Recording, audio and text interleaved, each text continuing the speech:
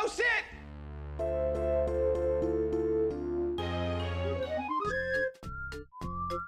It's more Paper Mario. Or in Shy Guy's toy box.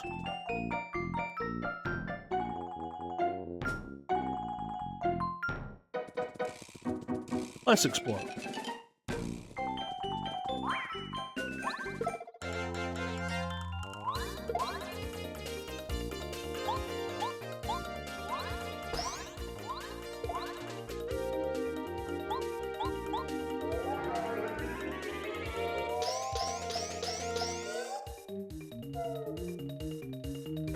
Okay, so they have somewhere between 5 and 9 HP.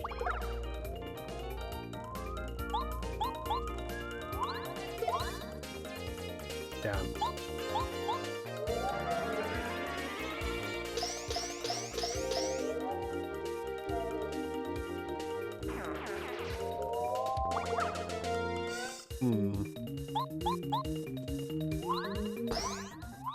The speed up to do at the end is a little bit frustrating.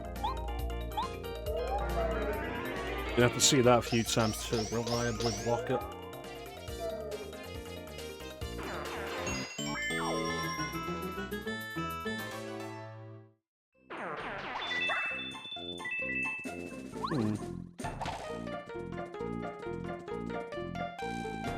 A black Shy Guy.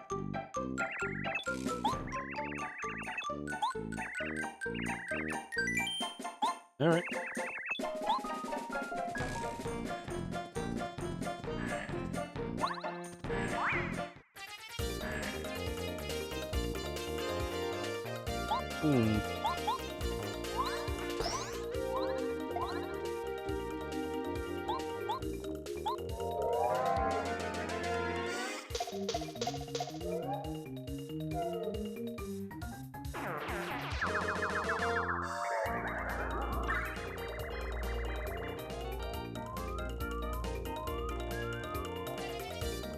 Yeah. Alright.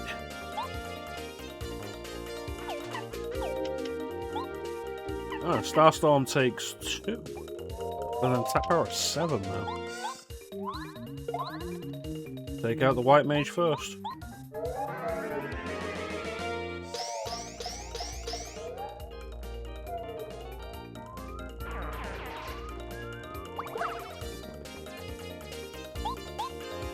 Bo's definitely the best companion for just outright damage.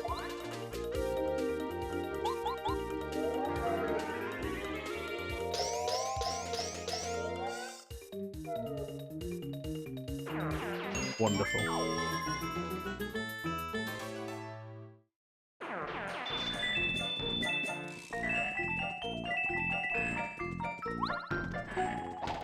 Fucking course.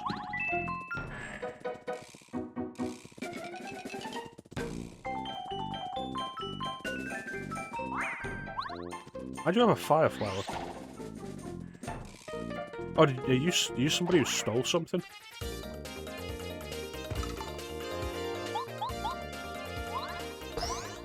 Why are you green? What does that mean? It says Shy Guy.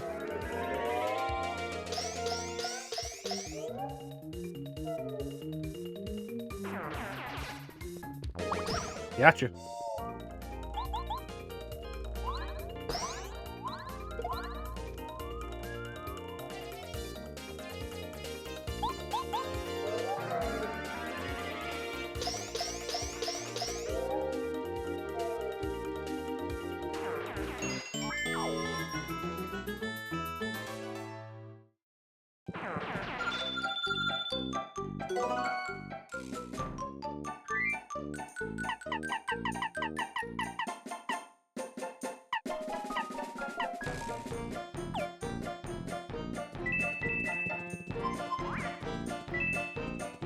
Do with an inventory upgrade. That looks like something that has been stolen. The calculator.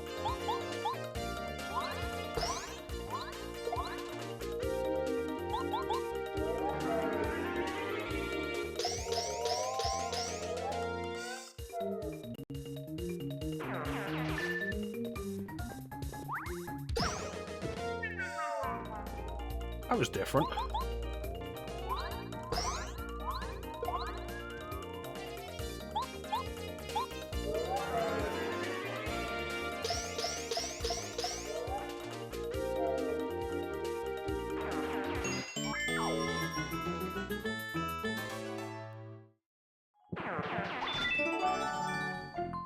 Excellent.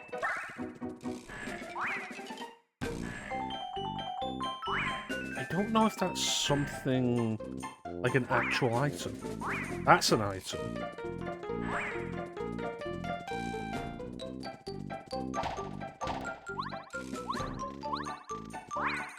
Gotcha.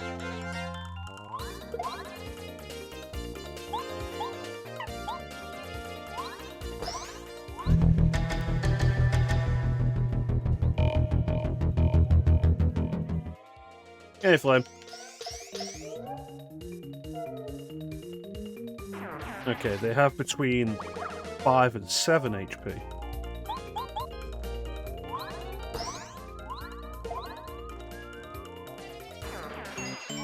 Not only is he made out of paper, but we're in a toy box.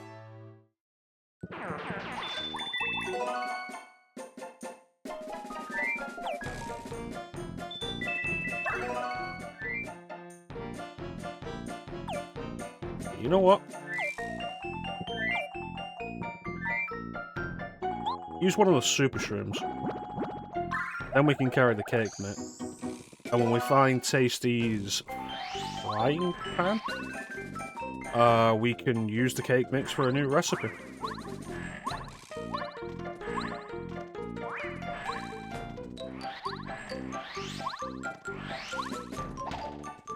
Oh, this is a dead end. Really? I mean, most of them are an enjoyable time. Like, even the Mario games that I'd be like, I don't really enjoy playing it that much, like, say, New Super Mario Bros. 2 or New Super Mario Bros. U. That's really just because, like, I've played the other 2D Mario games, and it's just become kind of samey by that point. They're not bad by design. They are still good. Definitely recommend World.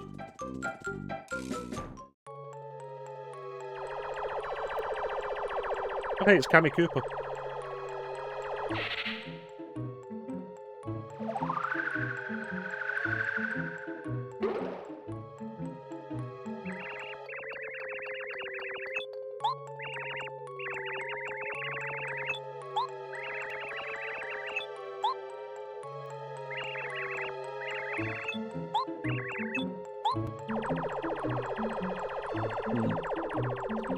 Yeah, I'd recommend World. I'd say, like, check.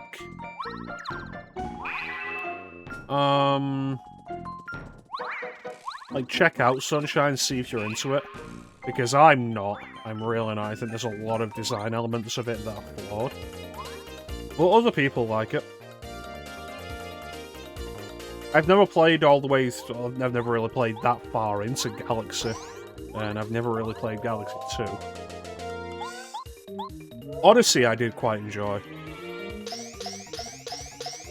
3D World I'm slowly chipping away at over the course of several years.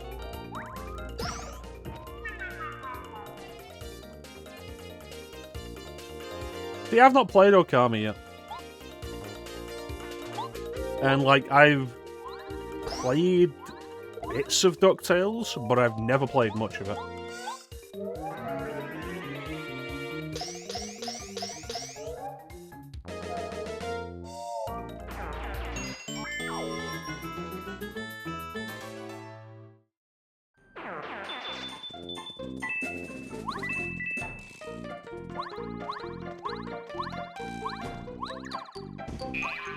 Boing. Yeah, it's got a very positive reputation. What I've seen of it says I should like it. You know, it's a lie. I have played Okami. I played it for like an hour. Yeah. It's another one of those games I played for a very short period.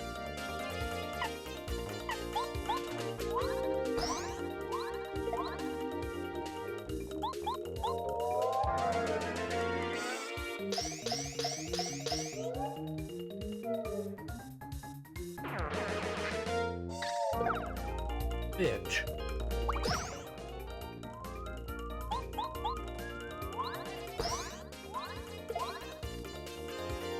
Like, I feel like that's always going to be the case, though, of, like, there's stuff that came out that you didn't play at the time because you couldn't play everything at the time. And you probably still haven't gotten around to. Definitely the case with me. I mean, consider that playthrough I did of Half-Life recently was the first time I'd played it all the way through.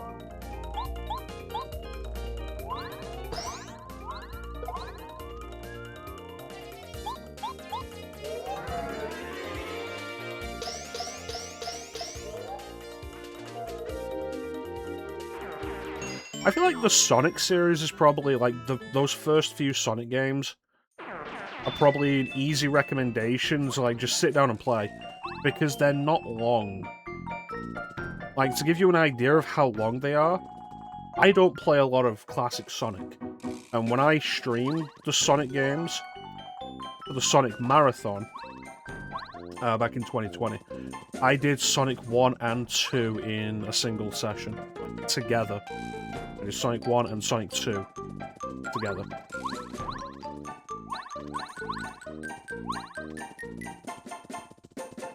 Like, they're that short, you could easily just start up Sonic 1 and have it finished inside of, like, an hour and a half, maybe.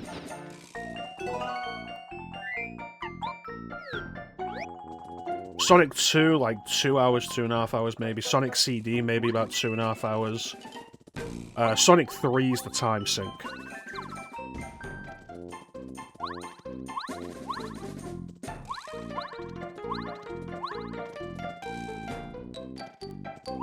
I think, like, that's always one of the harder things to recommend, generally, when a game takes, like, as long as that.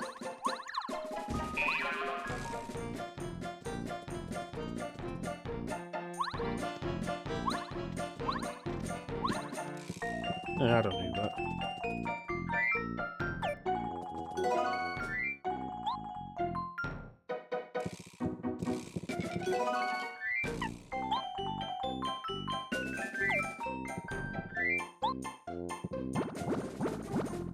Like, I'd say they're probably worth checking out and playing through. Again, largely just because of how short they are.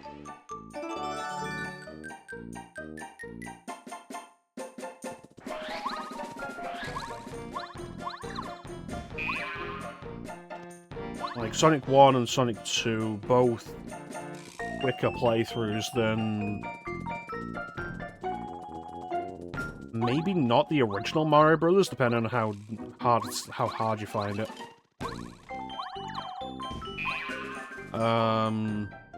Certainly shorter than, like, Mario 3 or Mario World.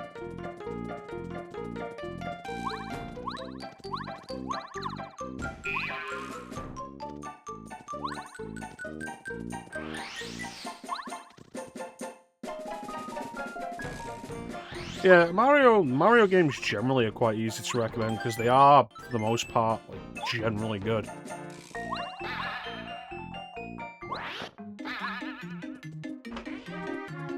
Yeah, I don't, like, never really feel bad about not having gotten to specific games that people consider classics. There's always going to be stuff that you've not gotten around to for whatever reason. Like, I've never actually played No One Lives Forever, because, you know, it wasn't on a platform I could play.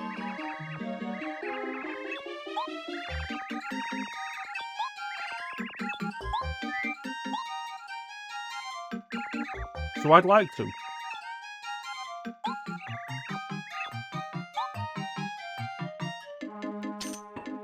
I do have the PS2 version there, but, like, I hold out hope that the PC versions will get some kind of re-release, so I can play them.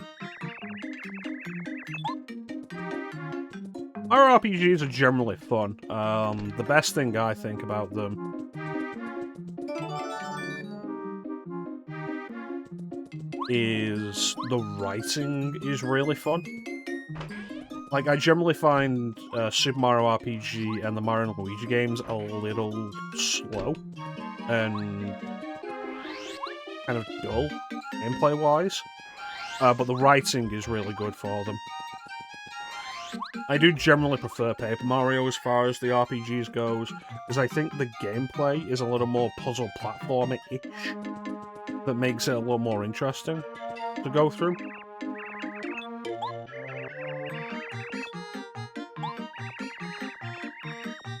But they're all worth trying. Like, Clem prefers Super Mario RPG. Well, let's say Clem prefers Super Mario RPG. Clem has only played Super Mario RPG. And he really likes that. Teak really likes Super Mario RPG. Recently did that playthrough of it. So I'd say they're all worth a go. And I still think Bowser's Inside Story is generally really...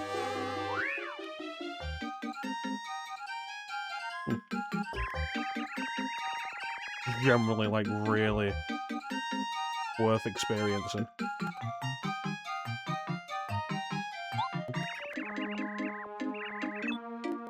If you're ever looking for something to play, I'm always willing to recommend stuff. I know so many video games.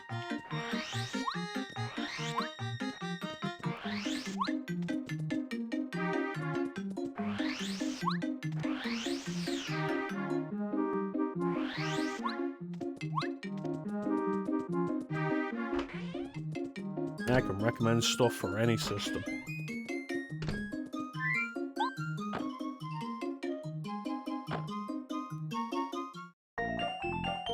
Well, there you go, like... Star Fox 64 I've never really played much of. Like, I think I got halfway through one path of it is the furthest I've gone.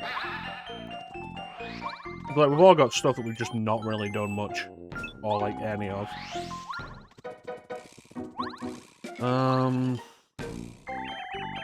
Which direction?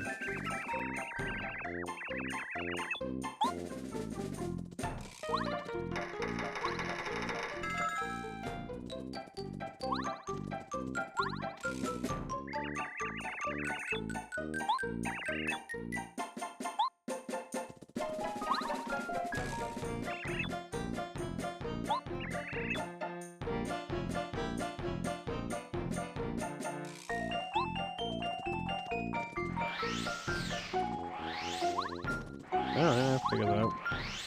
We just have to do a circuit. Makes things simpler.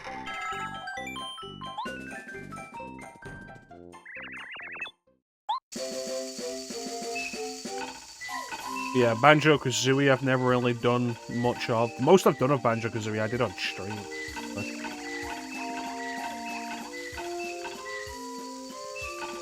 Usual low-spec games, Doom, Vivisector, interesting.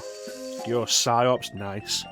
Second Sight, the original Nocturne, cool. The Blair Witch games, really? You know what? I'd be down for a Night Dive remaster of the original Nocturne.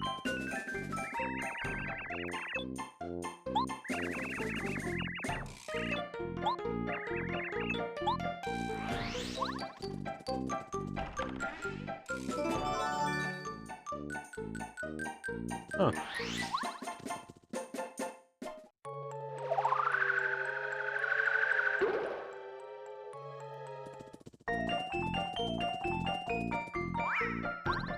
Gotcha.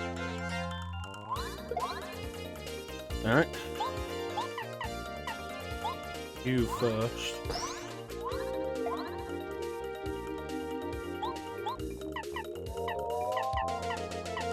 I can hit the balloons?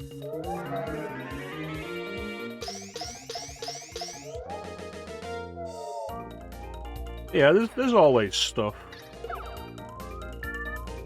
that's worth playing that you just won't have.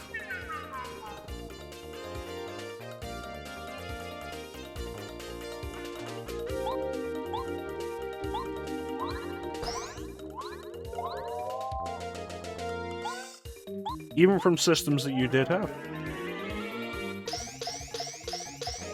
The Land of the Dead game? Fiddler's Green? Ugh.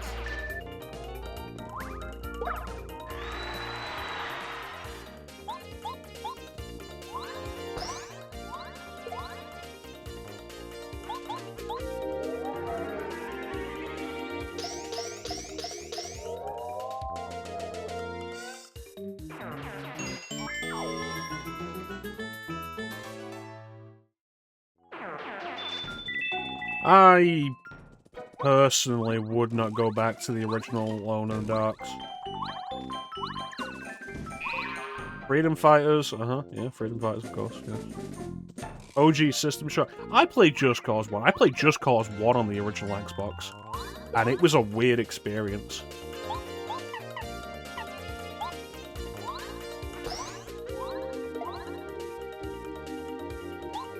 I remember when it was coming out and it was kind of a big deal that you could, like, always skydive.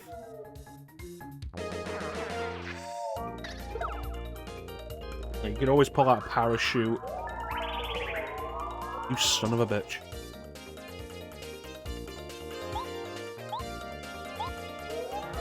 And the jumping on top of planes move was really cool on it. But I remember it, even at the time, feeling like there wasn't a whole lot of substance.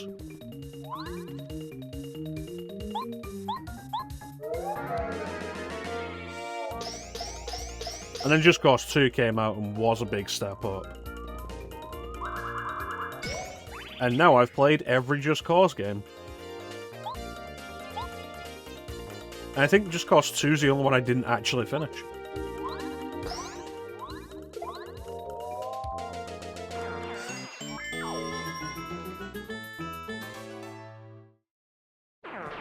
But that's because the whole chaos core, like, raise the chaos meter to unlock the next missions, I eventually just got tired of it.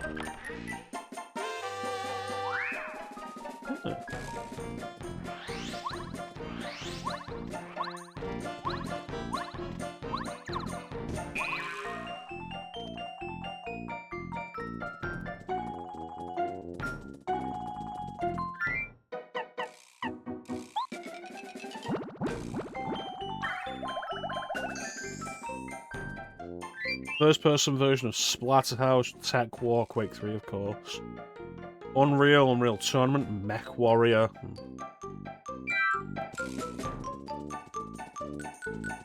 You know, with the Steam controller being a thing, I'm gonna wait for it to become more available, because right now, there's the whole scalping issue, where, like, a bunch of scalpers bought the first one of it, and are selling it for ridiculous prices, so it's currently in reservation period. Which did happen with the Steam Deck. But now the Steam Deck is generally more available. When I bought my Steam Deck, like, there was no messing around with it. It was just available. I expect the Steam controller will get to that point, and I'll buy a Steam controller, and then we can do stuff like play original Unreal with a controller, using the trackpad as a mouse. Scalpers can go fucking rot. They ruin everything.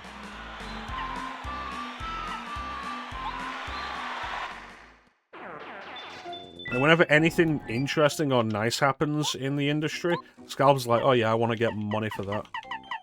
I want all the money for that. 6 badge points to reduce damage by 1? Oh, thank you.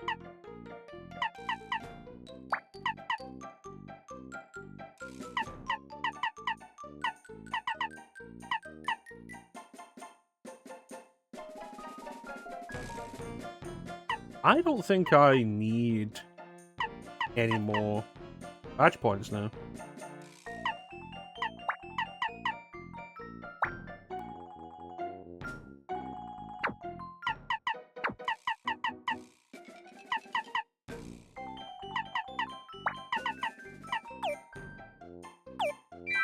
I mean, I feel like everybody probably ends up with a weird bunch of games when they're growing up. Or they did, at least. Whether it's still a thing for young people now, who knows.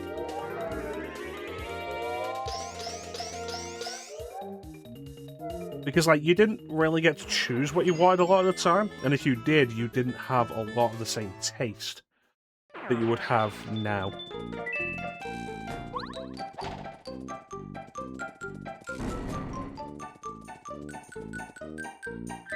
Motocross Madness, Virtual Tennis, Automakers Rally, yeah.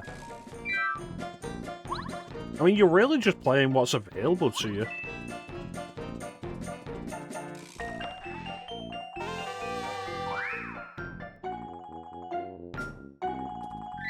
Might as well.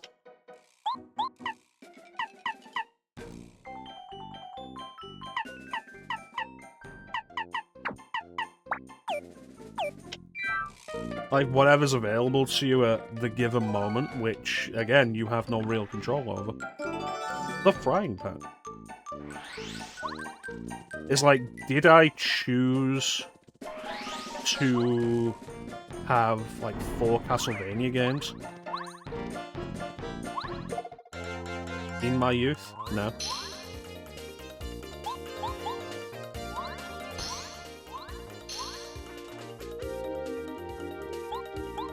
But, like, it just kind of happened growing up. Like, when we had the Super Nintendo when I was a very small child, we had Super Castlevania 4. And then I was given a Game Boy, and for a long time the only game I had for it was Castlevania 2 Belmont's Revenge.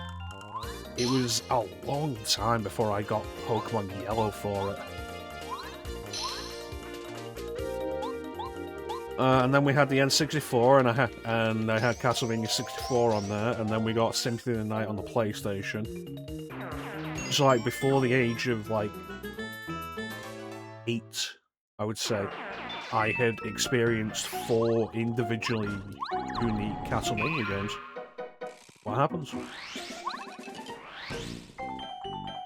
That for one PC, introduce you to a whole new world. Excellent. Yeah, when I was able to start dabbling a little bit with emulators in whatever way, when I had my first laptop, it was a netbook, so it couldn't do a whole lot. It didn't exist for anything beyond like web browsing and like maybe Word documentation and such. And it was gotten to me for college, but of course I wanted games on it. And it didn't really have the capability to play games. The one game that I managed to get running on it, for whatever reason, was Star Wars Empire at War. So I played a bunch of that. And then it was emulators.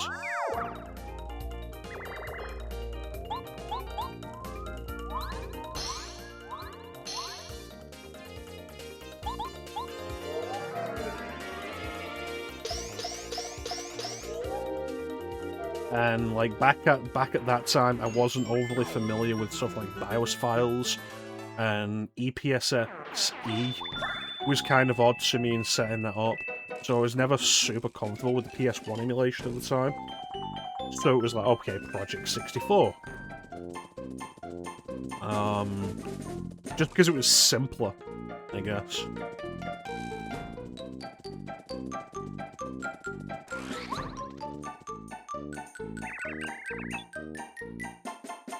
But like Project 64 especially, we're talking maybe 18 years ago now. So like Project 64 still had like a lot of compatibility issues with certain stuff. So you couldn't play stuff like Mario Tennis or whatever. Even the stuff that worked had minor issues.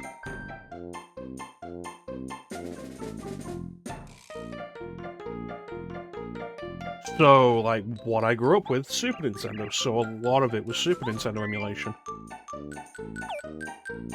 And that's where I played Shin Megami Tensei 1.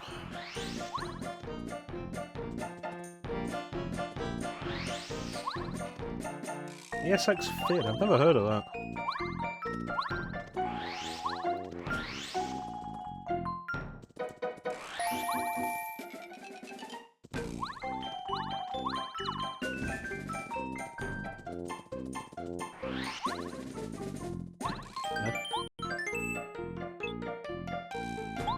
Yeah, so a lot of it was Super Nintendo emulations, where I played like a bunch of stuff like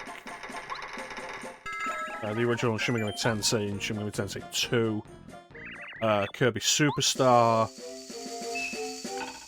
Run Saber, which was a game that I found quite enjoyable.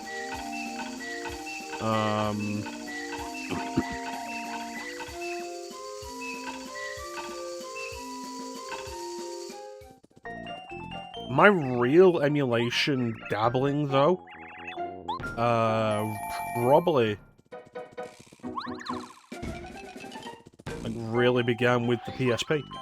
When I got a PSP. And once I was able, like, once I learned how to soft mod that bad boy. Your very first RPG ever? Was it Final Fantasy VII? Was it Final Fantasy IX? Was it Beyond the Beyond?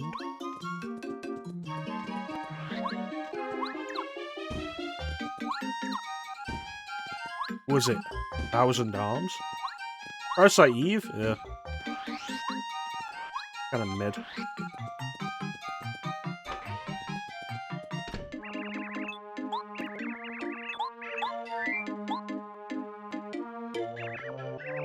But yeah, then it was the PSP, and like, one of the best things about the PSP, and like what made it the best handheld emulation experience for like at least 15 years, was that it could play PS1 games. Like, it supported PS1 stuff, and people figured out how to put more PS1 games on it.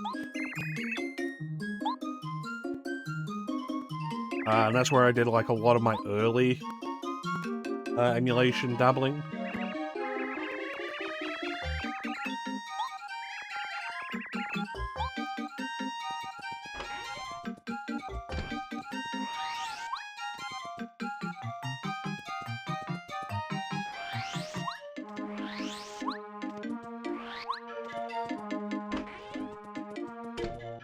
I have a bag for you.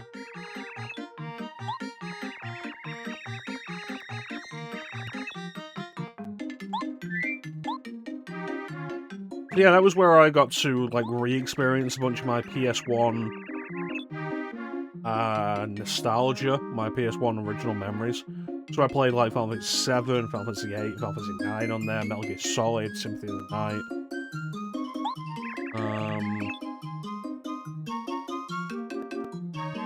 I mean, when I finished Parasite Eve, I was like, it's probably a 7 out of 10. It's interesting, it's just rough.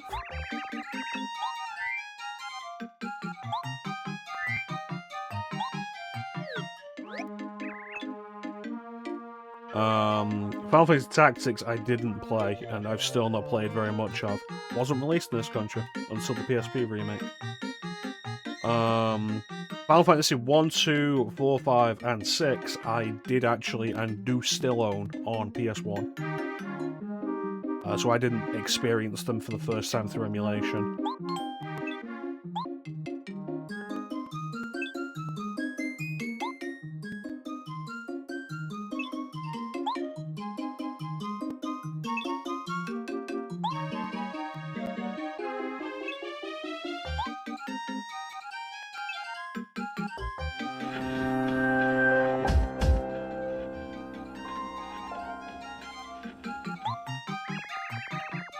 I don't know who Mexa is.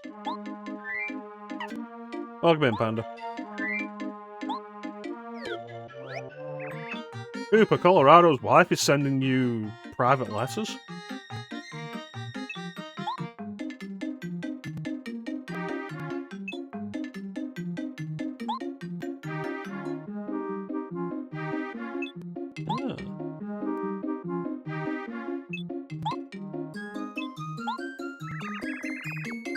Yeah, why not?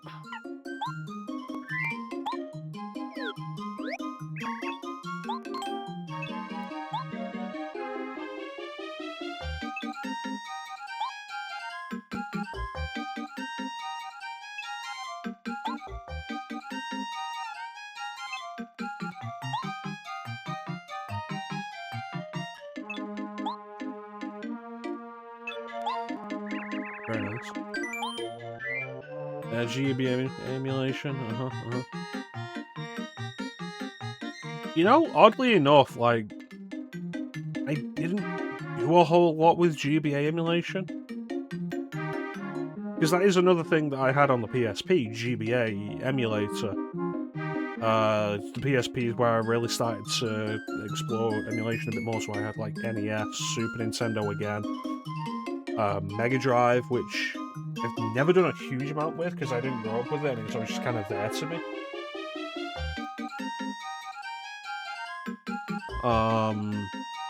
GBA.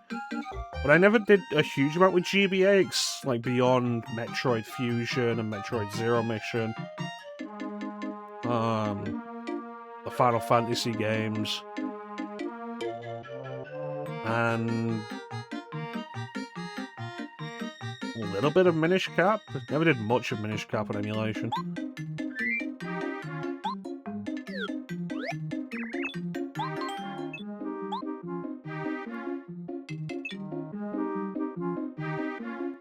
I mean, they're good versions to play. I would say, like, before the Pixel remasters came out, they would probably be the versions I'd recommend, with the exception of, like, PSP FF1 and 2. Though if you're going to play FF4 on GBA, you should play the European version. It has a lot of bug fixes. But the PSP version of 4 is also, like, a good version to play. And it includes the after years if you want to do that.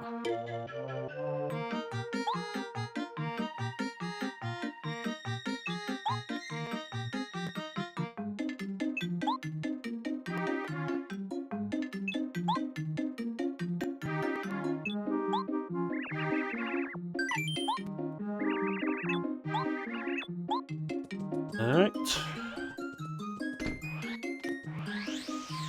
Yeah, emulation has been, like, always super important for me. Exploring my tastes. And, like, now that I'm an adult with my own disposable income,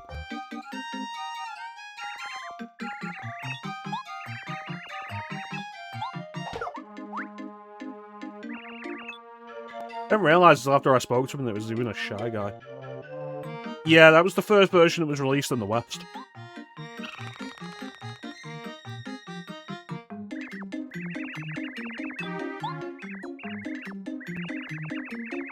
So it was the first version of 3 that I played. I have dabbled with the original Famicom release, but never done a huge amount of it, because I'm not interested in doing all the grinding.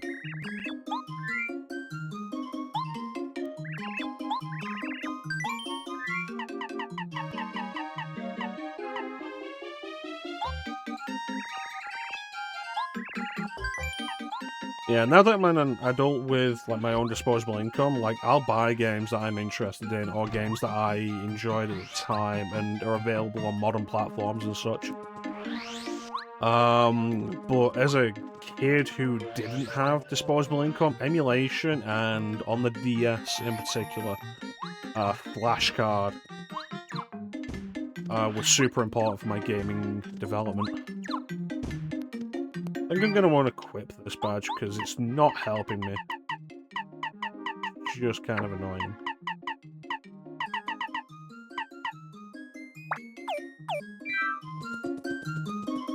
Yeah. So, like, with the flashcard, I did do a lot on the DS. And it's... the DS, I've spoken about it before, like...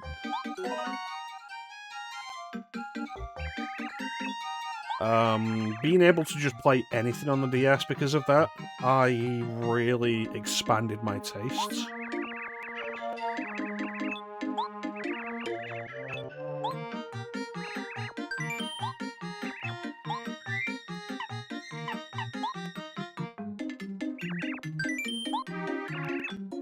That's where I first got into visual novels with the Ace Attorney games.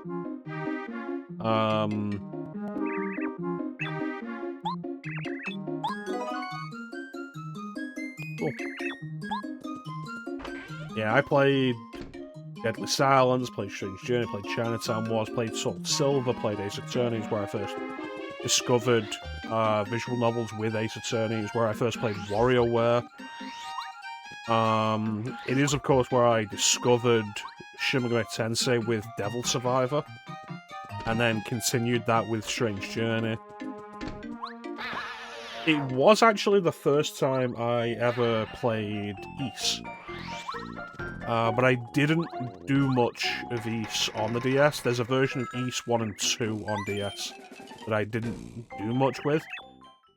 Because I didn't really get it. So it wasn't until I played it on the PSP, years later, that I finally understood it.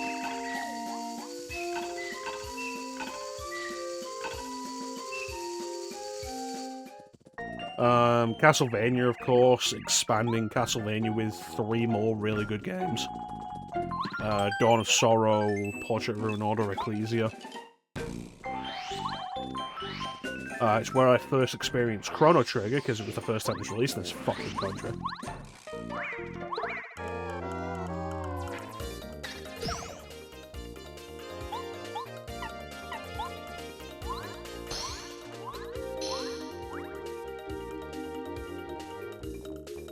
Oh, it was technically your first.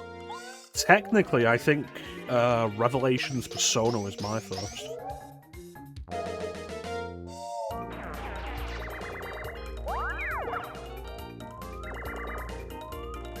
But I didn't play much of that.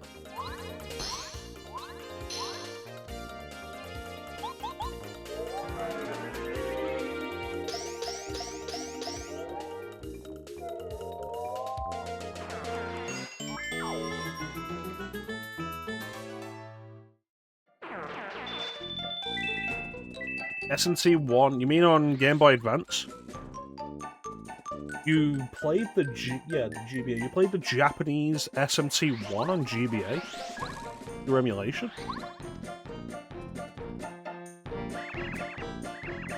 Though here's a point that is kind of interesting, just generally.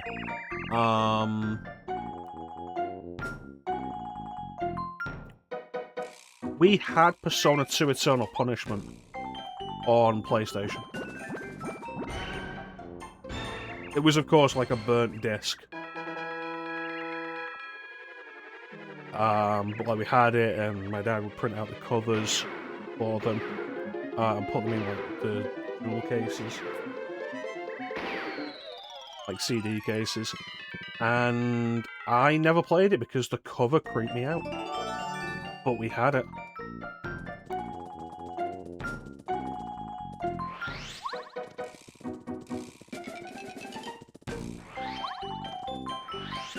The GBA version, like, might be of some interest to you now, Flame. The GBA version does have an English translation. And, like, here's the weirder part of it. That English translation is actually official.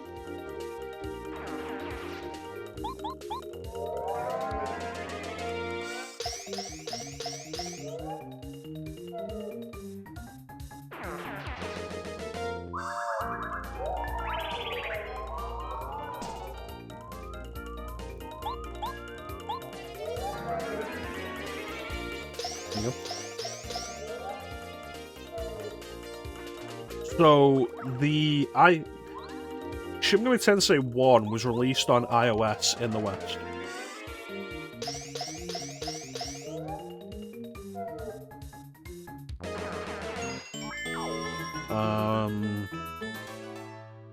And the iOS version is literally the GBA version emulated with a weird interface overlaid on top of it.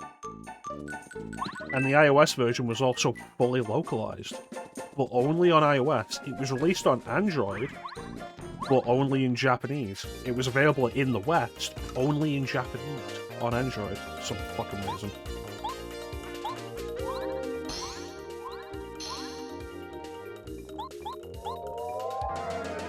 But somebody, you can't play it now. You can't. I don't think you can even purchase it now, but you can't play it now.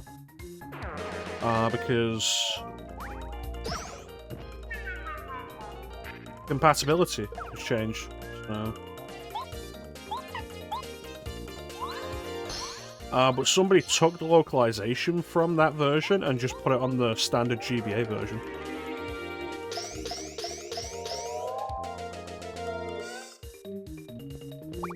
So you can get the GBA version with, like, the official English localization. The Eternal Punishment with Tatsuya and Maya, I believe the one you're talking about is the Japanese cover. We had the US cover.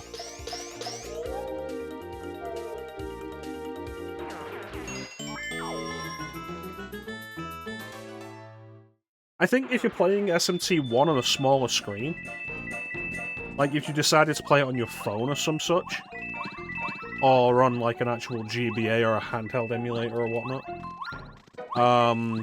it would probably be a fine version to play. If you're going to play it on a bigger screen, I would say, like, probably get the PS1 version.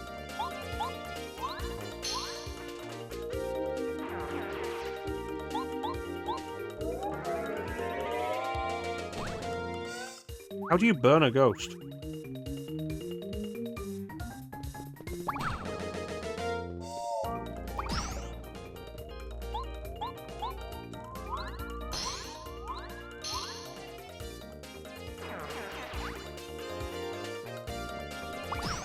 One thing I am super curious about, though, is the Sega CD version.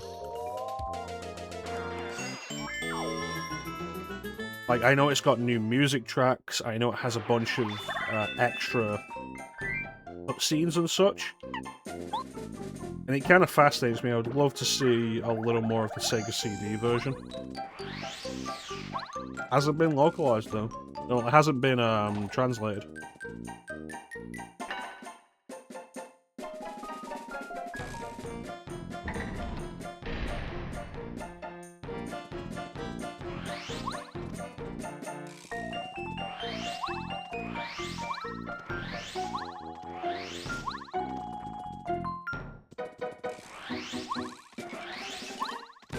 Same with the PS1 version of SMT2, although I don't think SMT2 received like a substantial visual upgrade as SMT1 did.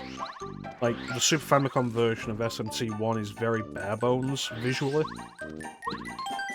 and the PS1 version does have a lot more background detail. It looks a lot nicer because of that.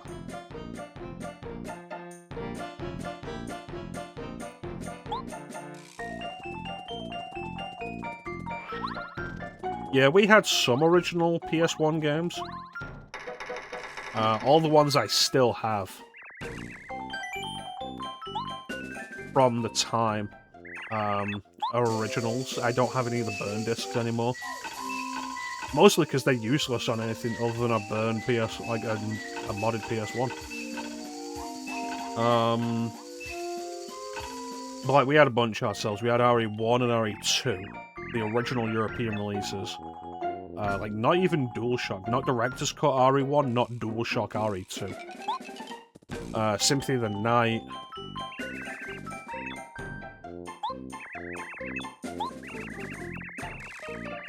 Final Fantasy 7 and 8. And 9? FF1, FF2, like Final Fantasy Origins, Final Fantasy Anthology, Final Fantasy 6. Castlevania Symphony of the Night.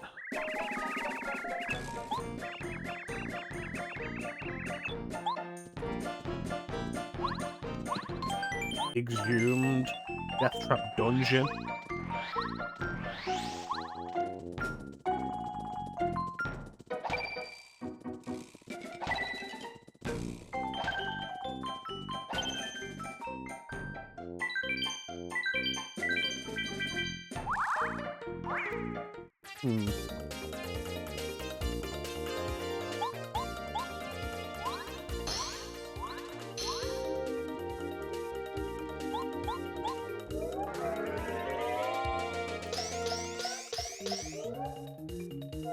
Didn't do a lot of PC gaming when I was younger, though we did have... It was my dad's PC and then his old PC that we were allowed to play on. And the games I remember playing on that were... The Curse of Monkey Island, Command & Conquer Tiberian Sun.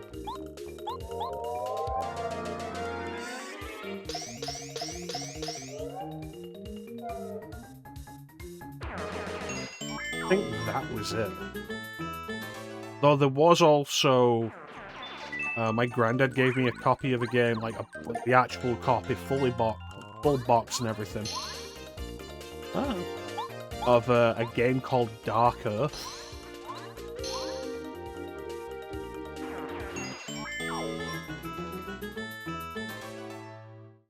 I never got far in it. Oh, and at some point I had the PC game Star Trek Generations.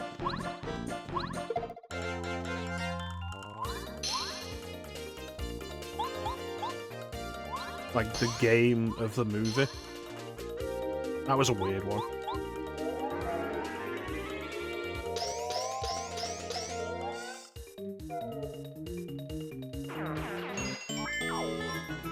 Like, you had to navigate where the Enterprise should go, try and stop Soren from, detonating stars. And the planets you would go to would be, like, first-person shooter levels. The whole thing was kind of weird.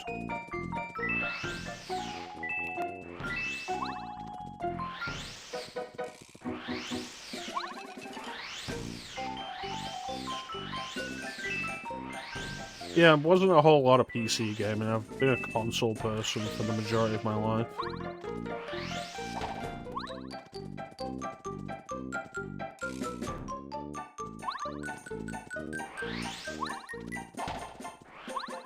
Oh, I know what to do.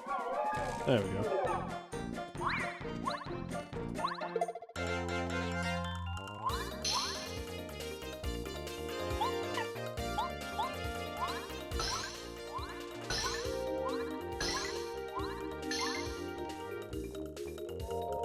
I learned to use WASD. People don't talk about that a whole lot.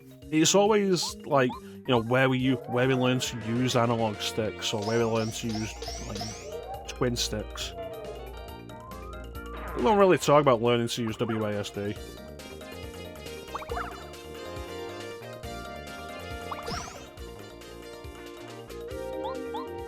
Not sure where I would have learned it.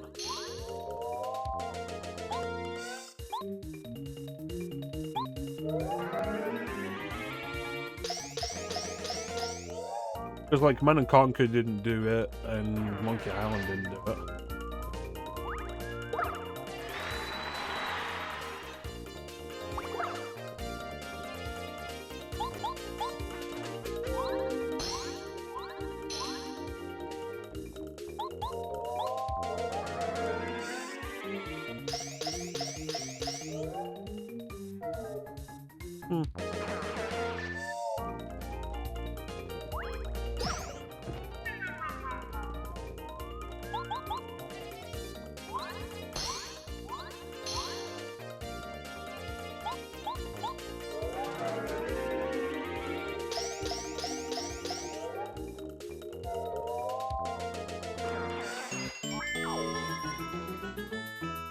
Yeah, I'm not sure.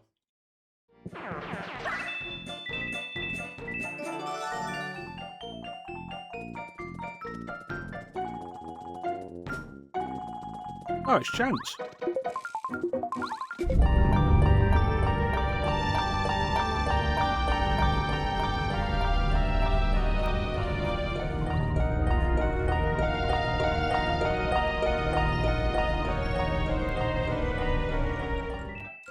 One coin.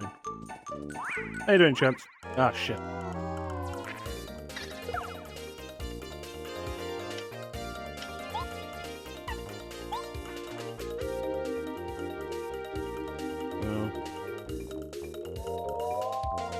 I feel like I have a vague memory.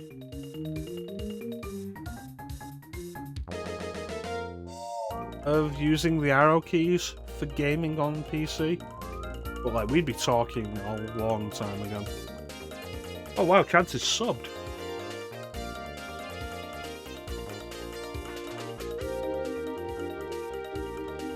Thanks for the resub, Chance. 10 months. Wonderful. I mean, isn't the subscription the child support you're paying me? Damn it.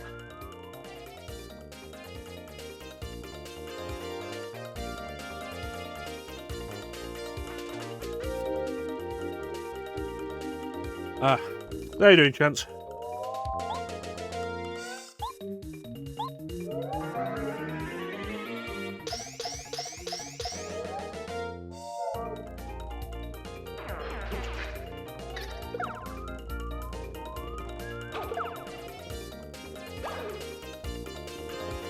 Well, that's not good.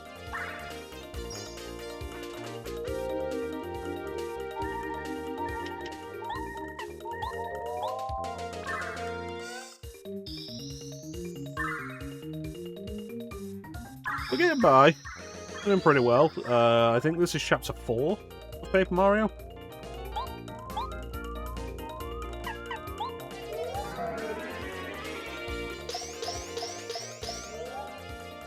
And Flame and I are talking about, like, experiences playing games back in the day.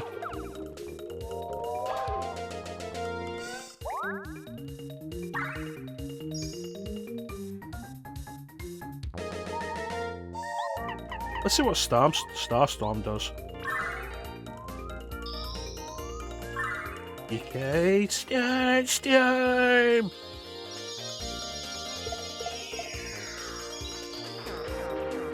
Excellent. A friend took the cartridge, bastards.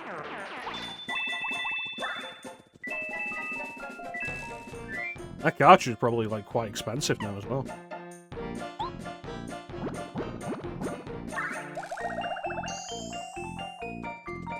Yeah, it's like me having to learn to use analog stick controls with Devil May Cry 1. Or,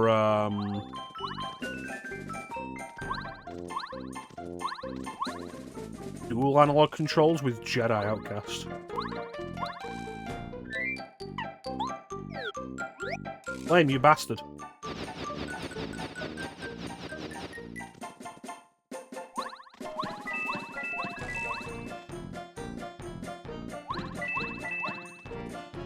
You in work today, Chance, or are you ill again? Are you dying again, Chance? Chance, are you dying? Chance, don't die. Who will be my other mod?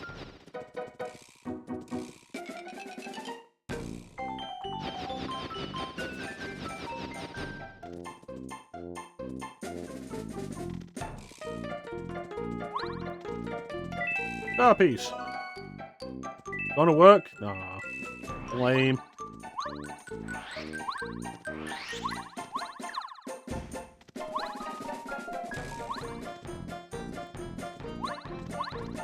I mean, does anything work on those bootleg Famicoms? Do Famicom games work on those bootleg Famicoms?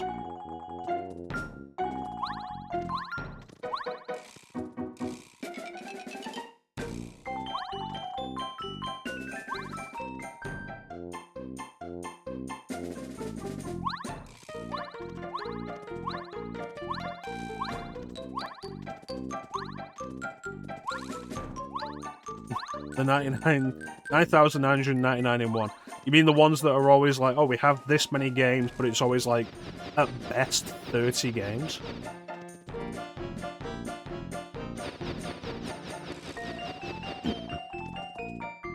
Just repeated over and over. I've seen the footage. GameStop that had Super Nintendo games. It's more common now than you think, because everyone knows that the retro market makes quite a bit of money. And so everybody is trying to make money out of them.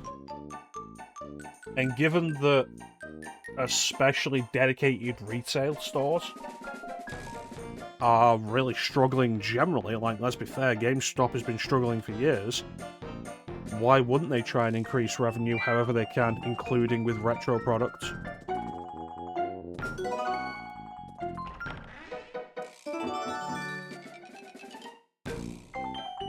Yeah, fuck the retro market. Fuck all the markets.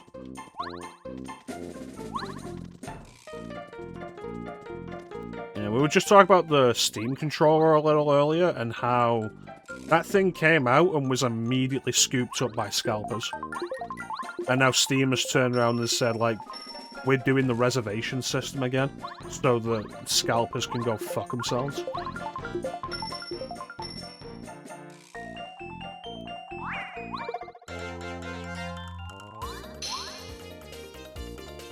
Like, the problem, I think, isn't even necessarily capitalism, it's capitalism without appropriate checks and balances. So it's capitalism that rewards the worst instincts in humanity.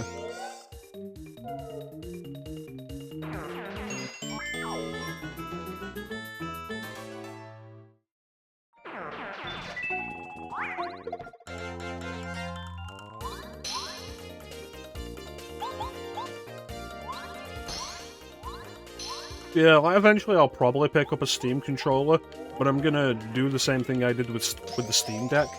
I'm just gonna wait until it's just available.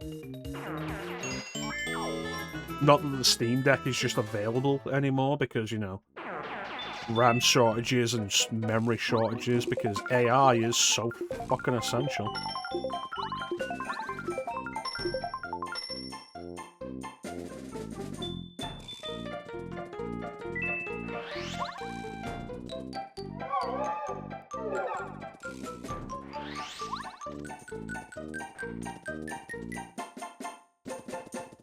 Fucking AI. Okay, so there's just a piece of the track gone there.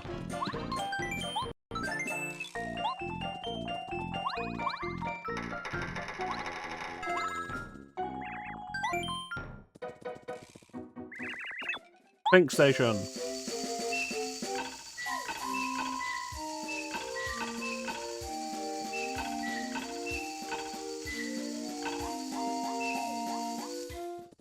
Thank you.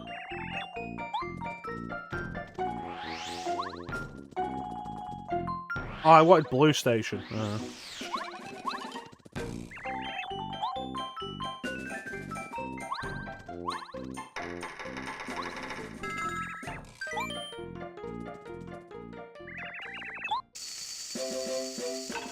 I like a lot of the designs this game has. Like, I think this is probably one of the best designs of booze as well.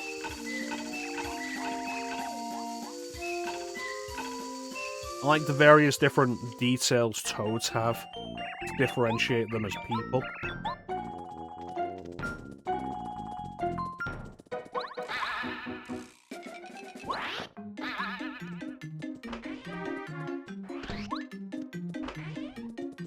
Like, it makes me think back to, Sticker Star, and how they weren't allowed to have individual characterizations, like individual characteristics for toads and such. It's like you go from some of the peak Mario design to the same thing over and over. And it's like, thanks, Miyamoto. It's a fun game. I think it's probably my favourite of the Mario RPG ideas. Because, like, I think the other Mario RPGs get a little tedious in a lot of what they do. And I think Paper Mario holds up better because its standard gameplay loop is a lot closer to puzzle platformer than just wandering around standard RPG fare.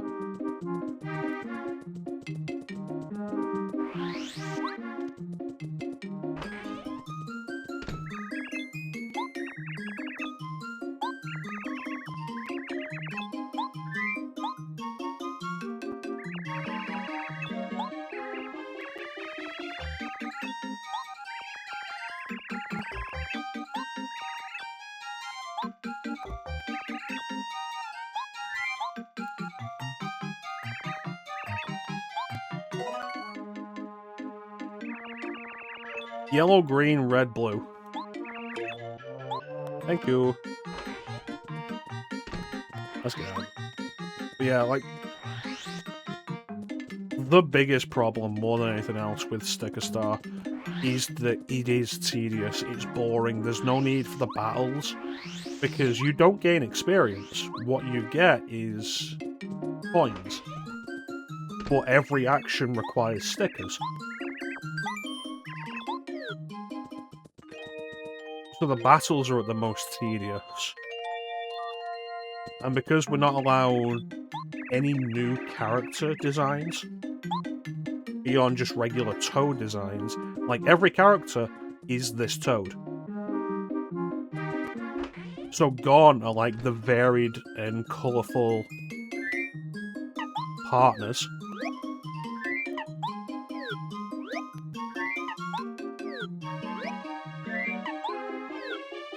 Who were all visually distinct members of pre-existing races. Which, great idea. I don't remember what the fucking calls were, we spoke too much.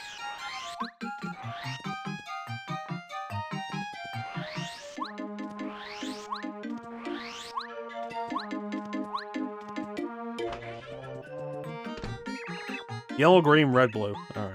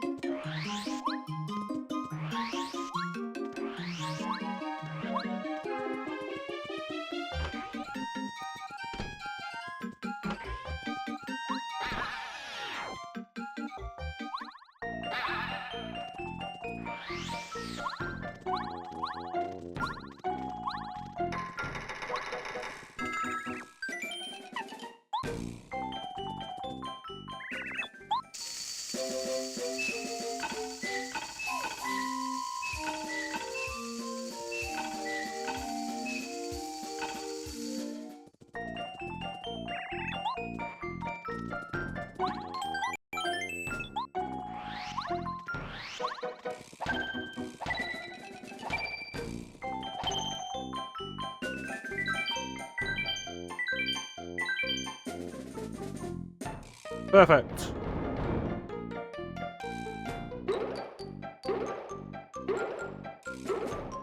Now we can talk again. Yeah, like, Sticker Star more than anything else is just really boring.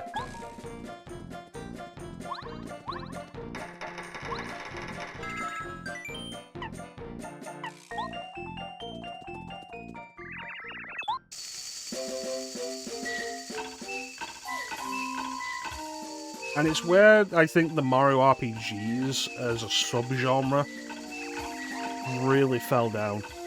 It's Color Splash didn't recover it, Origami King tried to recover it a little more, but again it's still hampered by not being allowed to have characters with visual personalities.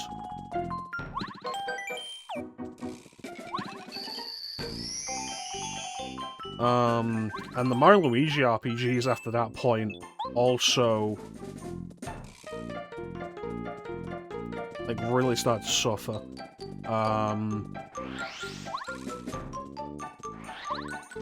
Bowser's Inside Story is really the peak of it. Peak of the series. And then Dream Team Bros after that is fine. And then Paper Jam Bros after that is fine. And then there was the Superstar Saga remake and the Bowser's Inside Story remake. Both games that didn't really need to be remade.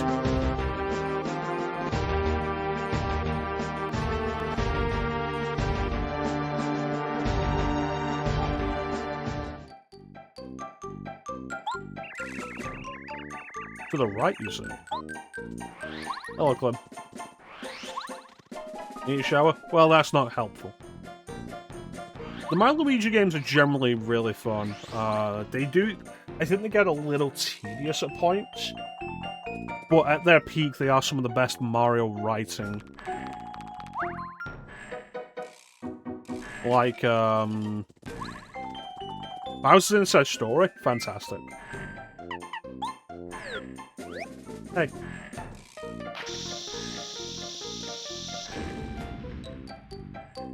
Because, like, the best character in any Mario RPG is Bowser. And having Bowser be a main character is always great.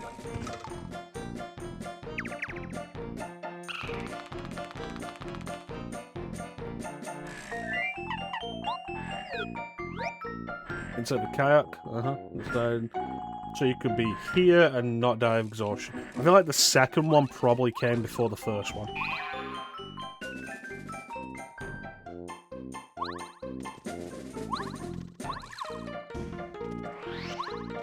But yeah, Bowser's Inside Story is great. Superstar Saga is well regarded. People generally rate Partners in Time lower, but I always enjoyed it.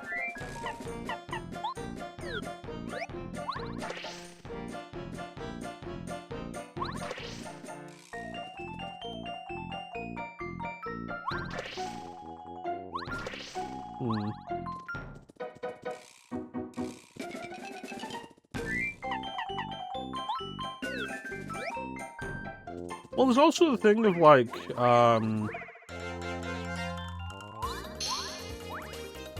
Bowser's just a comedy character in the RPGs.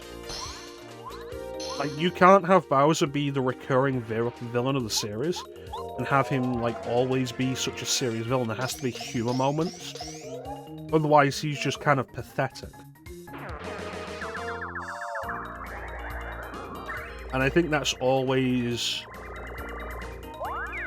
It's, for the most part, been Eggman's problem, since Sonic started to focus more on, like, being a series with continuity.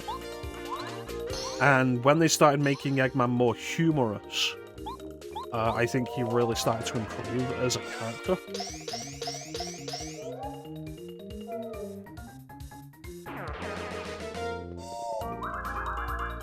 Because, like, there's Sonic Adventure and there's Sonic Adventure 2 and they're fine, because they're the first games with, like, real plot. And then there's Heroes, and there's Shadow, and there's 06, and 06 is trying way too hard.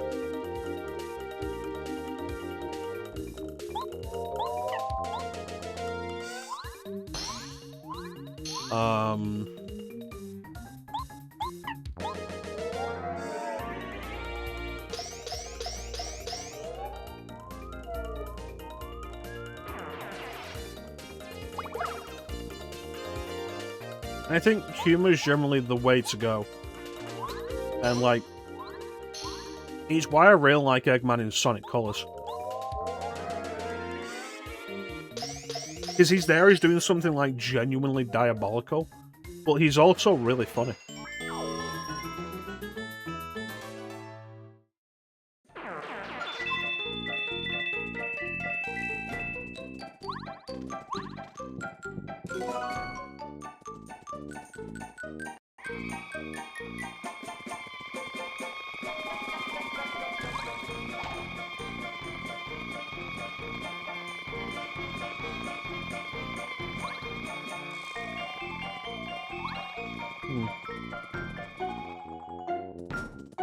Well, that's not gonna work.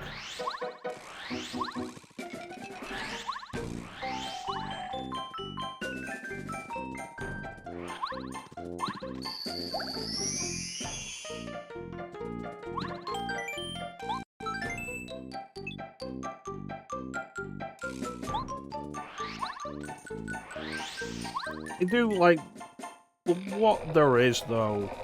My favorite Bowser development in the series has always been in Super Mario RPG. Because it starts off and Bowser's very standard Bowser-esque, and then the Smithy Gang appears, and you all get thrown out of Bowser's castle. And when you find Bowser again, he's outside of Booster's castle trying to reclaim Peach, or Toadstool at the time. And he's kind of, like, funny, pathetic, and it's really funny.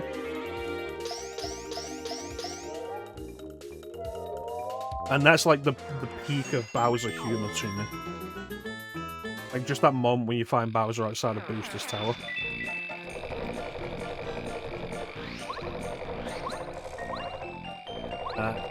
It's just a dark room. Dark isn't always scary. I just need a light. I mean, how can it be scary? I'm literally traveling with a ghost.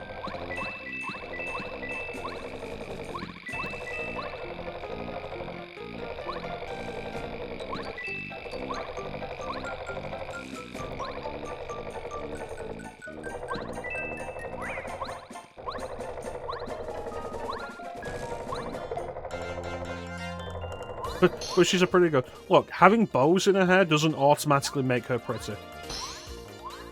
It does make her cute. It doesn't make her pretty.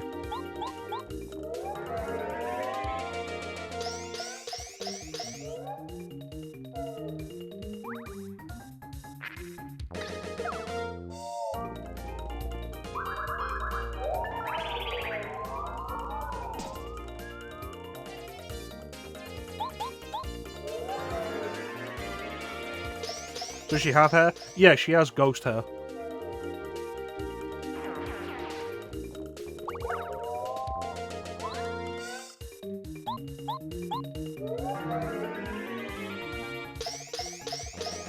It's like asking, does she have ears? Like, does it matter? The bows are pinned to something.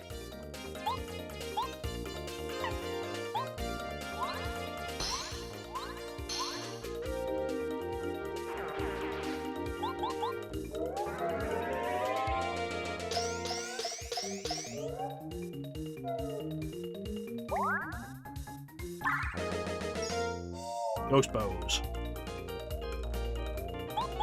Like, I do genuinely really love Bo's design, though. Like, there's the bows, there's the way her face is drawn. Like, she's adorable.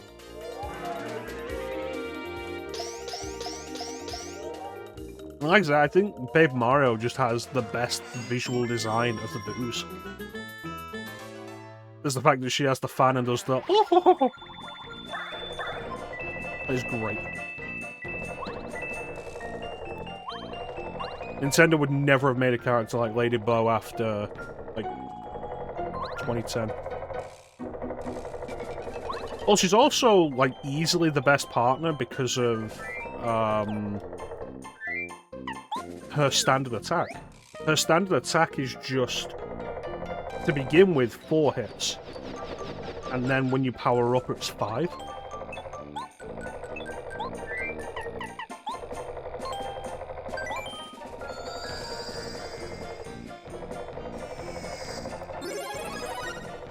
And so she's the highest damage dealer just off the bat.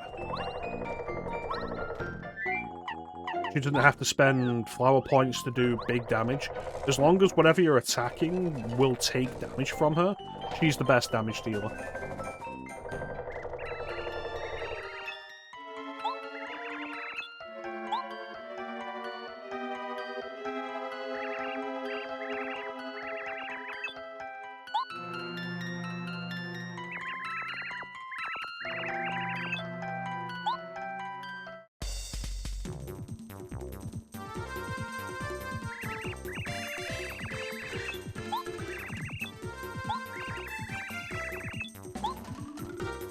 Okay.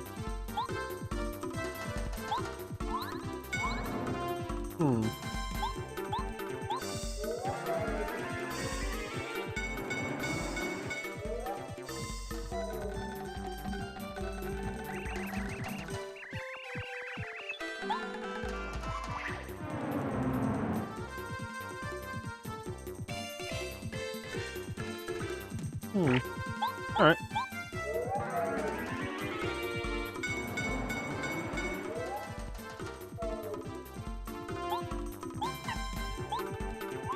Oh. Oh.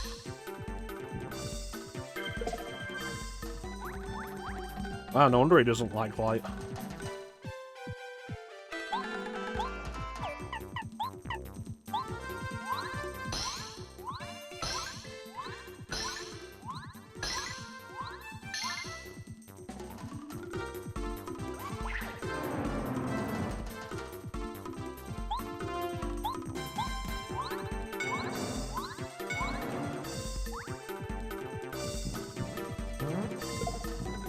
You chunky bitch.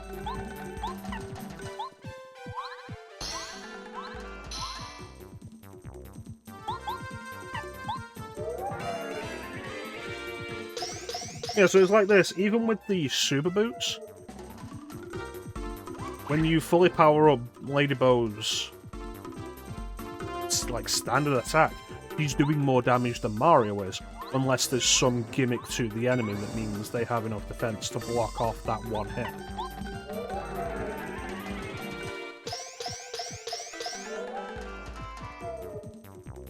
Or they have a gimmick like being on fire.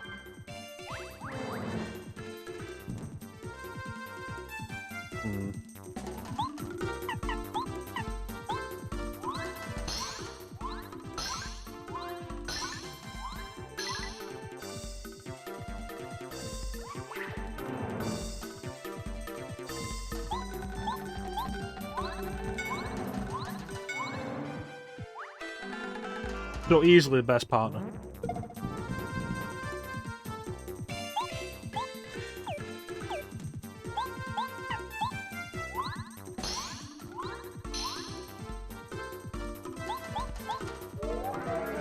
Didn't want to hit that.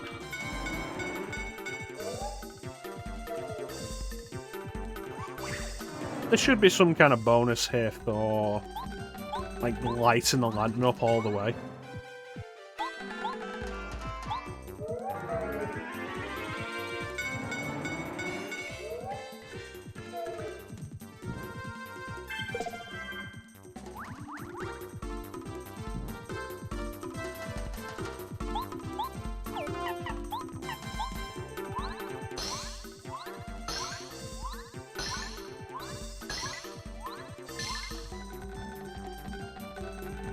Did you die?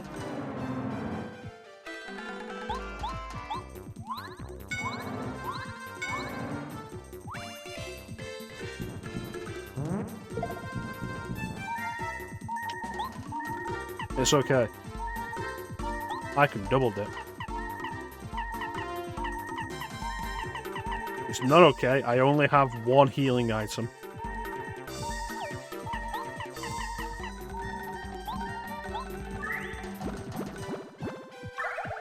Little rough.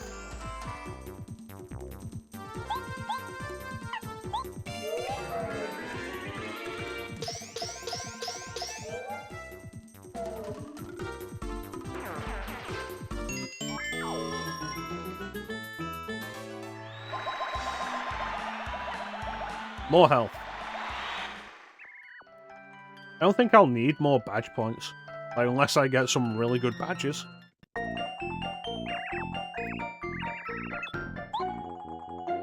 Yeah, sure.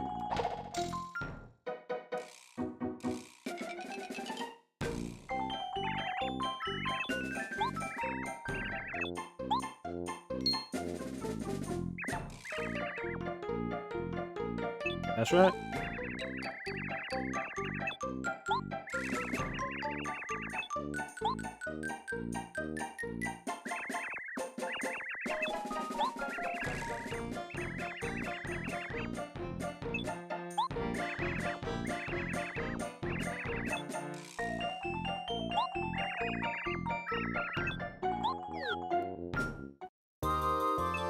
Excellent.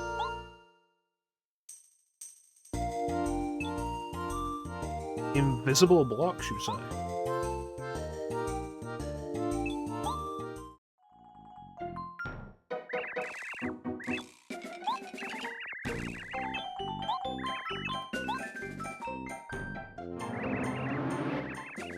Yay!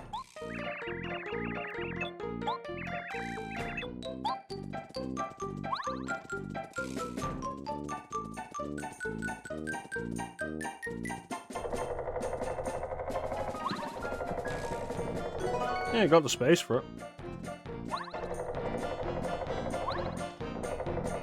Managed to avoid drowning? Excellent.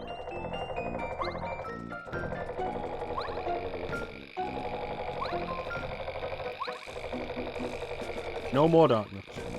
I'm gonna say something, I forgot what it was. Chance, did you see the thing I posted in the Discord about the N64 emulator with rollback netcode?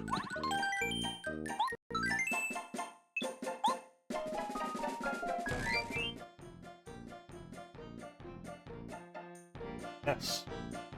That means we can all finally stop being friends and play Mario Party 2 together.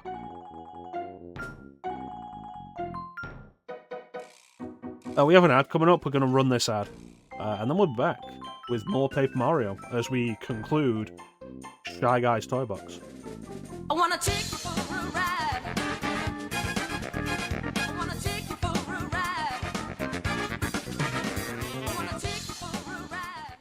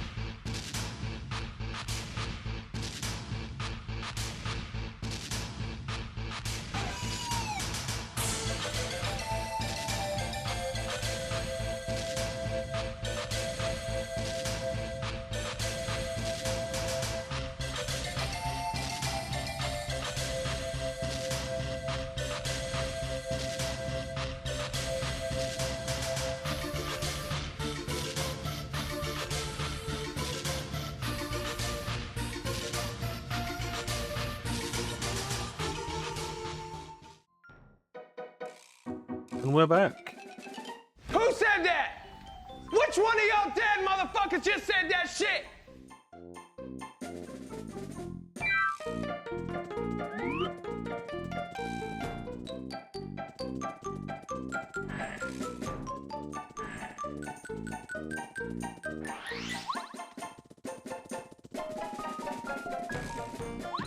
There it is, that's the trick.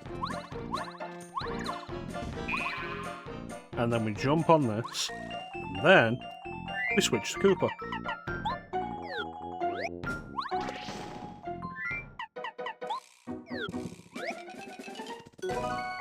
Shooting star. But yeah, like, I'm interested in looking into... Thank you, Clint. Oh, I have Bo with me. I'm interested in looking into this N64 emulator a little more.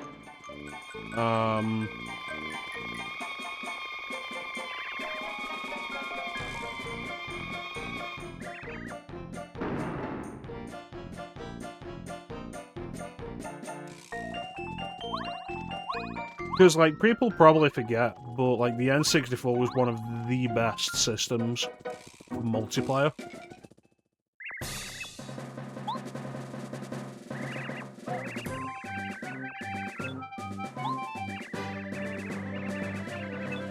Like, you think about it, you got stuff like, there's Mario Party, of course, there's Original Smash if you want to do Original Smash, GoldenEye, Mario Kart 64, Diddy Kong Racing, say Turok Rage Wars, Quake 2, Gauntlet Legends.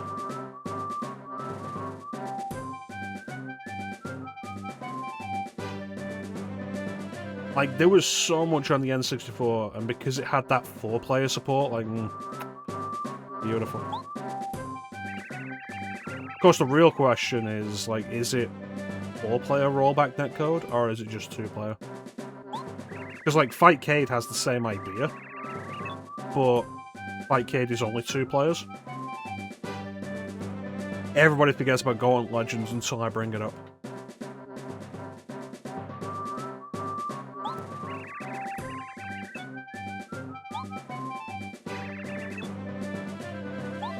So much good stuff.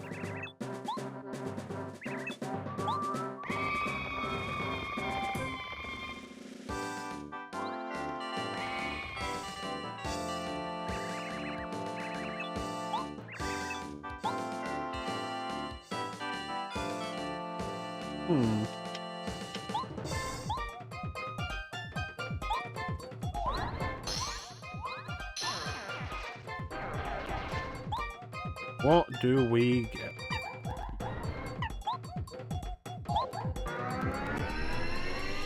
Bonk. Not bad.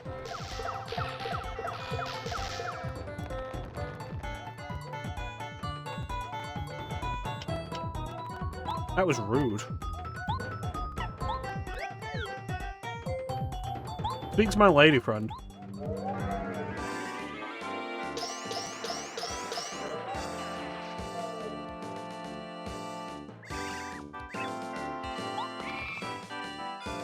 Cowards.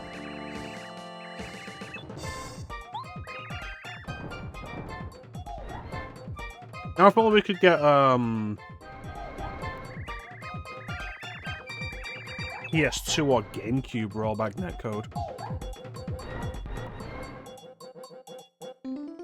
If I had to choose between the two, I would probably say PS2 over GameCube, just because there's more there. It's like, hey, what if we finally did that co-op Shaolin Monks playthrough?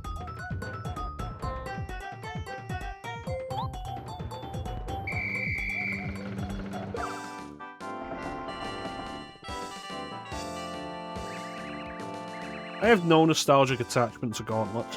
Gauntlet.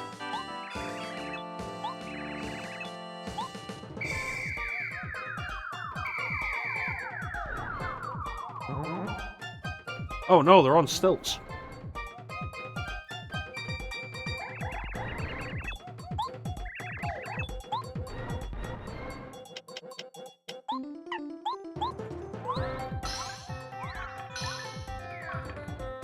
They're not on stilts anymore.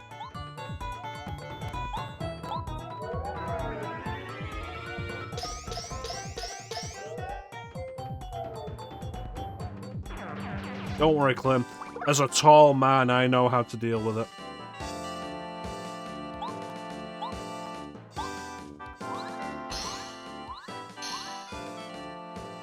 I know how to deal with people with fake height. You slap the shit out of them. Tell them to get back down on the ground where they belong.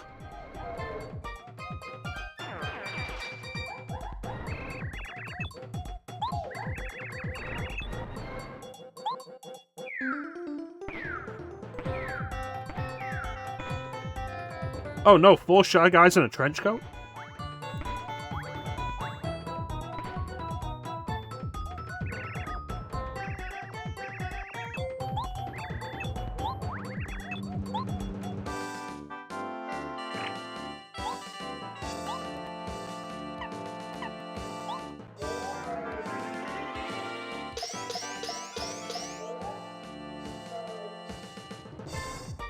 You haven't learned your lesson, have you?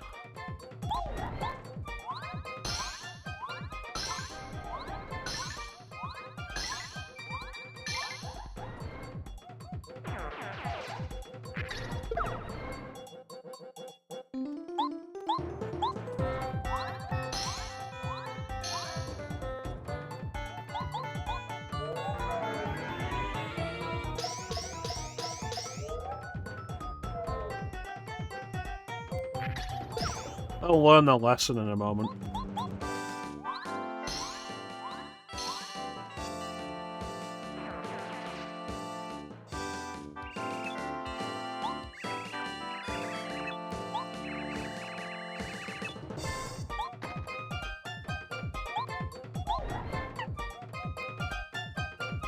I wonder what would happen if I hit the ball.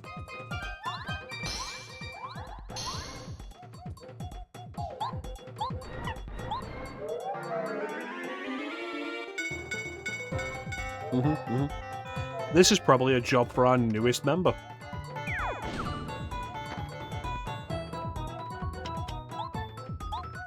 Who can break through the fence.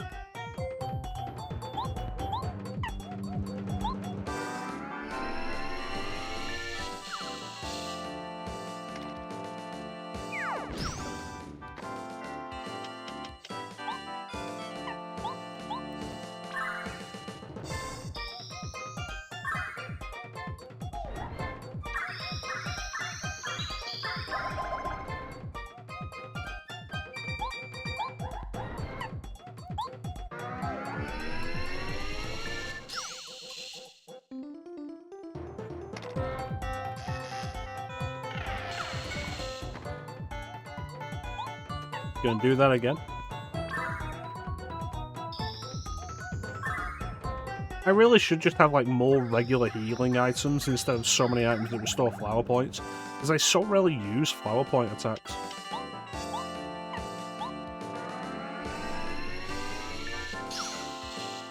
There goes the bulb.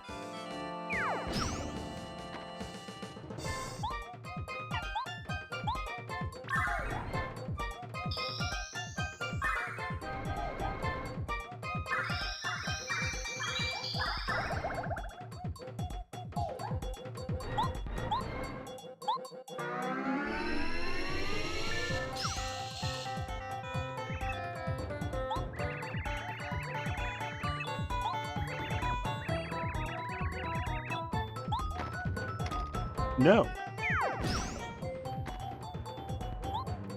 Keep it up and I'll start breaking out chemical warfare.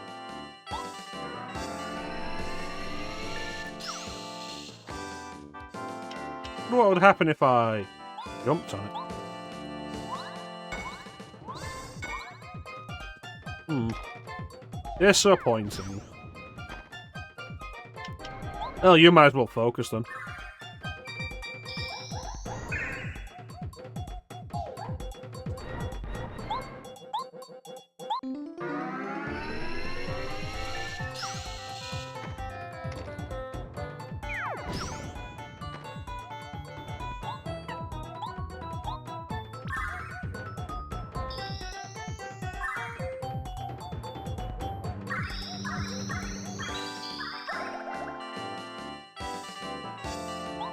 Get him.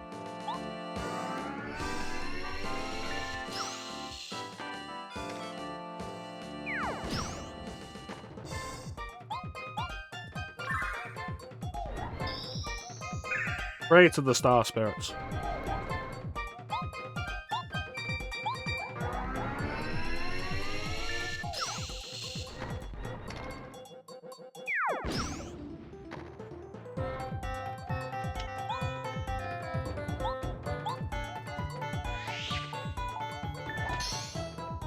Yeah, hammer's something.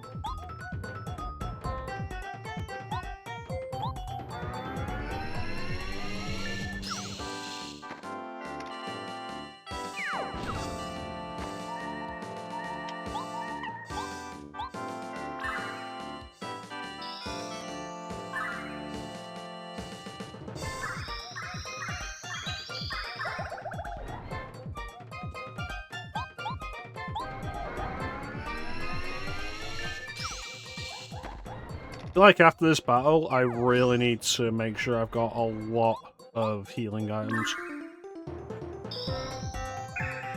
And just like... You know what? This is what ended up being my problem with Super Mario RPG.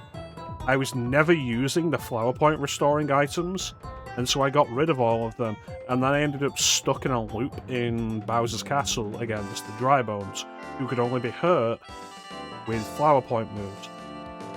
And I ran out of flower points.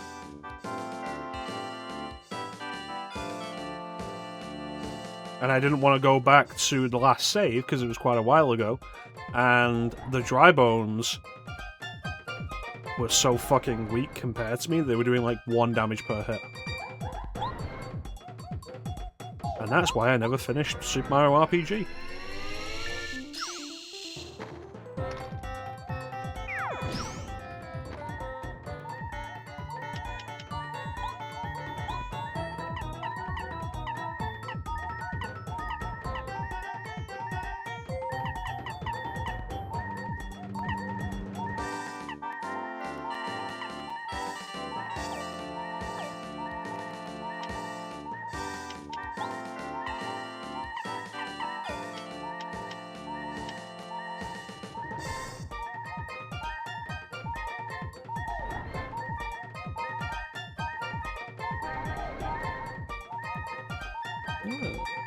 I have the Super Mario RPG remake. I also have the Thousand Year Door remake.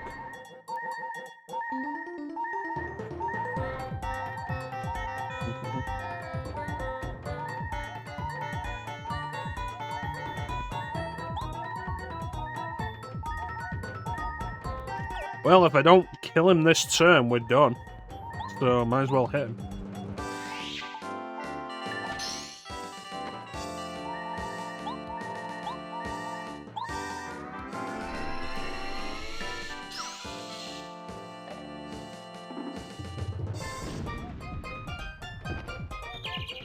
Once again, I come in clutch.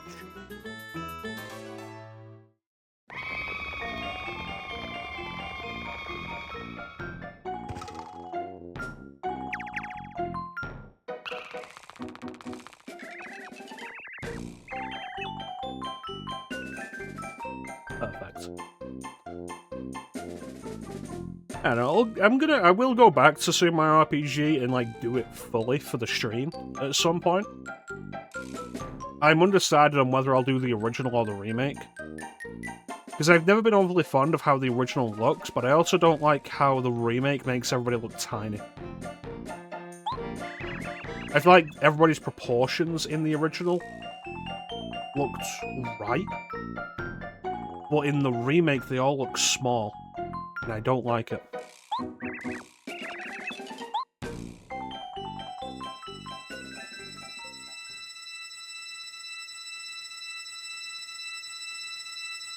So we'll see what I decide to do.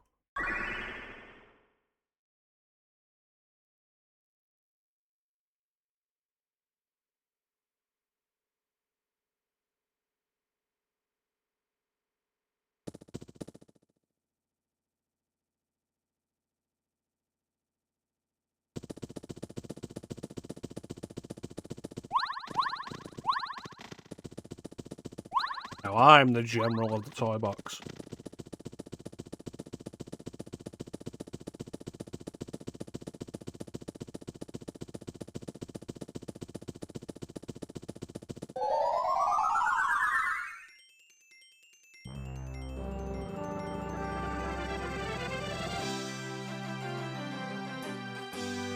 Catch him before he touches the ground. To save the fourth star spirit, Muscular, Mario and the team disbanded the gang of Shy Guy toughs. Slowly, it seems as if life force is returning to the once bleak night sky. But the stars won't truly shine until the Star Rod is wrested from Bowser's evil grasp. 3 star spirits still await the rescue. Where in the world are they being held? In your mama's butt.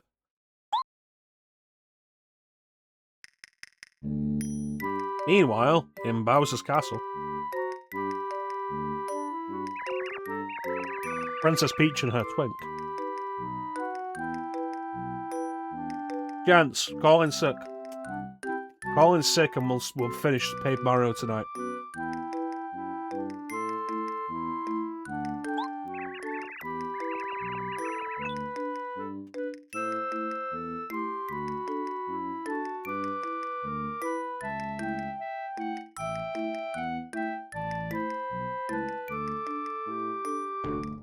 Yeah, we just rescued a star wearing a sailor's hat. There's a twink. This game is gay representation.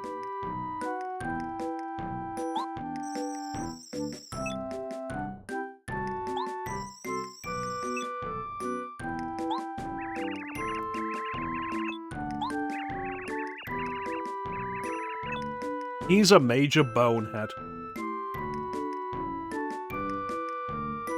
This game is rated E for everyone. Thanks for joining us, though, Chance. Always good to see you. You take care of yourself and have a good night at work.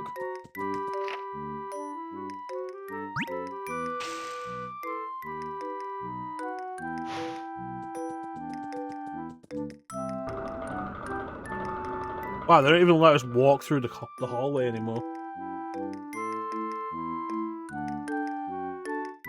Let's press the sound alert button for Chance. One more time.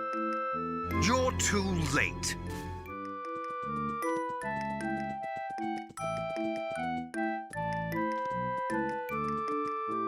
Little animation for lifting up the dress to step down. Or step up. It's a good touch.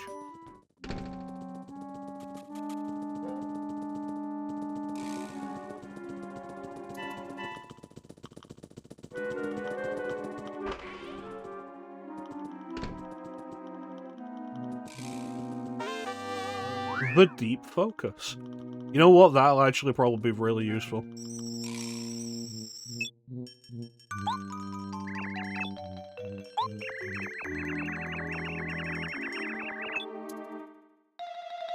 Silly Peach, you don't have a family.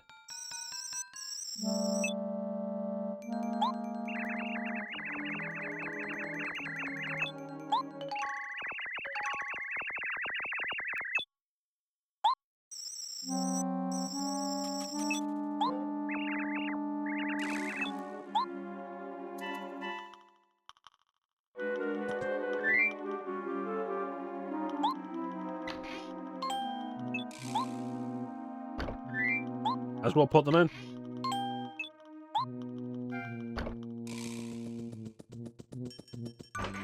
And we continue the adventures of Metal Gear Peach.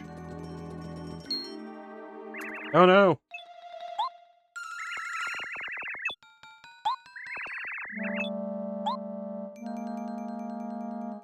Bum bum ba da dum.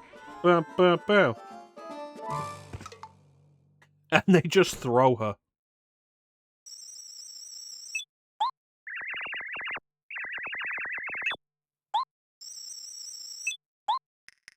Meanwhile, the passage is still open.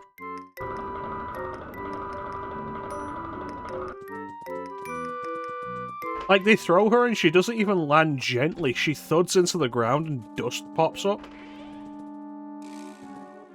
Right.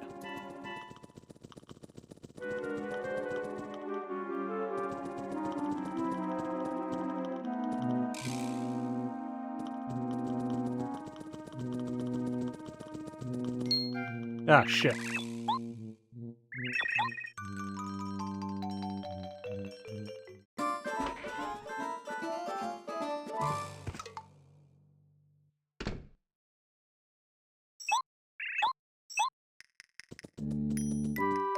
I think we need the full conversation every time we get caught.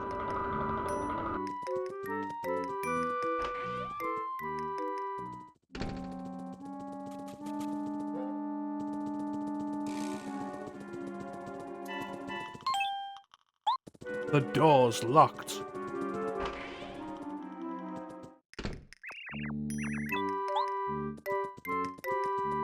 Oh, hey, it's the gourmet guy.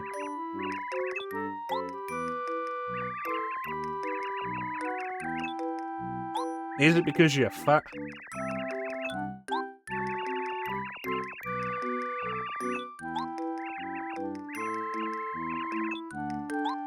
Ah, Princess Peach actually has to show off her cooking skills. Or baking skills, I guess.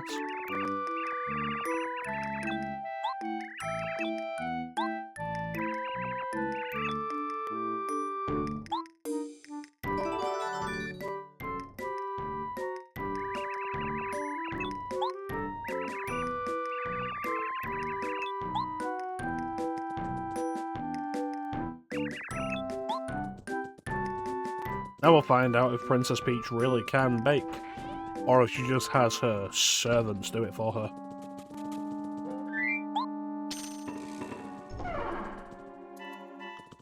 Ba ba ba ba ba ba da.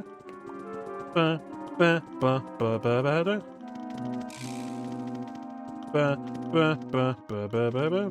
Ba da ba da ba da da da da. The kitchen.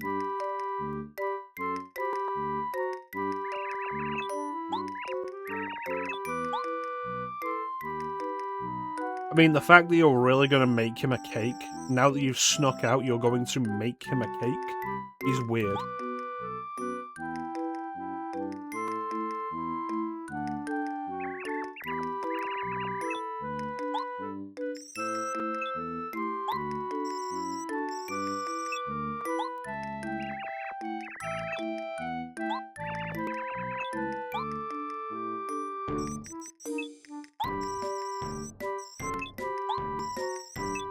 Sugar and eggs in a bowl. Yeah. Where am I possibly going to get a bowl?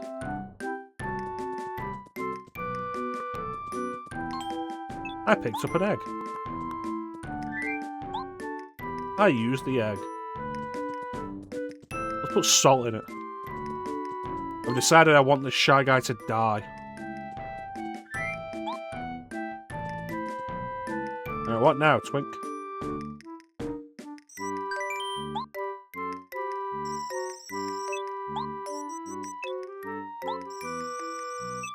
Mix and whip the ingredients. I know all about whipping.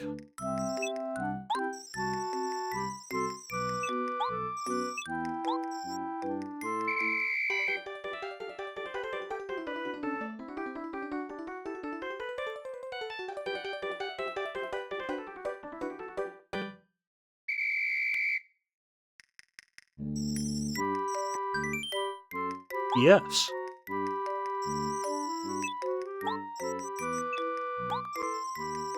Flour and butter. Gonna butter the batter. It's a batter.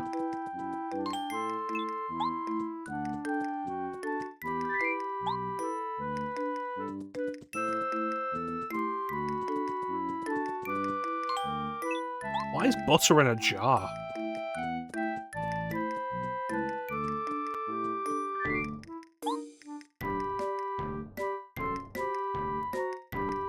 You know, I'm kind of surprised Nintendo never looked at this, and then, like, the Cooking Mama games getting popular on the DS, and never thought, hey, what about, like, a Princess Peach baking game? Pour it into the pan.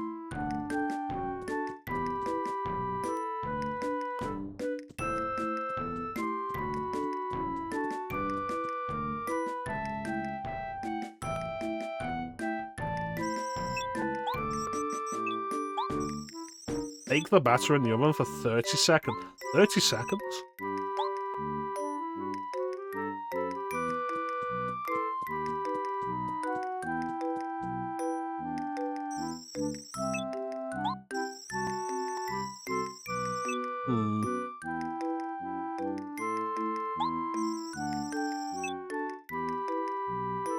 do you mean I can't redo this part? There's so many of the ingredients still lying around. We could absolutely redo this. Yeah.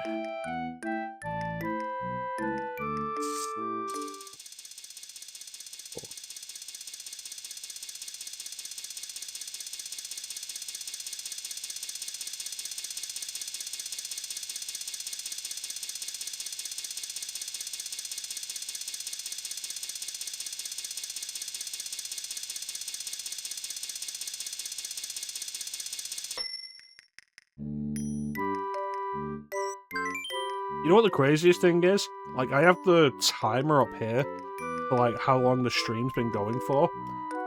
How long the stream's been going for, how long the recording's been going for, and how long until the next ad break.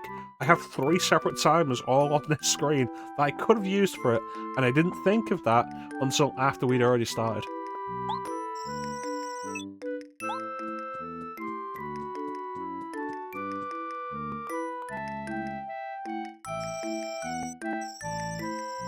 Decorate with cream and strawberries.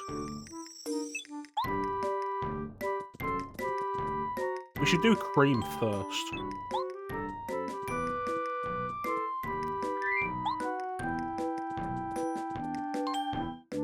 And then strawberries.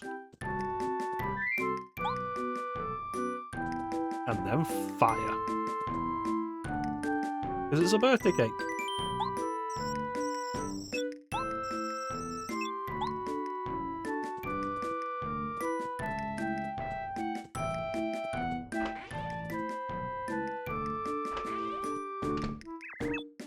I appreciate they don't make you sneak past the guards with the cake. Hey, you haven't died of heart disease yet? Excellent. One would not have wanted to make this cake for nothing.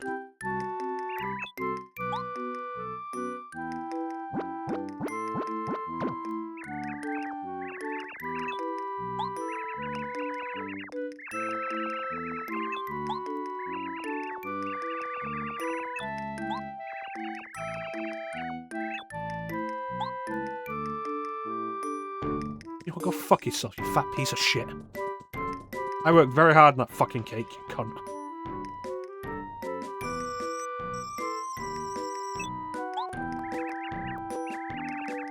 Why is this so important to us?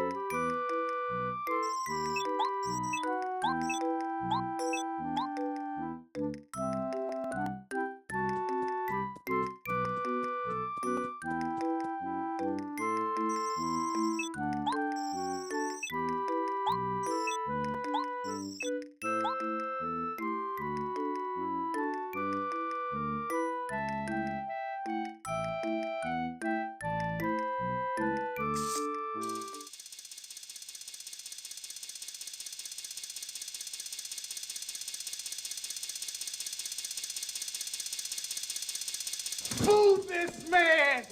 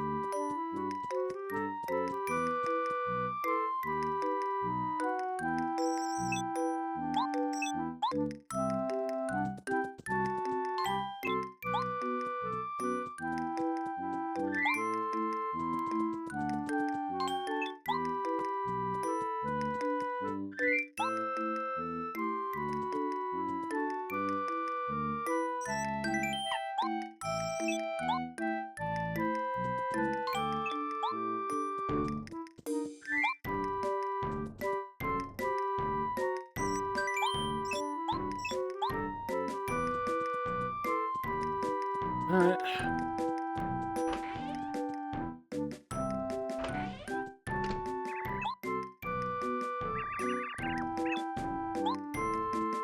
No, you're still a fat piece of shit.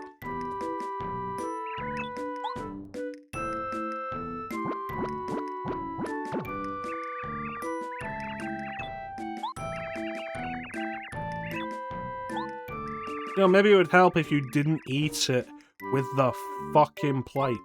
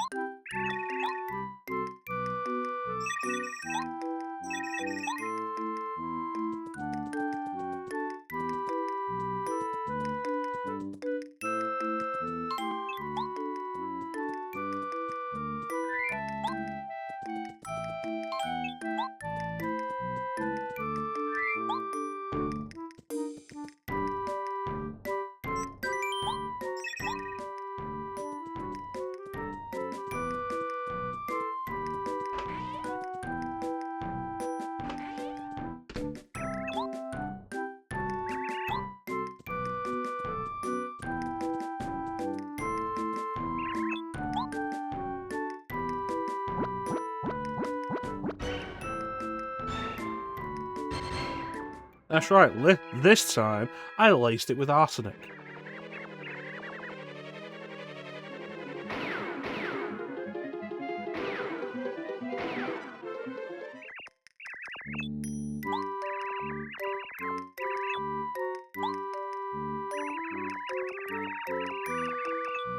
Mount Lava Lava on Lava Lava Land.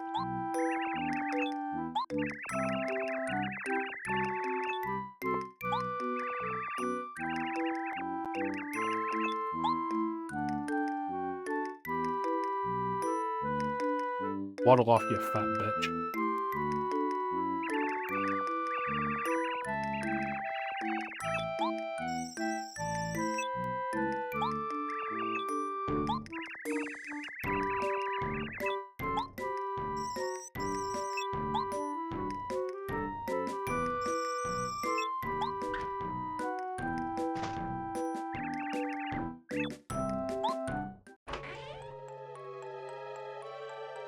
Oh, it's only Kami Cooper.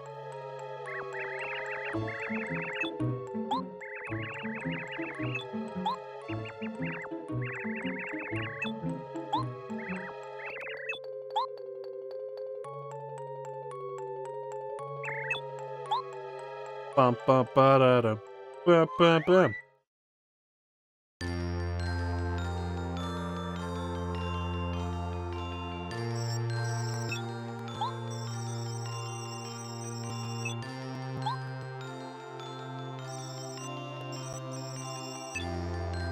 You know, speaking of Mario Party, did you know the Star Spirits in this game made a second appearance in Mario Party 5?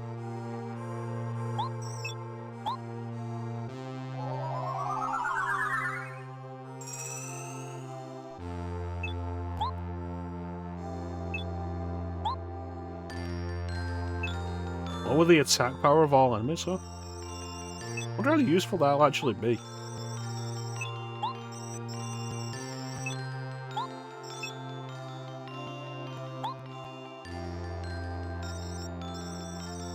Oh hey, it's the Twink.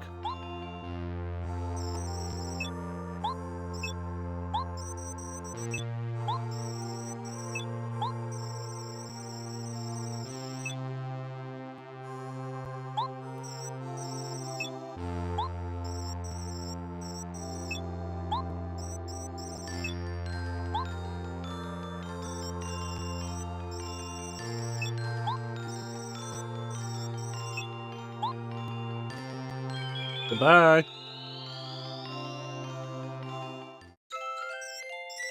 What a weird guy.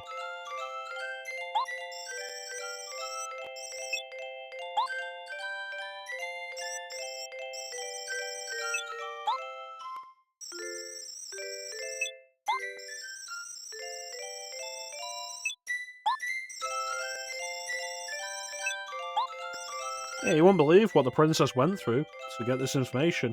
She did the same thing she does every day. She baked a cake.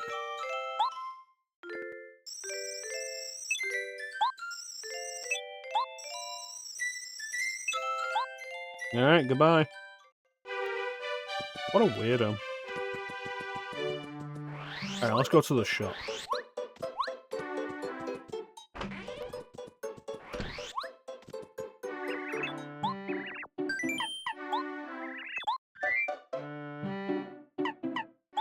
You.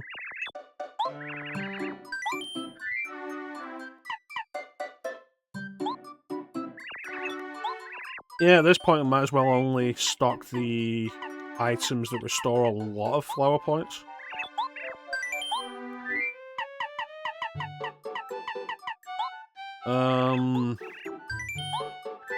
Get rid of you. And get rid of you.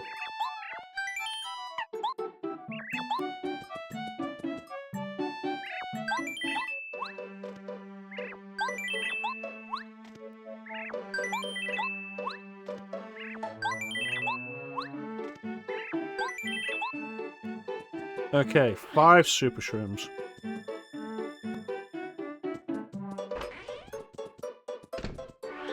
Let's go visit the dojo.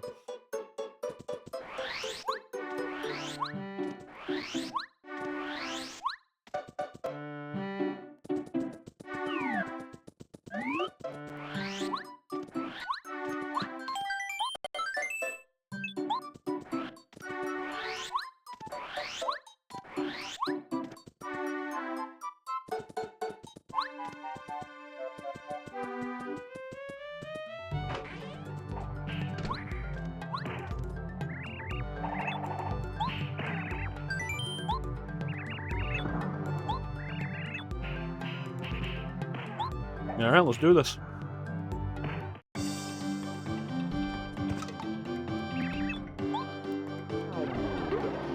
Oh no, he's gone Super Saiyan.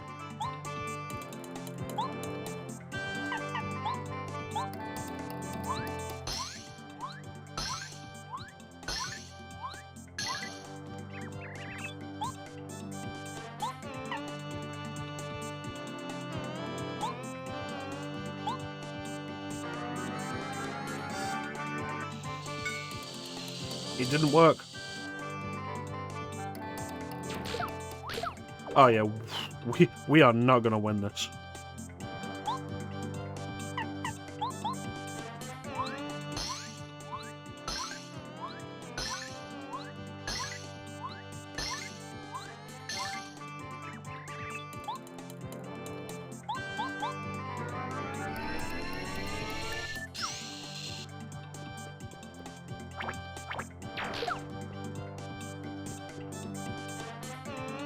Yep, we're not winning.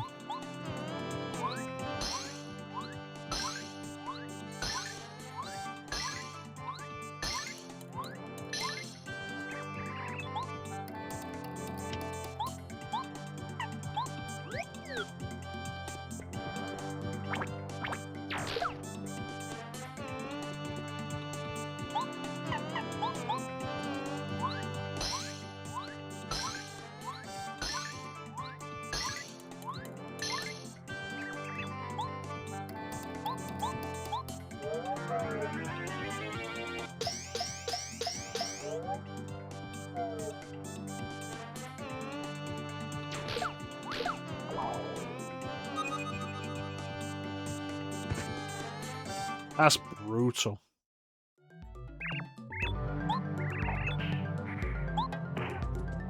In his full power form, he can do 11 points of damage to me. Like, goddamn. I'm going home.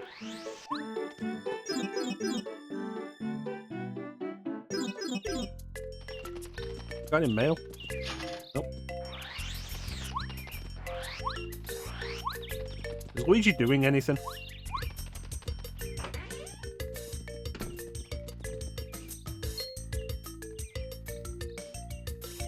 Alicia, what were you doing?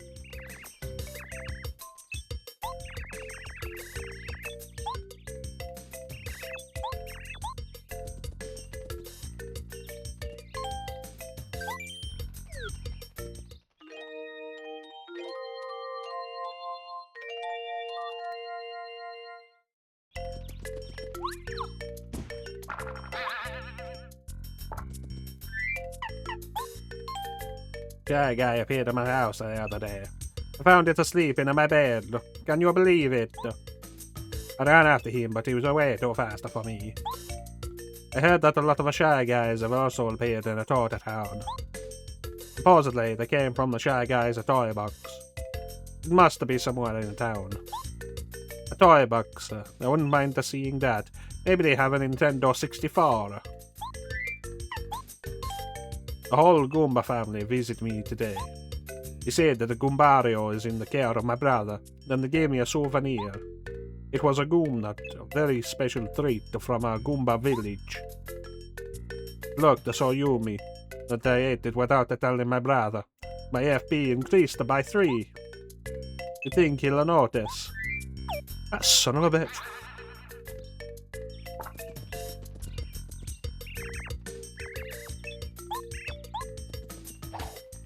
You're a fucking nut. I'm out here saving the world and you're eating my fucking treats, you piece of shit.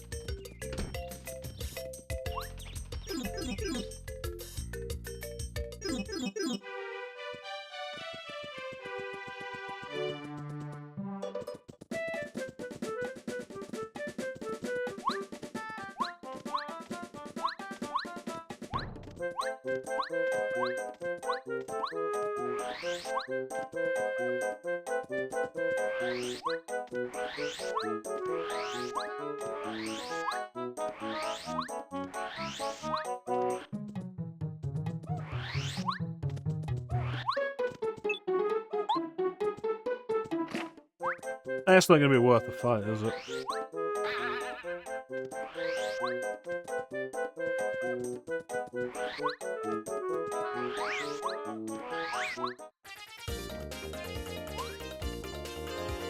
Hey, guess what? I can jump on spiky enemies now.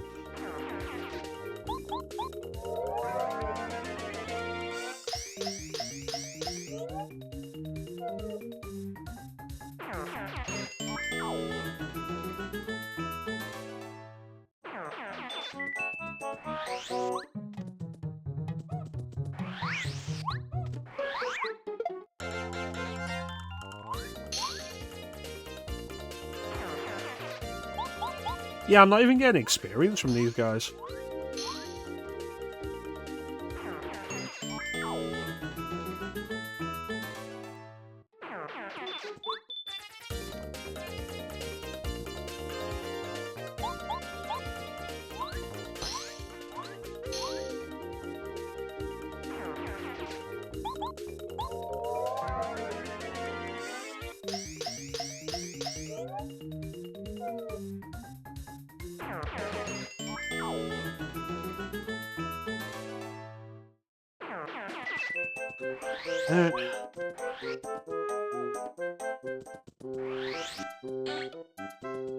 Hello.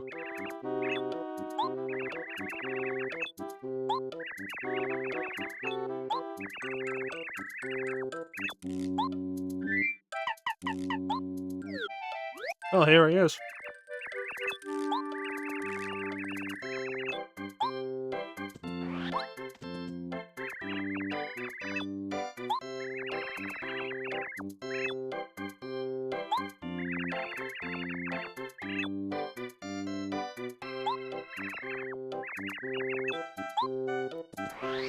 I mean, you probably wouldn't enjoy like, being out on the road when we're going to places like deserts.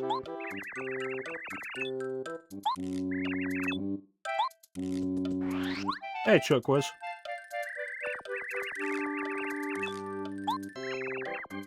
Yes.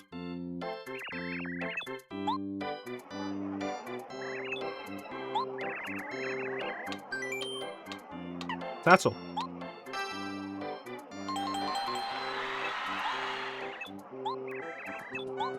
Yes. You know, I should go and check out what, I don't remember the name, one of the Mer siblings. Like what we've currently got with them. Merlo and Merlovely. There you go.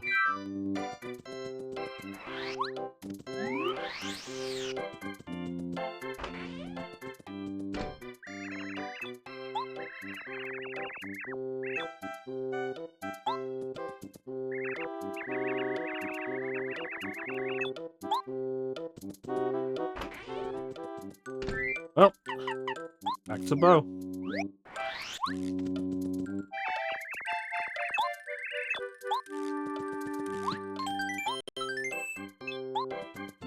Now to begin the long trek back. Wait a minute.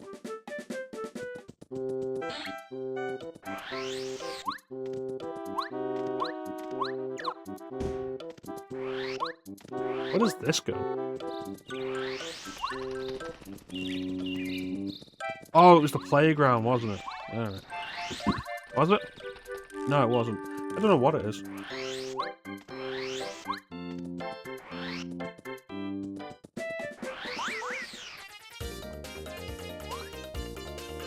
But if I run from these guys, then I lose money.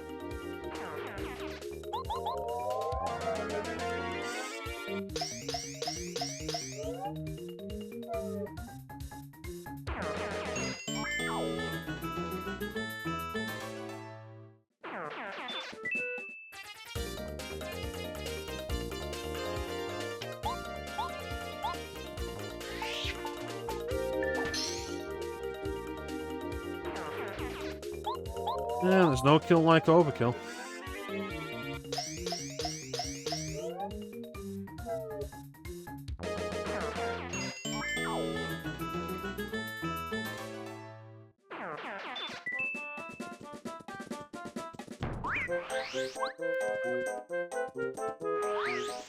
Damn it.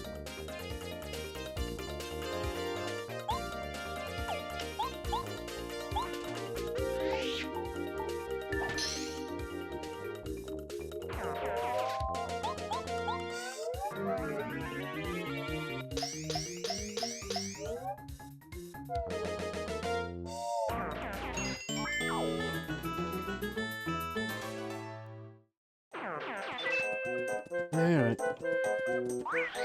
And get through this without any more fights. It's weird how the rest of the path on the way here had nothing. Like, no enemies had respawned or anything.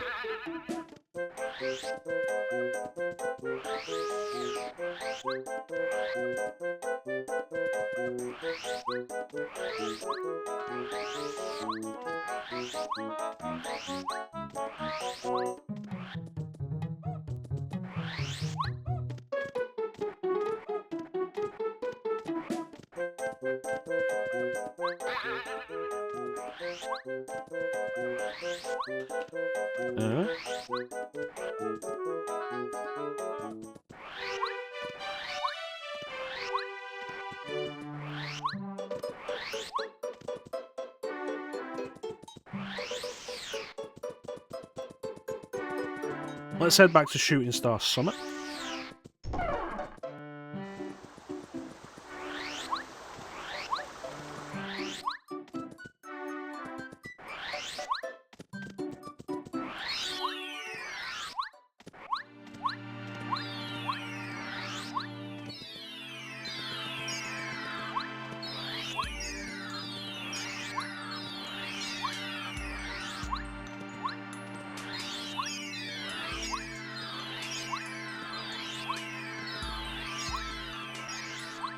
Oh, hey, a star piece.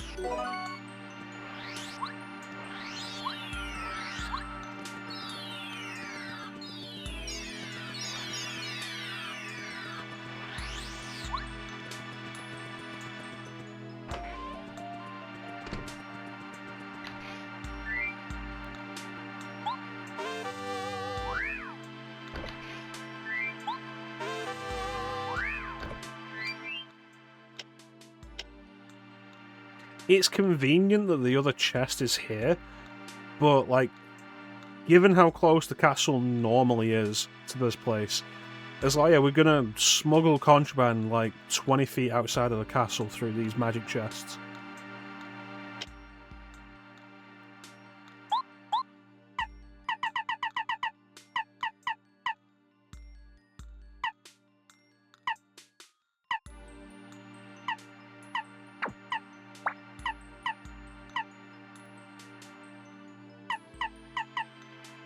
What was the other one? Deep focus. Yeah, I do want that one. Get rid of you. And deep focus.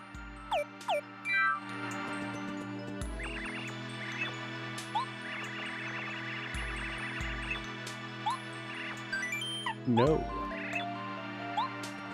Because I don't want to pay you for it.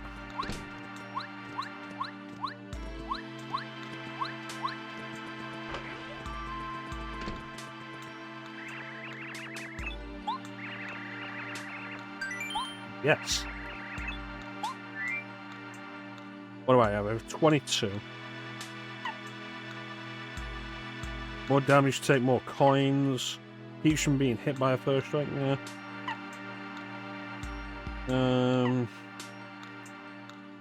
That's not a bad one, actually. Regeneration, HP regeneration is not bad.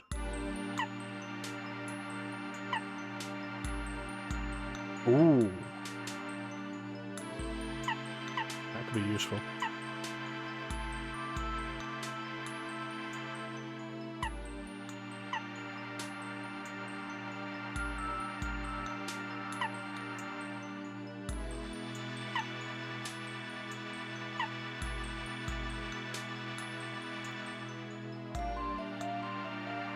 I like that, but given that it's 25, I feel like just going for Zap Tap right now is probably the best idea.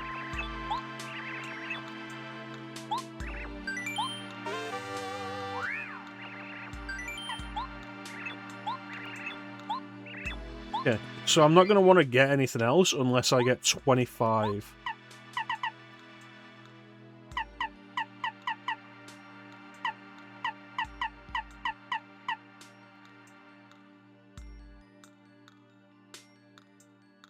Okay, what do I want to get rid of? I don't want to get rid of Spike Shield. I don't want to get rid of Speedy Spin. We're going to a place called Lava Island, so I probably want to keep my power boost against fire enemies.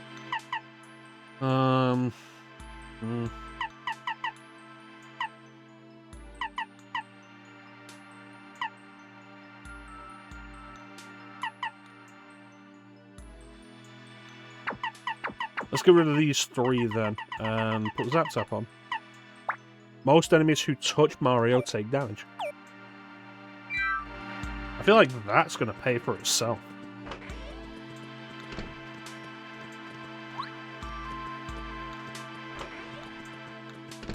Later, bitches.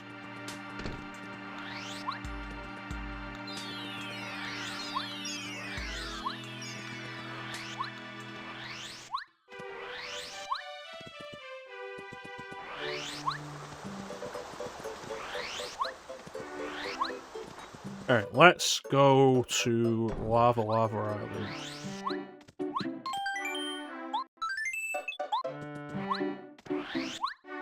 Maybe I do want more badge points again.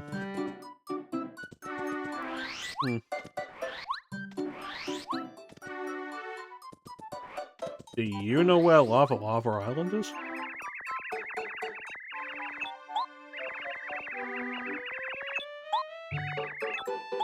You know what? Yeah, let's go in the pipe again. We've leveled up a bit, we'll probably do better.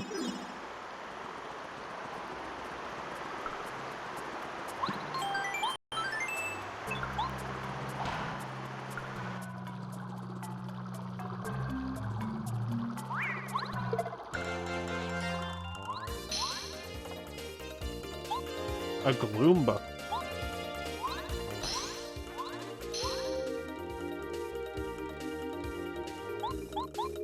Yeah, they've got some health.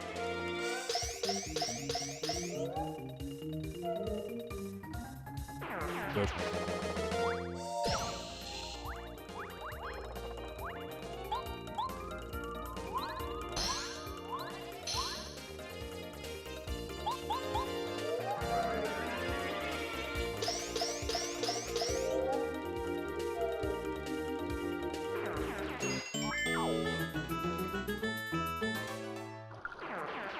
That's interesting, like, quite a bit of health on them, but I don't think I got any experience for that. Suggesting they're quite below my level.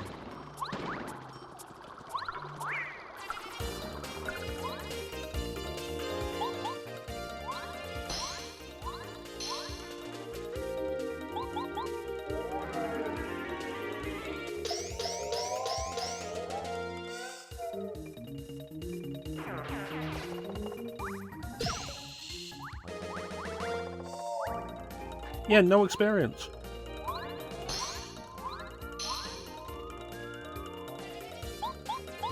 Which is interesting, because even though I did block that attack, it still did 2 damage to me.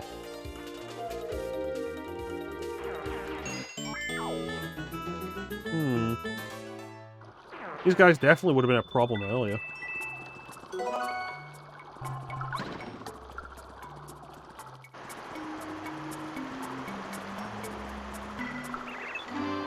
Blooper!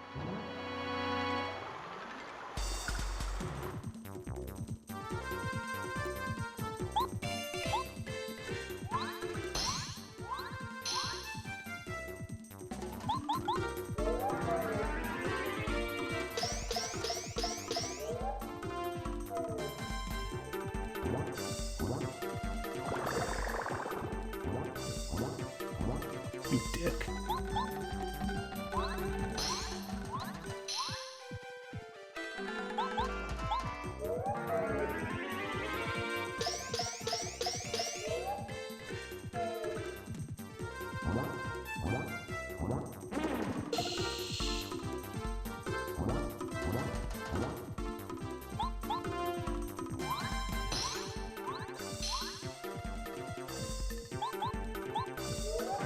So this area being blocked off by, like, the standard block that you break with the first hammer, meaning that as soon as you get access to this pipe, which would be after...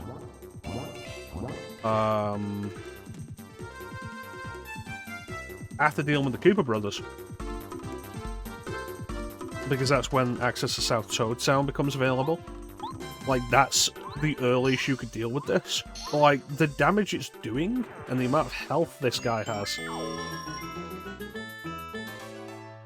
Like, I don't think this is something you would want to deal with that early. Oh. How much does that cost me? 1. Oh. Alright. Well, we have an ad coming up, so we're going to run this ad. And then we'll be back with more Paper Mario. Oh my god, Hamlet! I just saw a fucking vampire! Indeed.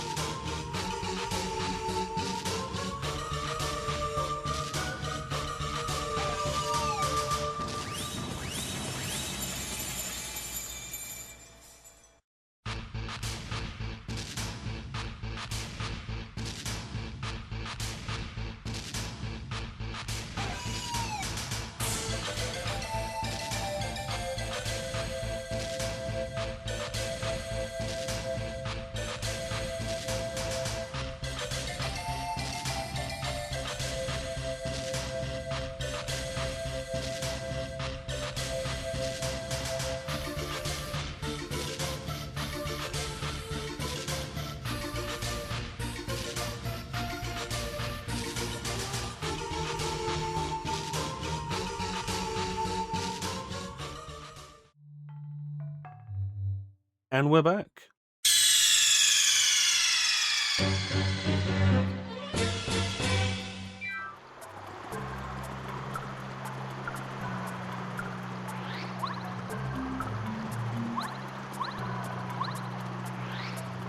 Alright, let's see what else is in the sewer.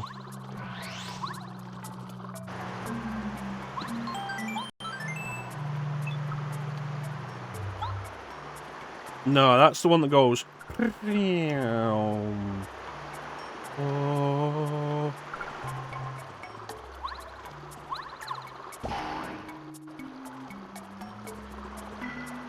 Oh, I don't have that yet.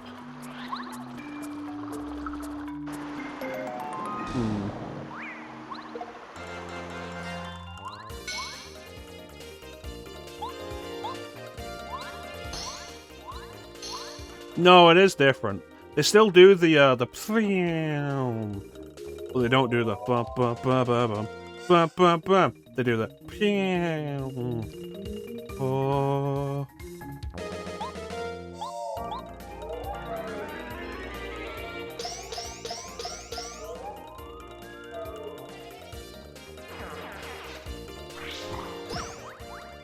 That should have shocked him.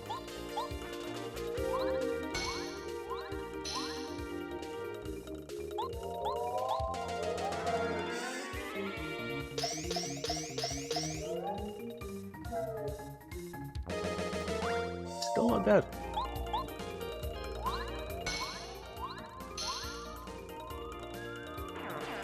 Wow, the amount of health these guys have.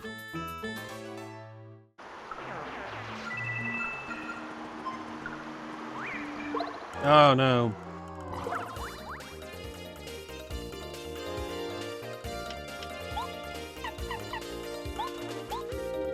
Give this a shot. E-K. Storm!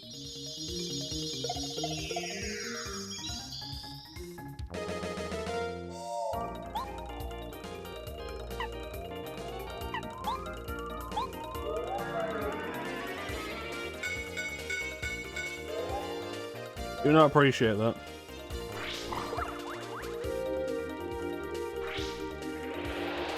Oh yeah, this is why I hated this area.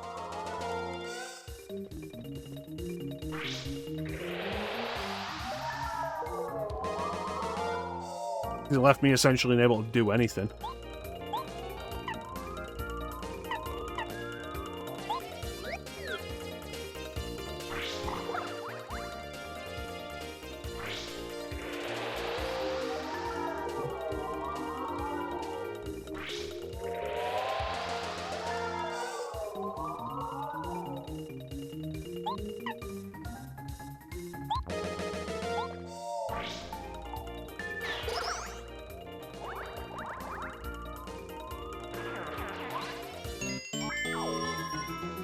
Ugh.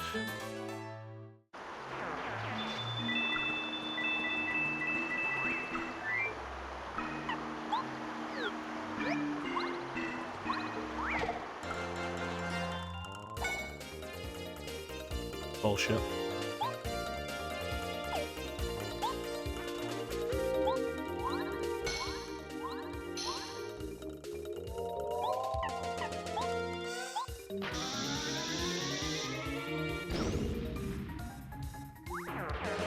That's what I want.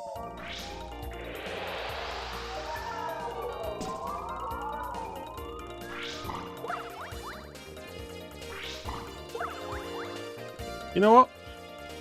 I'm gonna do it again. Fuck all of you.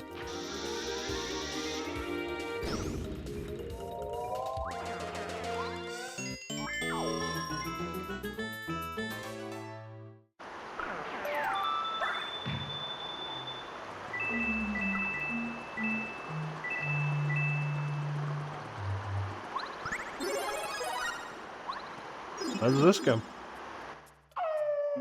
Oh, hey. Boo Mansion.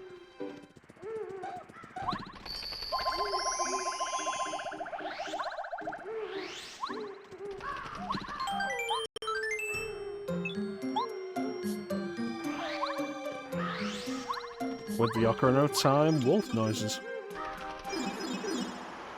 Did that open the door? It did open the door, wonderful.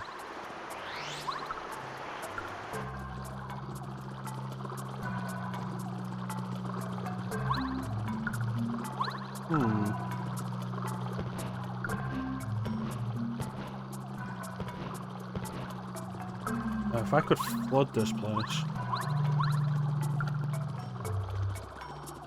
that'd let me get over there. I only got one thing, so that's good. A quick travel from Toad Town to the Boo Mansion.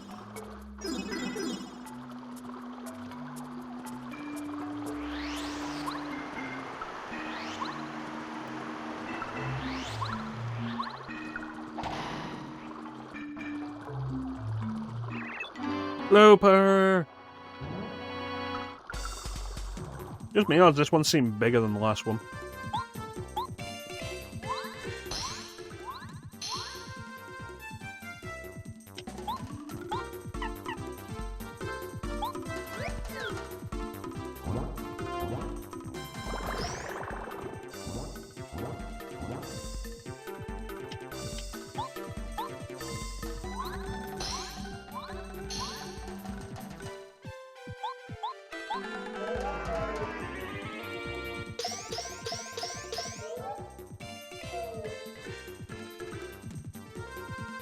Uh-oh.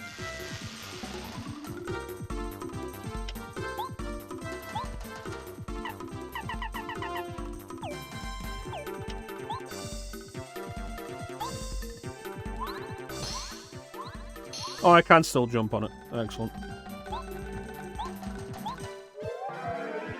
I wonder if Zap Tap or Spike, whatever it was, lets me do that. Either way, you know, just generally good to have.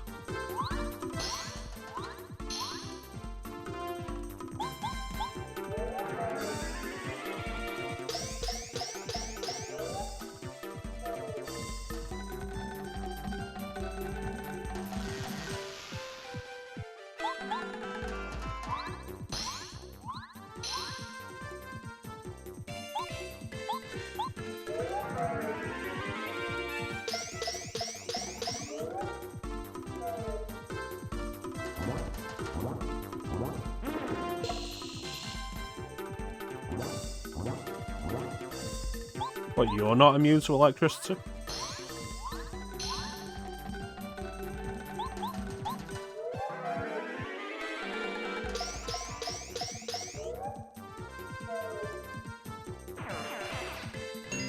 Excellent. And I think we will get more badge points.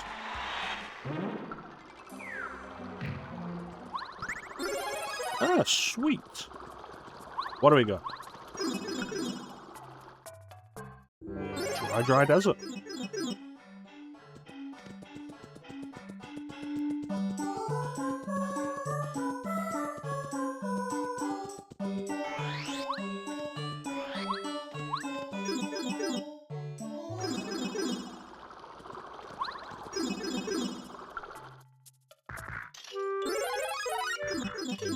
Koopa Town.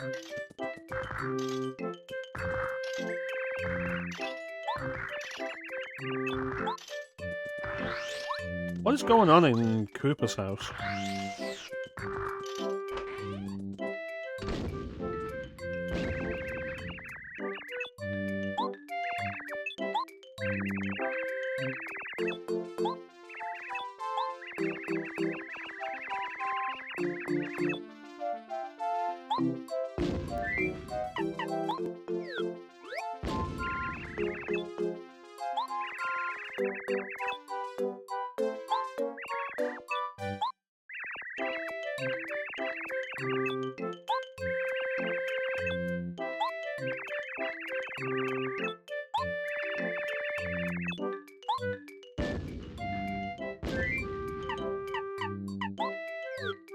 Well, that's enough of that nonsense.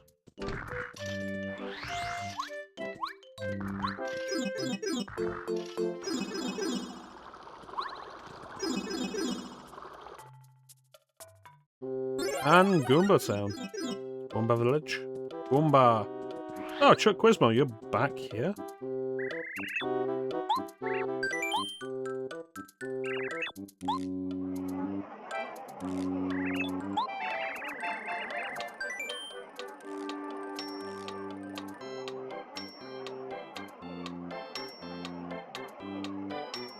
Blue and white? Damn.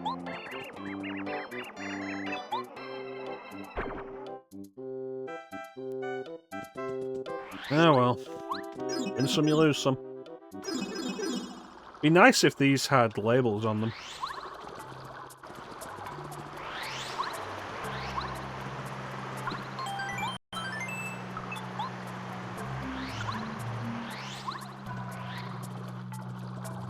So this one was probably intended first and then below, because you get access to these 3 areas. Did you get this hammer? We got this hammer before we got the super boots, so we'd get in here before we'd get down below to gain access to the Boo Mansion.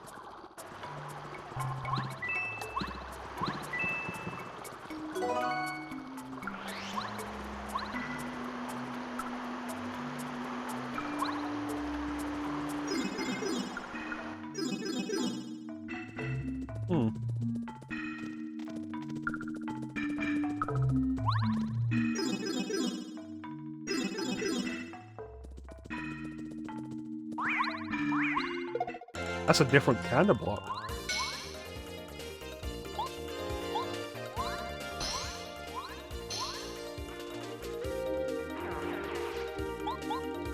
Spiked Gloomba.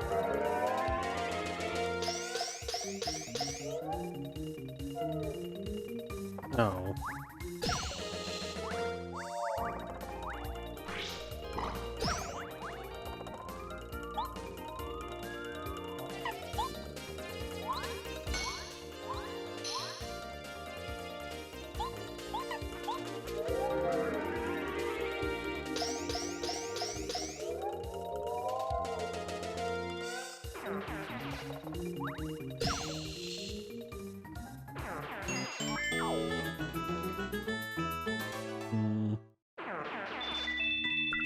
Yeah, but we can't break these yet.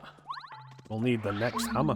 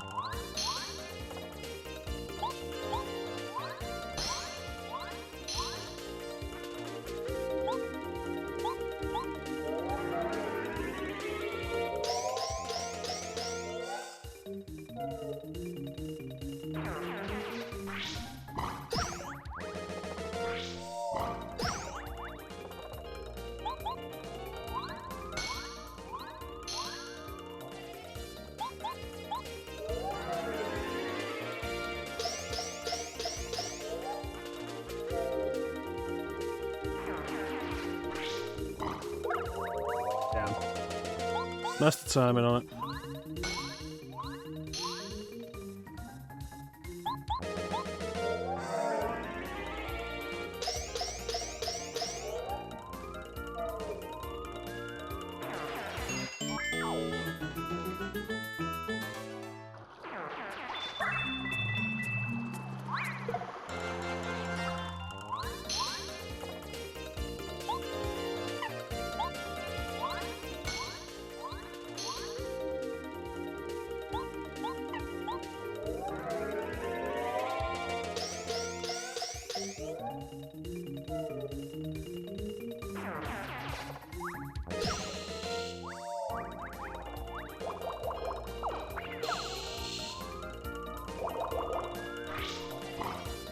It's small damage, but, you know, it builds up. Damn.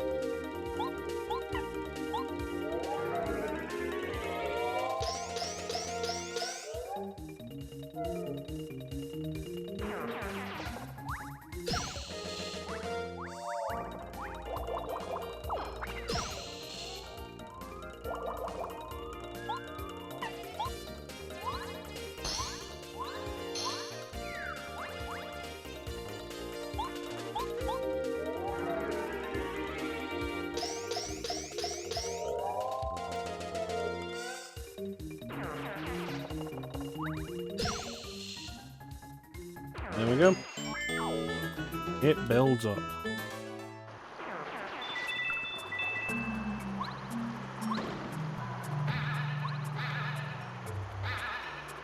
What's in here? Power Smash.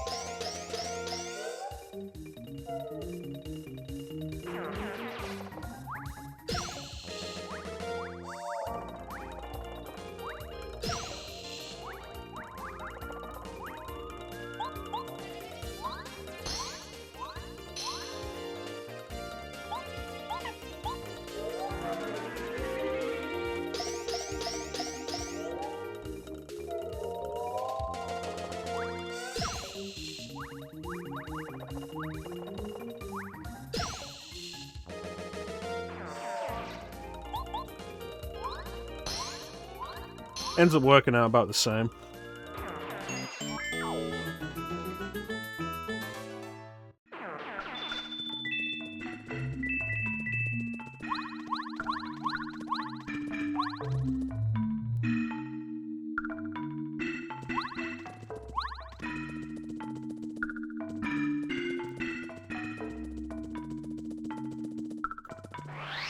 Really, all that for a star piece?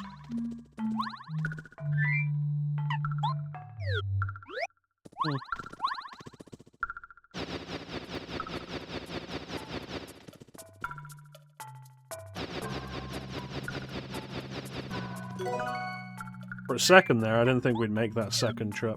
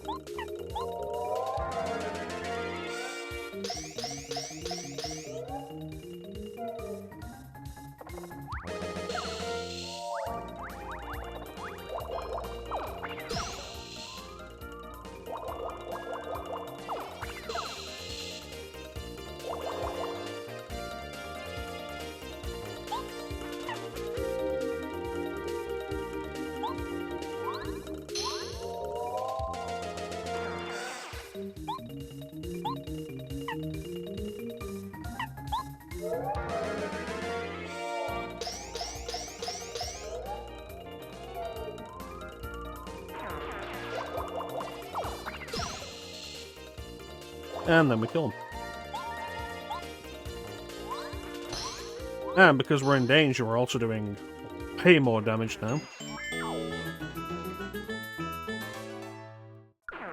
It's a risky game to play, but you can make it work.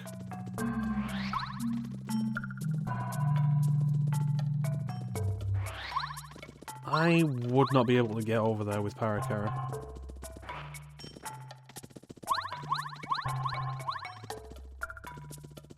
I guess that's it for now.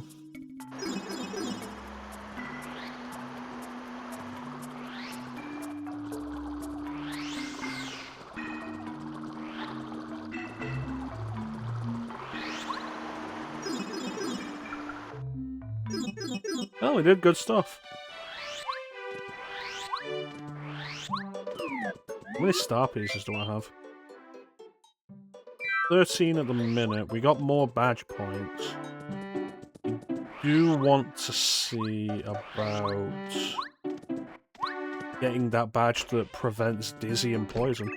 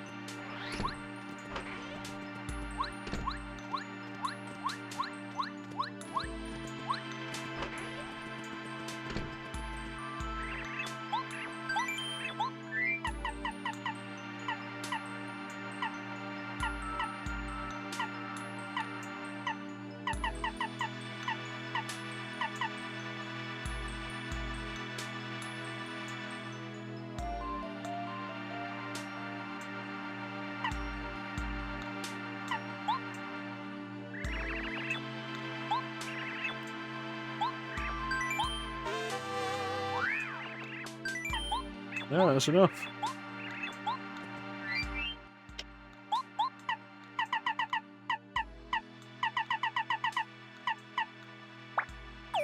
There we go.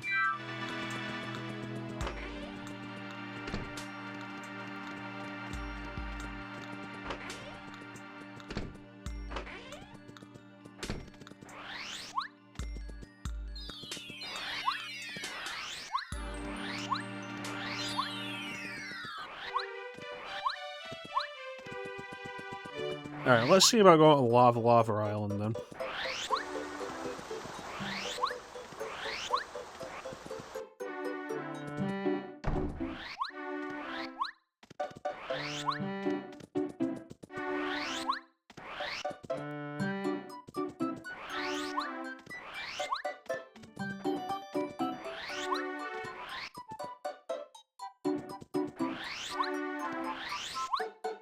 Oh, hey, Chuck.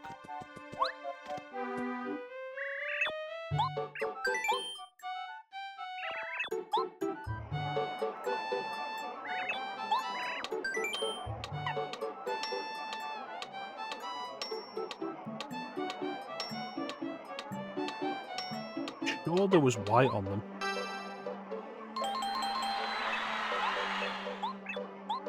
Excellent.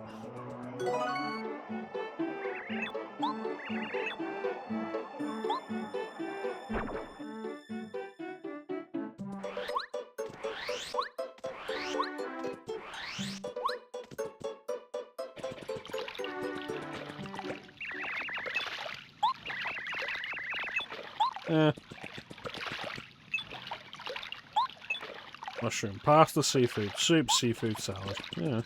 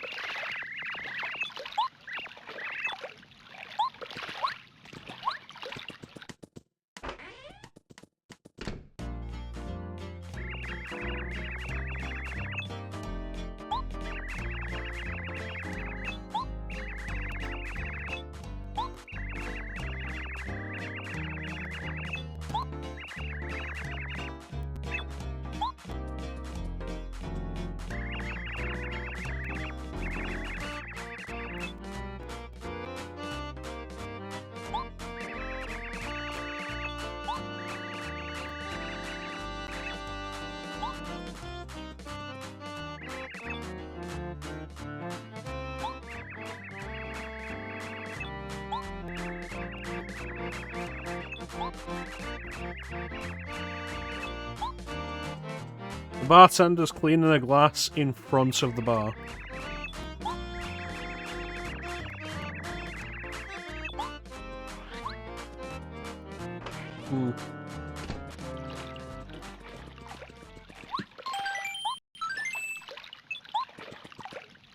It's always kind of surprising just how large Toad Town is.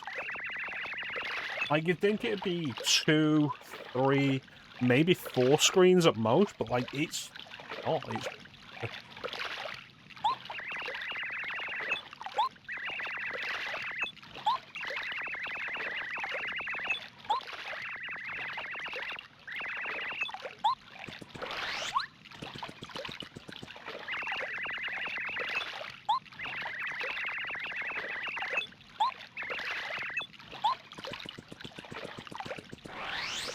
Oh, hey, it's Colorado.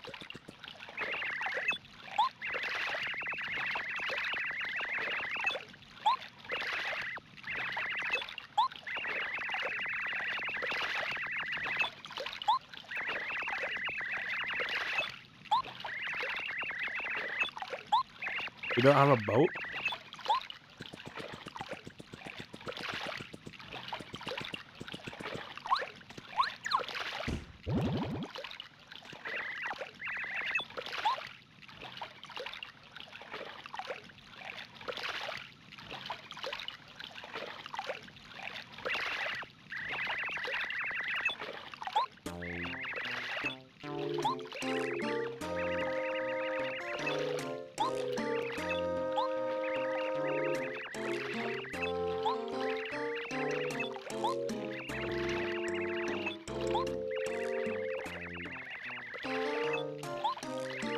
This feels like a trap for it to eat me.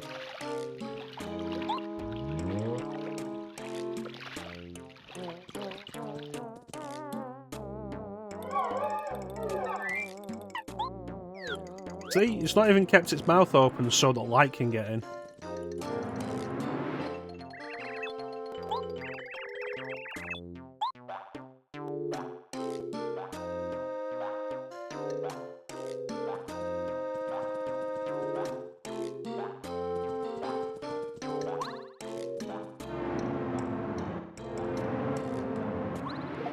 Gotcha.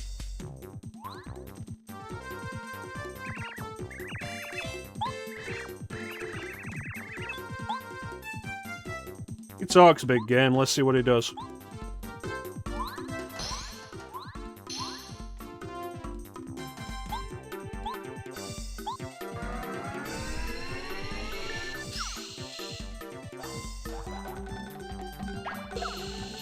Get zapped like a bitch is what?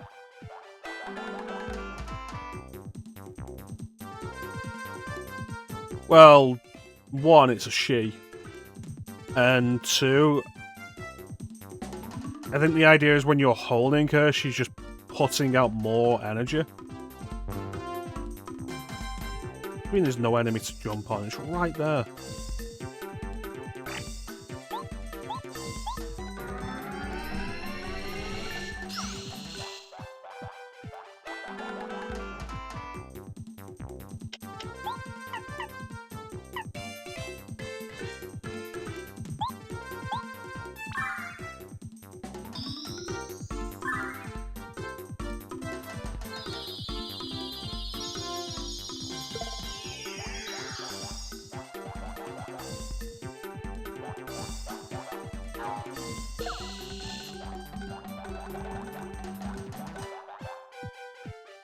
Alright.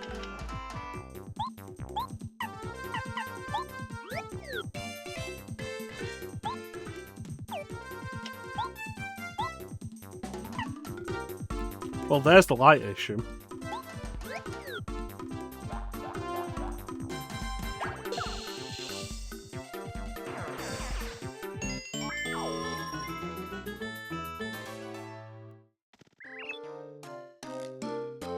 You mean you know what? That's her name, it's what?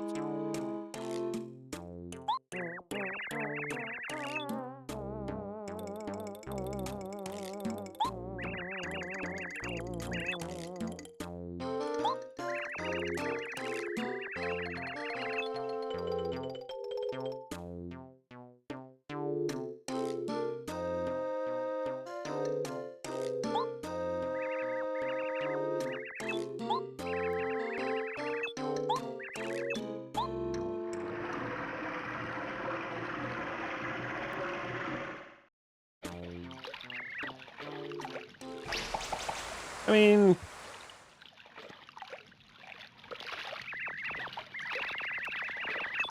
around the mouth, yeah, like, the whale should keep its mouth open so we have some light. In the stomach, no light, it's fine.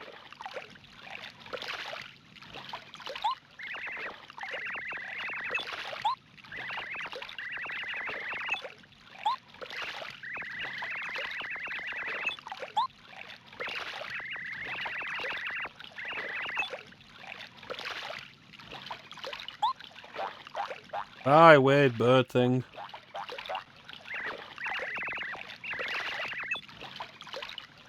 Well, sometimes they do.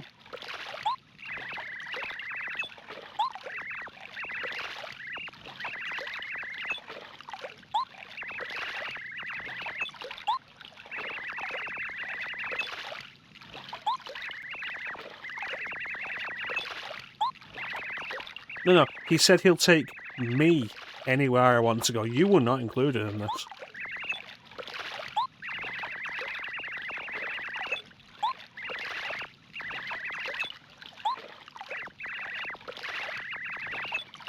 It's a whale babe.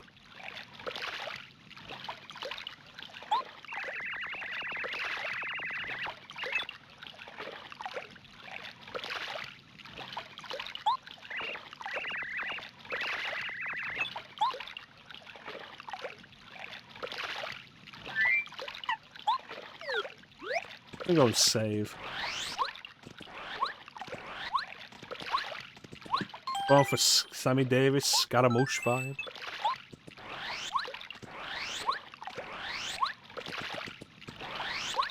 Alright, let's go to Lava Lava Island.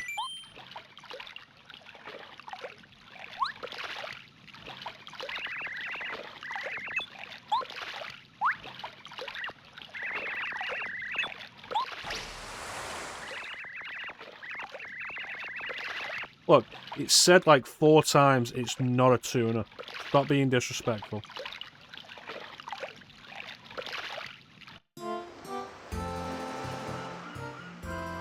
Why is that seagull 3D?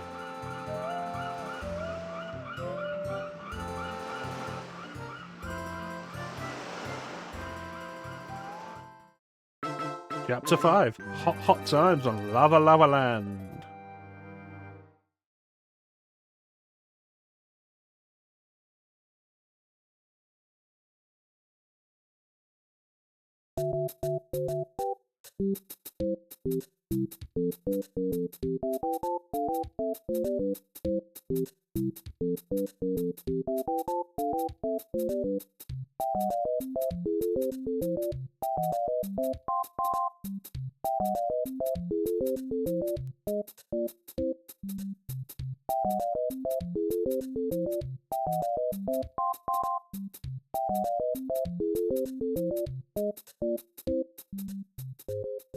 Yeah, if you leave it on the chapter title screen,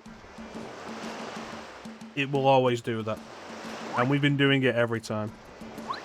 Because it's fun.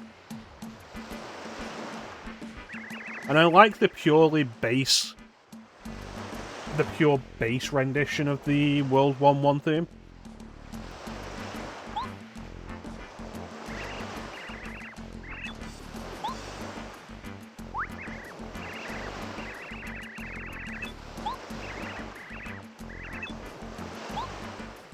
I think there's a little percussion in there, but for the most part, it's almost entirely bass.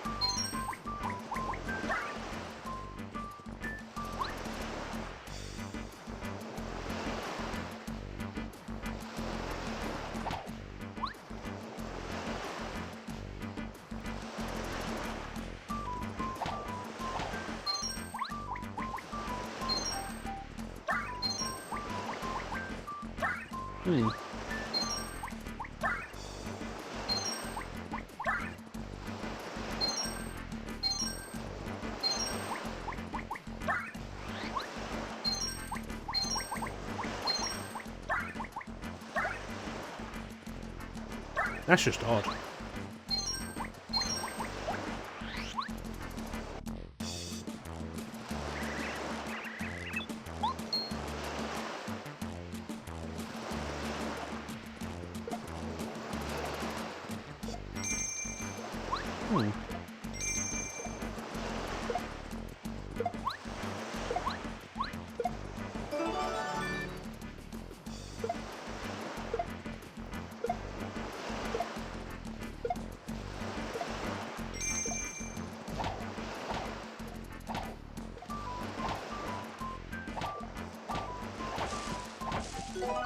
A coconut.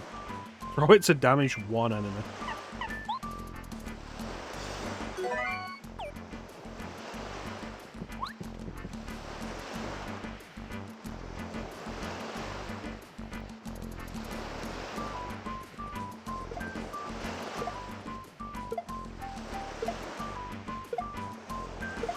Steve is suffering.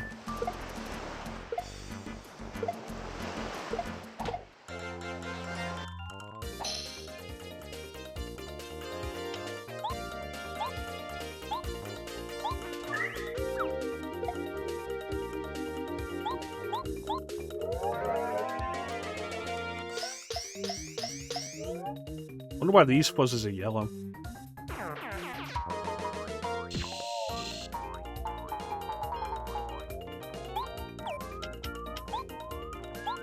Jungle fuzzy.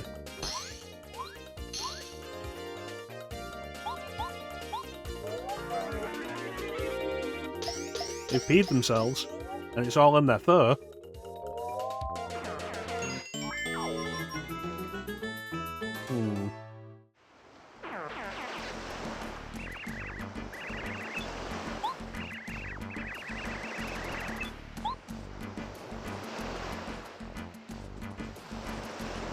Hope he dies.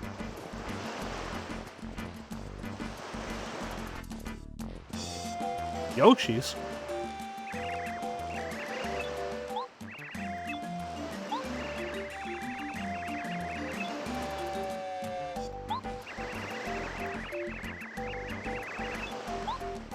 Yeah, but I'm Mario. I'm not gonna listen to your village leader.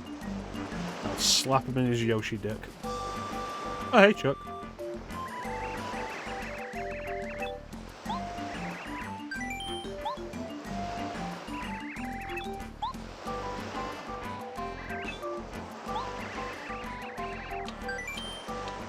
Strategies.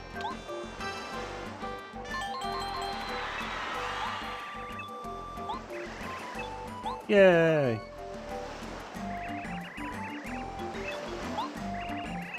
Goodbye, Chuck.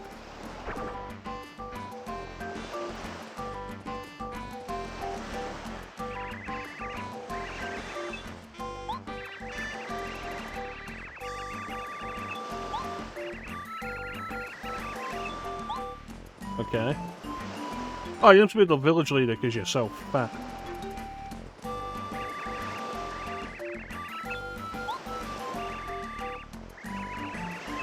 Yes.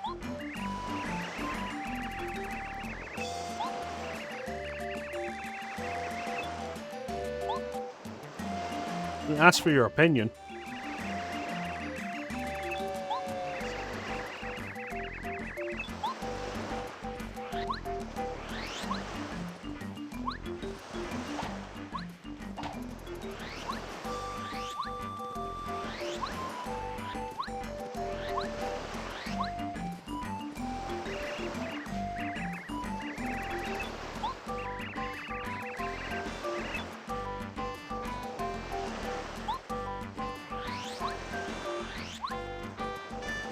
Okay, listen, I need to ride you, and then we'll swallow up either Cooper or Parakarry. Doesn't matter which, you're blue.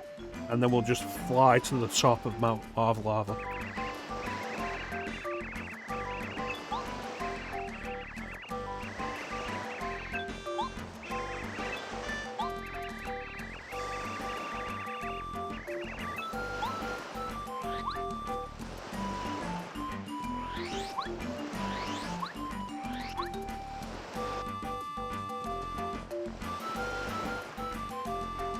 Tiny Yoshi.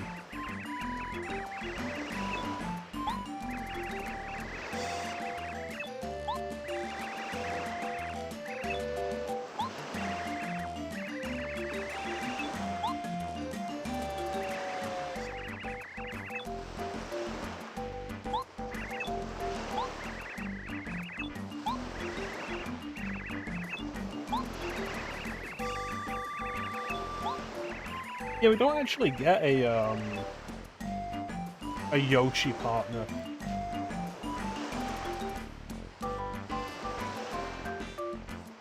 Which I guess in hindsight is a little odd.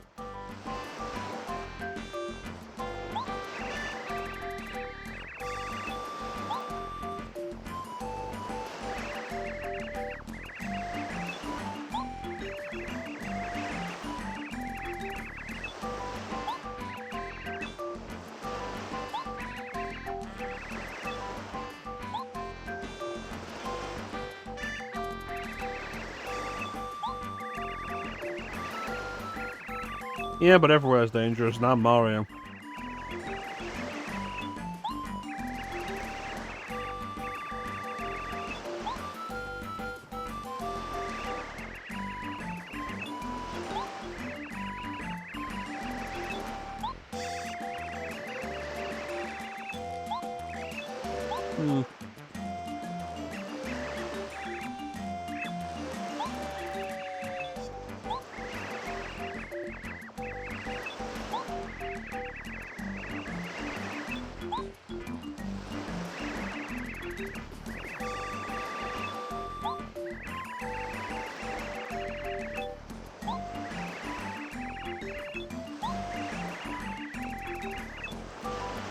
Sushi.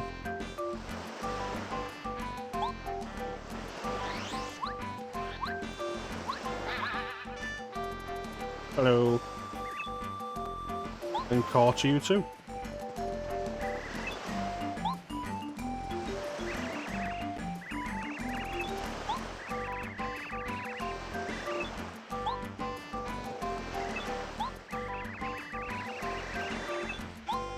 Probably.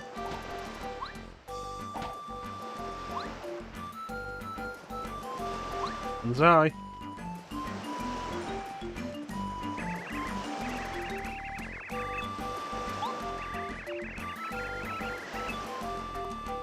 You let a cheap babysit your children?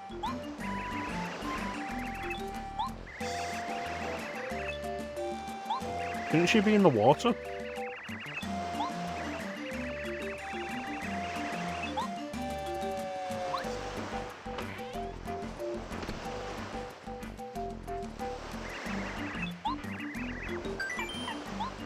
What's your pleasure, sir?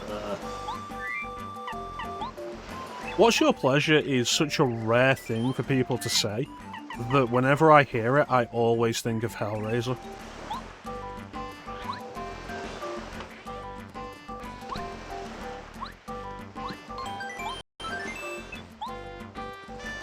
There's a toad in there.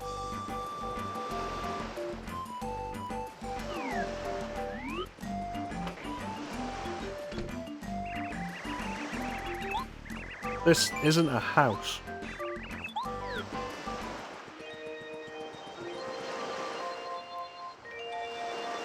It's a good thing they don't charge me anything for this, because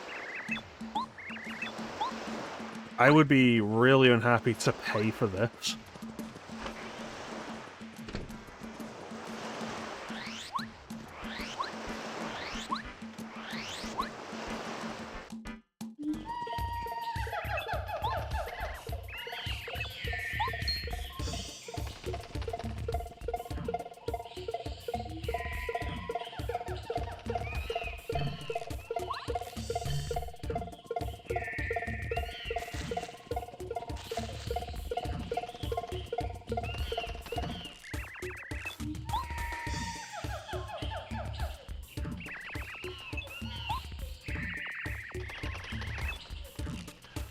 Oh, going on without you? You mean like you went off without me? Twice?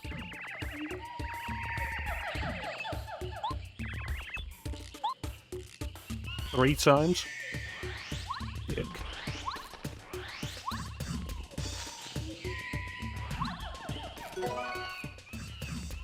50 flower points? Goddamn.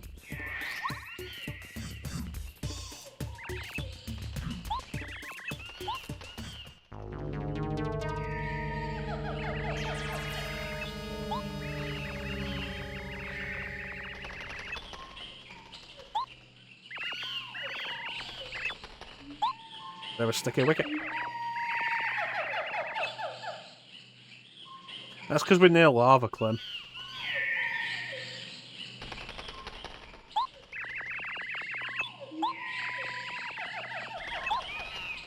He talks like we're partners, and then just runs off.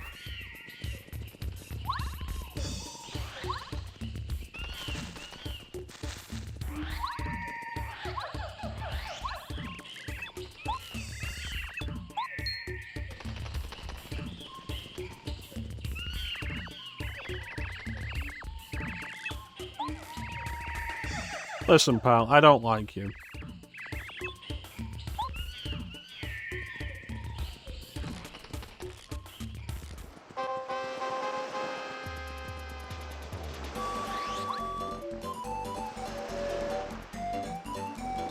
Yes.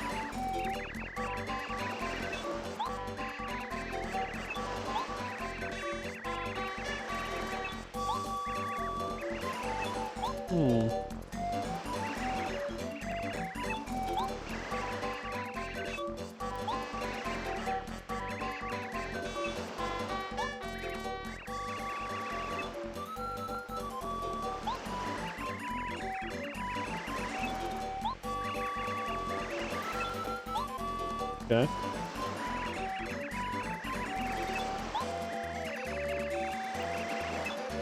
Yeah, I guess it'll be me, because you ain't gonna do anything to contribute.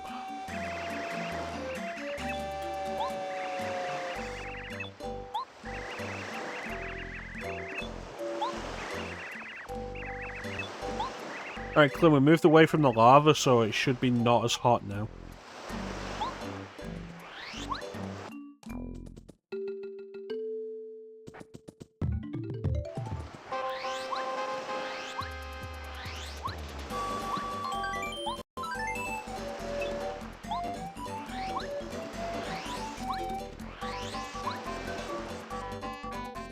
Alright, let's see what's in this place.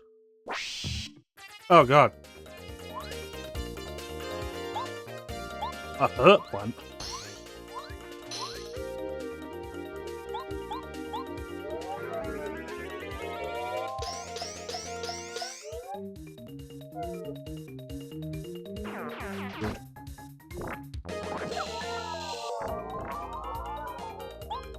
I feel like that was probably supposed to poison me. Which makes me really glad that I have that badge that protects me from poison.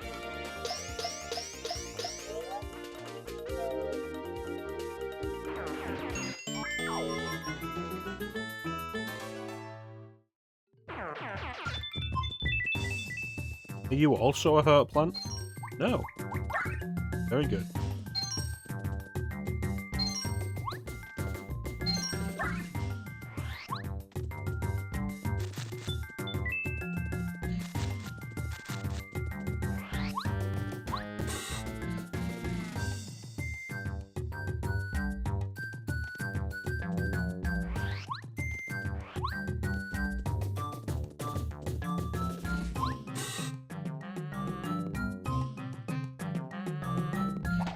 But I'm already two-dimensional.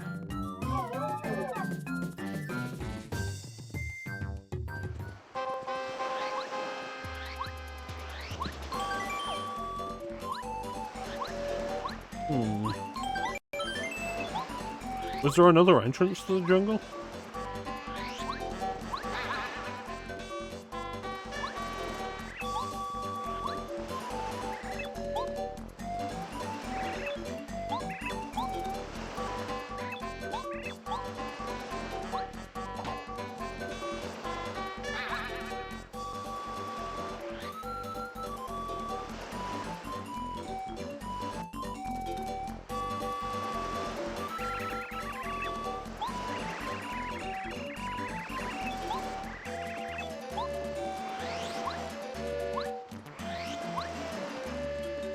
And this one's just asleep.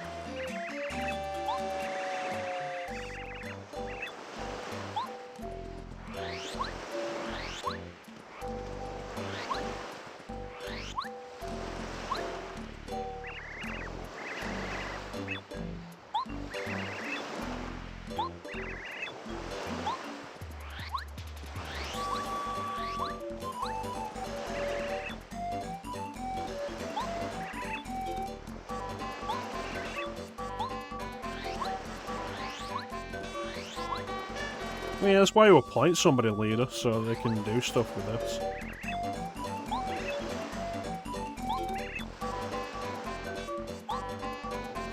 Alright, I'll go back in. Still doesn't seem like there's anything here for me, though.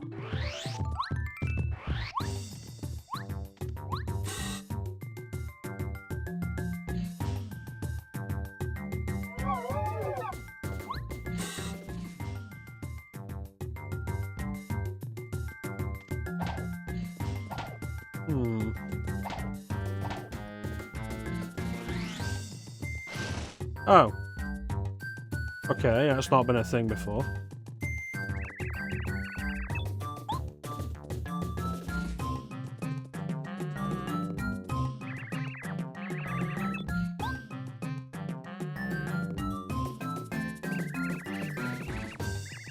How did you get stuck in a tree?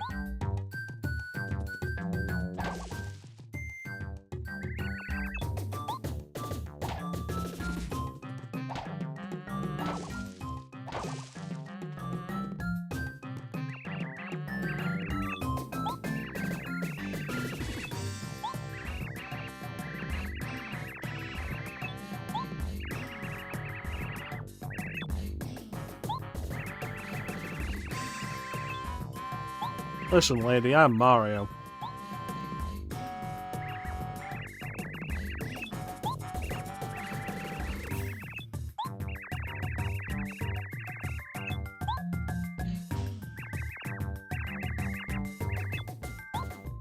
Super Mario.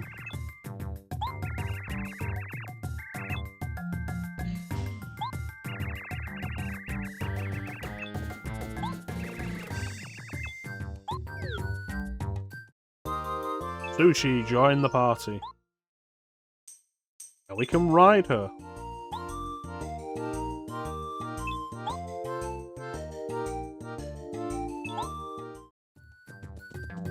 And if you press the button in battle, she'll squirt all over your enemies. Wait, what?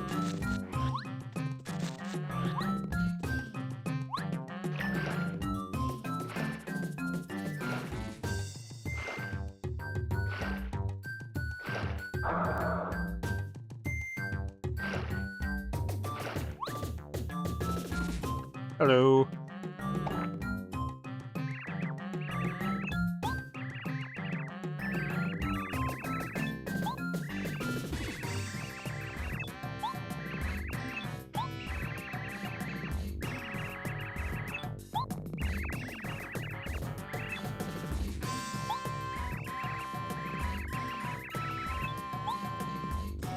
Okay.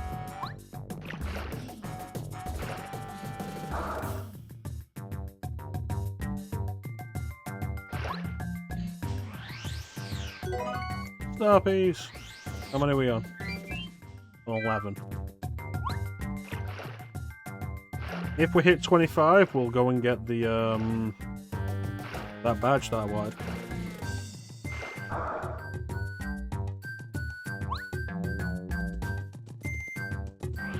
Don't remember which one it was. Oh yeah, I do. It boosts our attack by 1.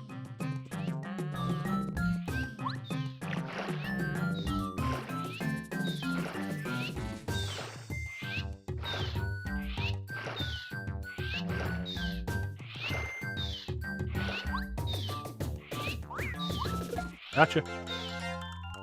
Bonk.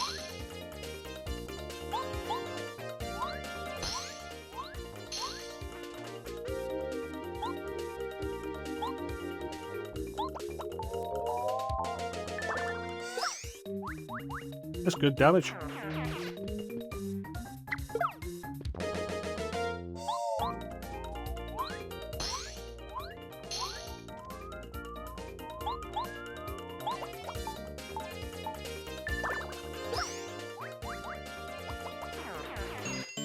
Oh, you can't.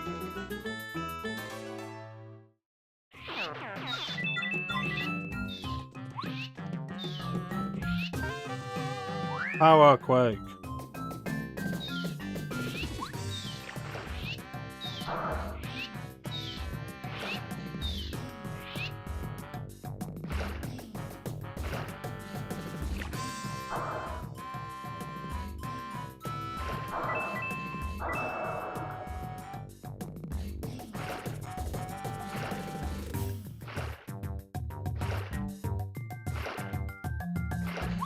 What's in this area?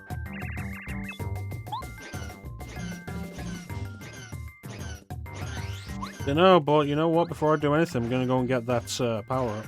And we'll put it on sushi.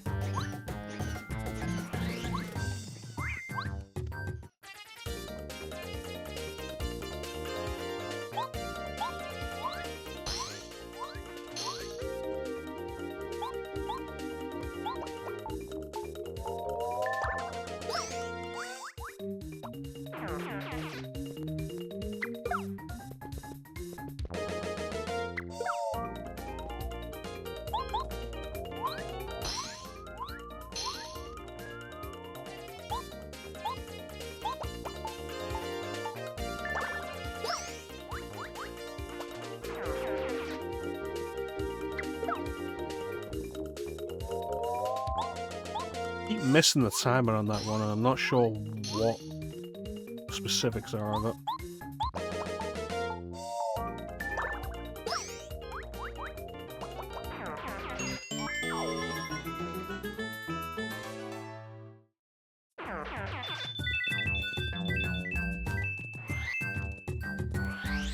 Power up for sushi.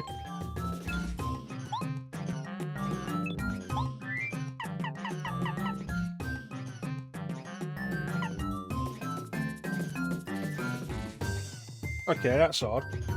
Now they're referring to what as a guy, but earlier on they referred to what as a girl.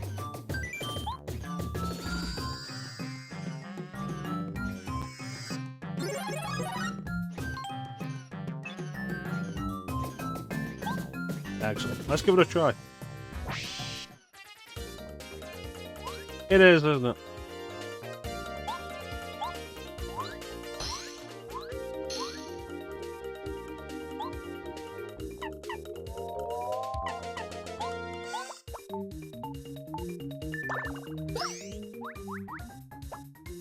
Very good.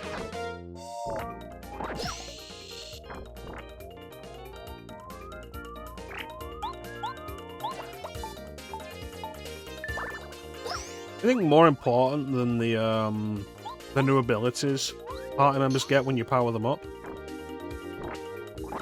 is that they get an extra point of damage. That's always useful. Alright.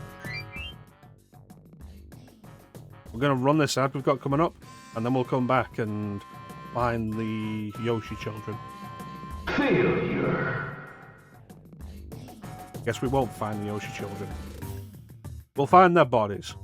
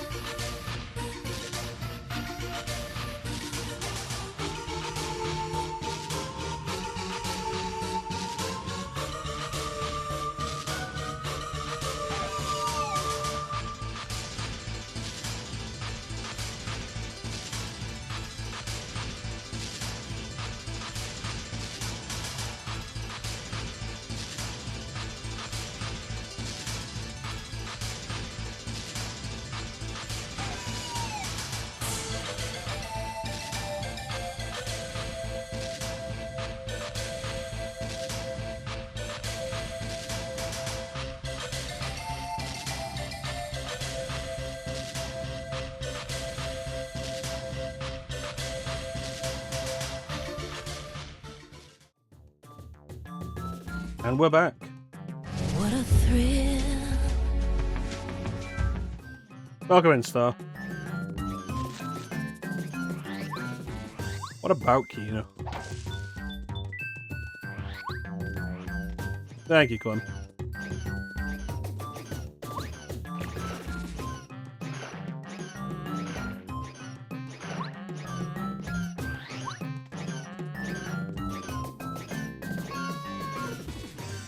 Well, that's just odd.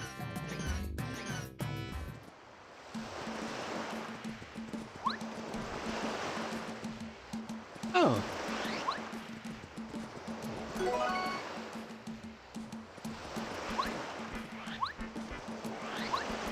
You know, for a minute I thought that said Kina is gender hunger.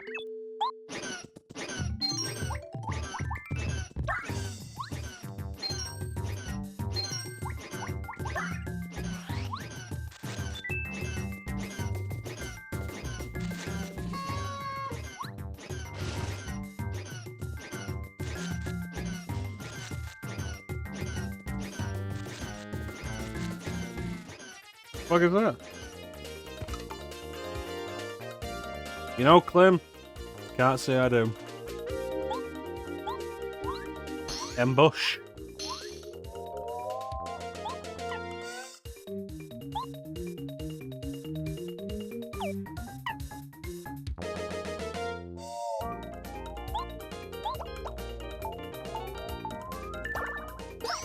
Well, I mean, I don't think a lot of people would have played this at the time, Star, given that it came out very late in, like, basically the end of the N64 Live.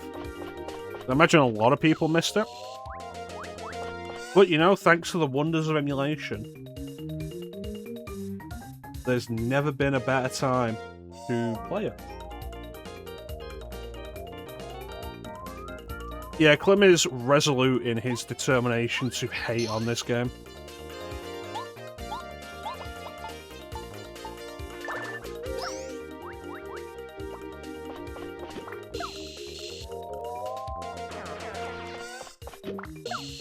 Meanwhile, I'm just over here, like, greatly enjoying it.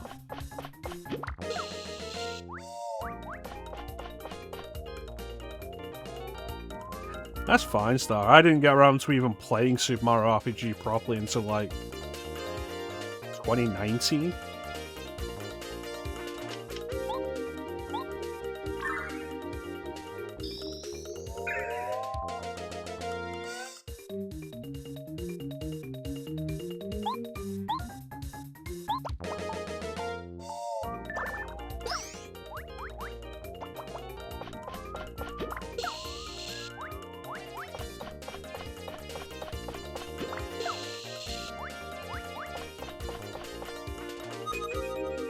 I think I pressed the wrong thing when I tried to heal.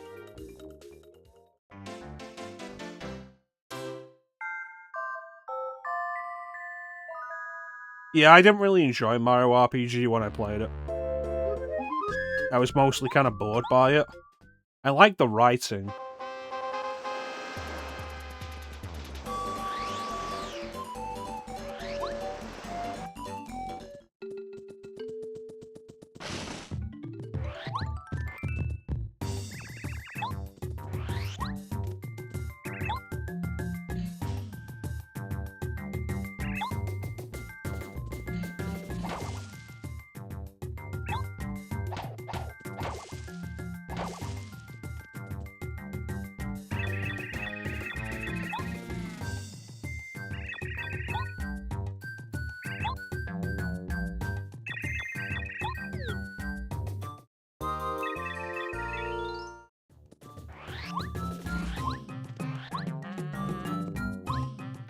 Yeah, I'd say this is definitely worth, like, putting some time into stuff. Like I've said before, I think the thing that sets it apart for me from, like, Super Mario RPG and the Mario and Luigi games is that the gameplay, like, the overworld gameplay, the field gameplay, is more like puzzle platformer than anything else, which I think is quite fun.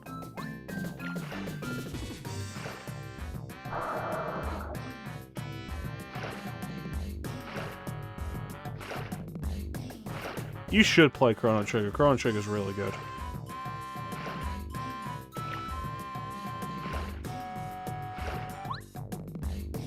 But the value of both of these games is that neither of them are long.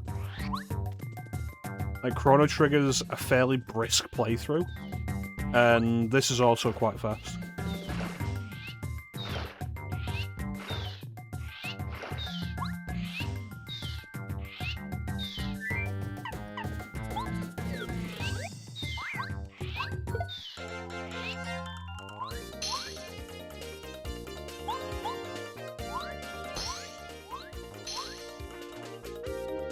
I think Chrono Trigger just generally expects you to play through it multiple times for the multiple endings.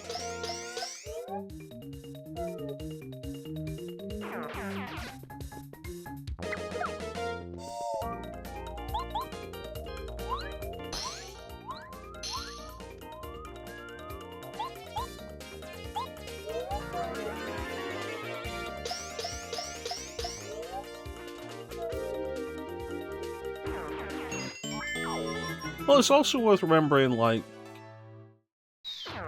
the multiple endings in Chrono Trigger mostly just boil down to when you choose to fight the final boss.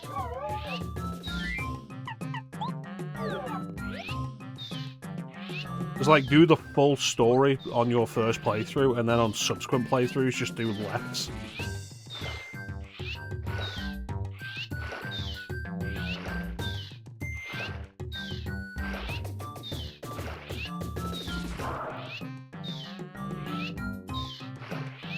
You can miss things in repeat playthroughs. It's fine.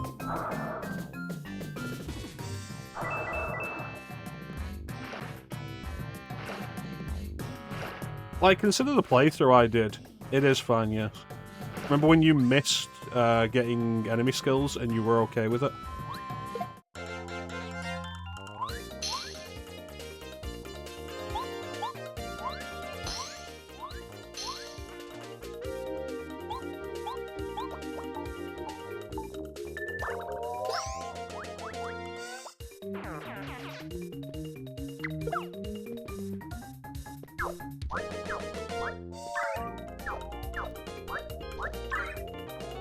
I'm not okay with that.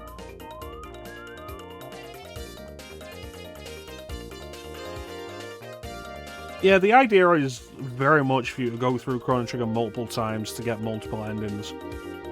A single playthrough is fine. Like, the playthrough I did for the stream, we did pretty much everything. And the game, in all honesty, like, if you're not playing the original Super Nintendo version, if you're playing one of the later versions that has the better translation,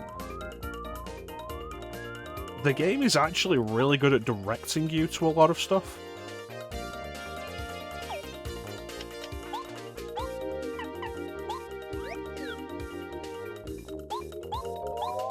Like, just pay attention here and there and you'll find almost everything.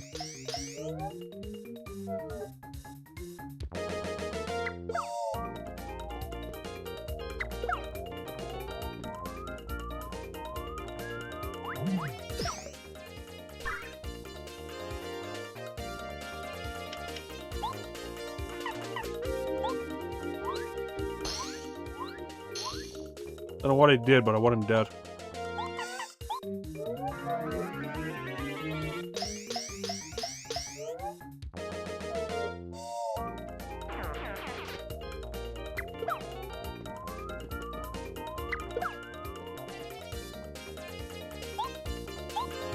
I don't know, I mean, you can use cheats to get that stuff early.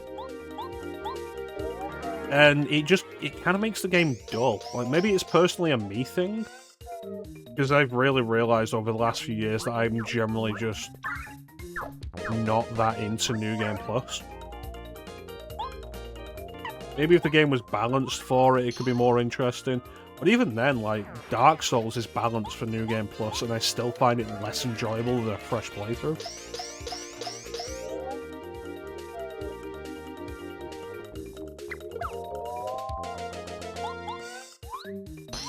Yeah. I think, like, you've got to remember with RPGs like this, the battles are, like, 85–90% of the gameplay.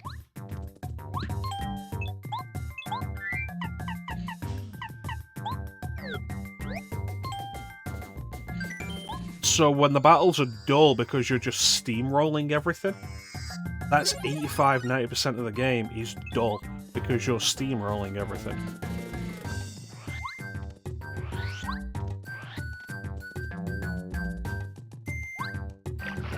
And it's ultimately the problem I had with doing Digital Devil Saga on New Game Plus for the stream.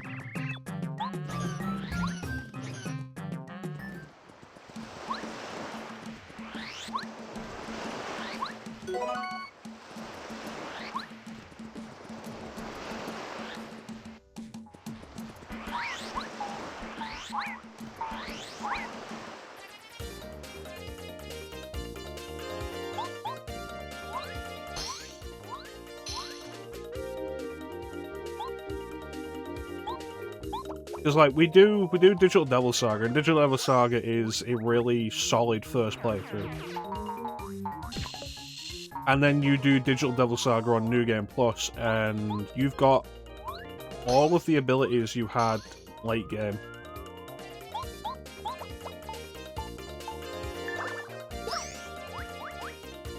Just, like, none of the stats for it.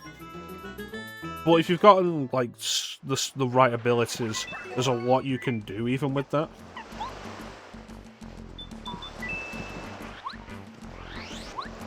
But the trouble is, like, you're looking at the game with endgame abilities, which is fine.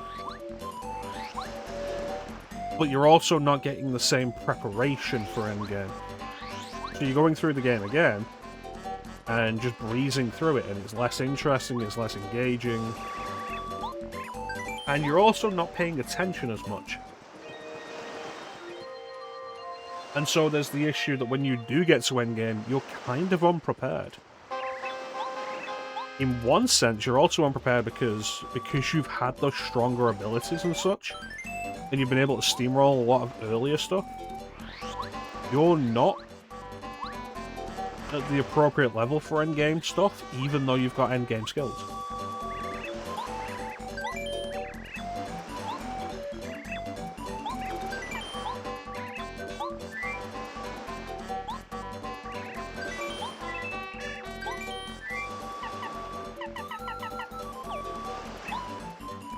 Yeah, I'm just... It's a similar thing I felt with Resident Evil 4. It's been a long time since I played through Resident Evil 4 on a New Game Plus run with all the weapons. Like, all the weapons, all the upgrades. Because I got really bored of it. And so when I play RE4 now, I do a fresh playthrough. Because I think it is more interesting and more challenging, and as a result, like, more engaging.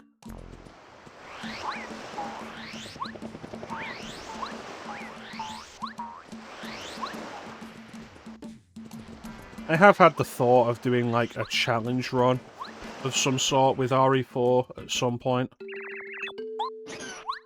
Doing, like, a new game run.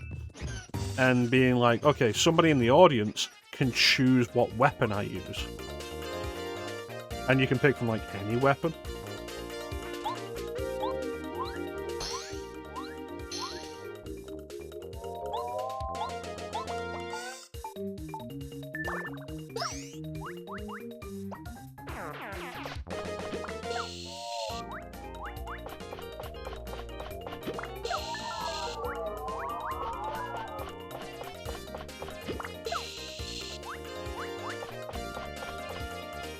Change weapons at certain points. Like, I don't want to waste the money. Is the whole thing.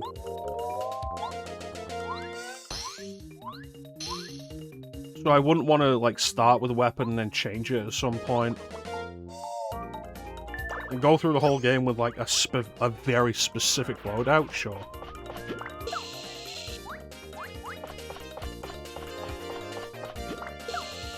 It's like, I'll rag on the TMP. I think it's pretty much entirely unnecessary in your inventory. But, like, I could rock a playthrough with a TMP and absolutely dominate the game. because OGRE4 has no bad weapons. And, like, if we're being honest, a lot of the resentment for the TMP is because the game keeps giving you TMP ammo. Like, imagine if the game gave you mine thrower ammo when you don't have the mine thrower.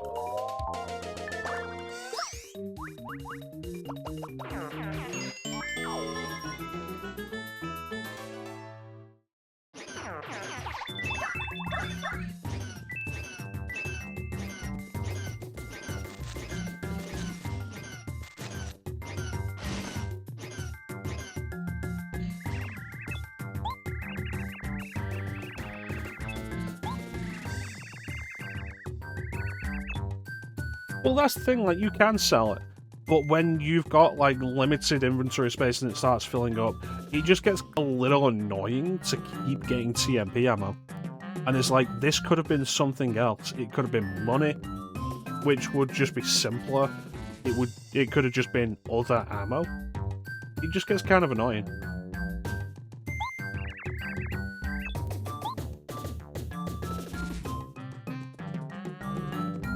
Alright, so that's one of them.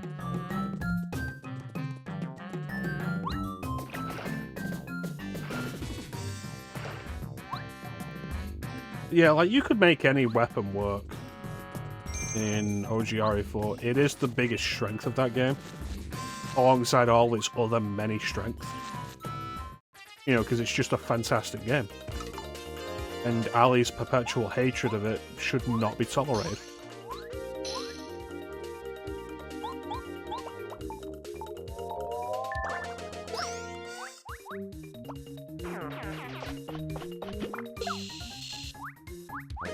She's always said she's not that fond of like OGRE4.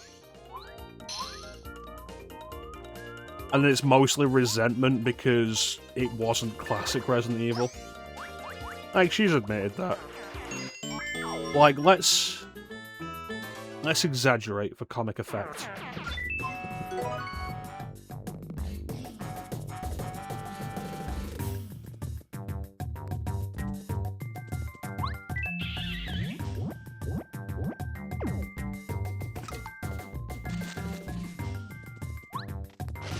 Silent Hill 2 is good, Clem. You're just a hater.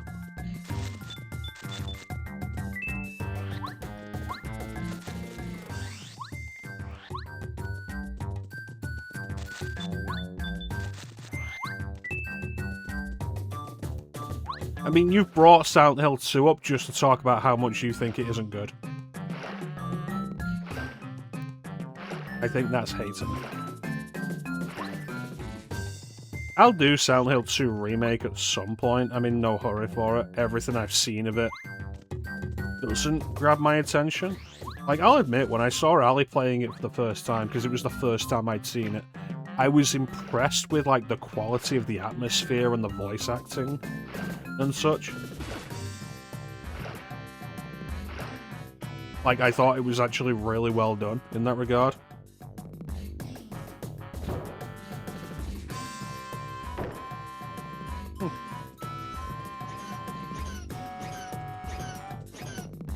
Quiet child.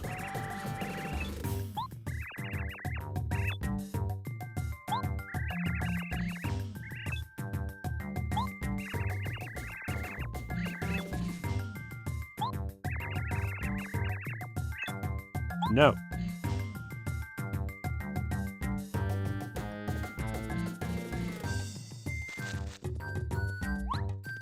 But yeah, everything that I saw watching Silent Hill 2 Remake seems that it's just overly long, and that the combat takes too long because enemies are too spongy. And I don't like that as an idea. Like, if OG Silent Hill 2 was as long as Silent Hill 2 Remake, I would probably agree with you that it's not good.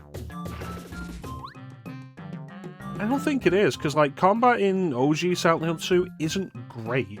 Not even particularly good, but it's faster.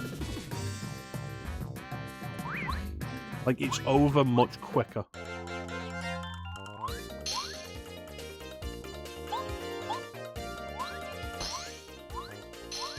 No, definitely not.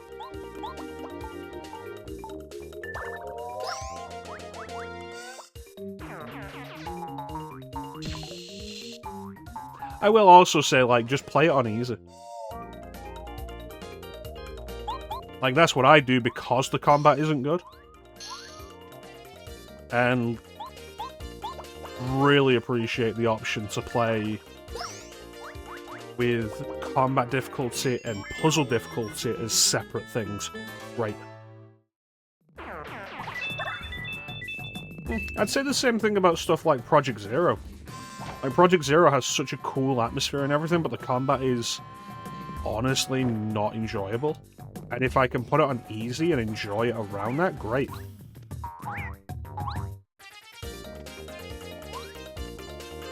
Like, put Silent Hill 2 on easy, and the combat becomes inoffensive.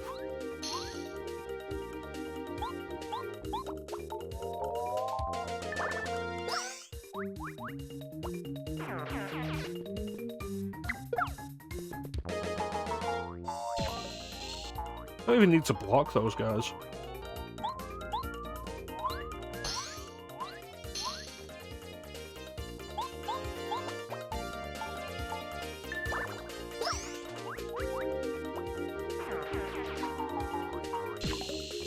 You see, there's my point, Clem. Like, the combat isn't good. I'm not going to argue that with you. But you put it on the lowest difficulty so you don't have to deal with it, and then it gives you the option of not dealing with it. And that's good game design.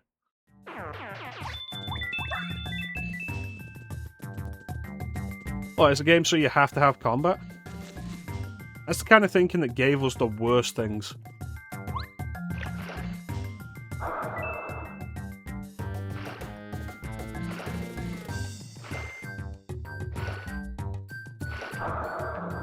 Like, if you don't like the combat, like, if the combat isn't good, I'd rather have the option of not dealing with it.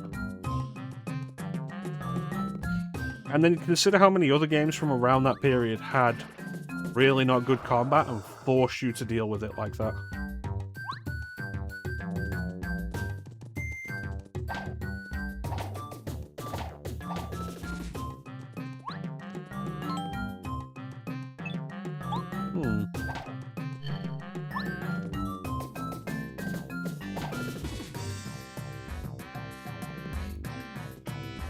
No, I think there's still something to be gained from experiencing something yourself.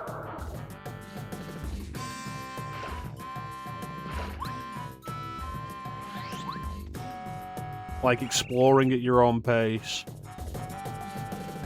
Having your own reactions to things, like when you're in the apartments and you hear the scream, and you decide whether or not you're going to go back, and if you do go back, you can go right up to the bars that block you off from the rest of the apartments and see Pyramid Head just out of reach.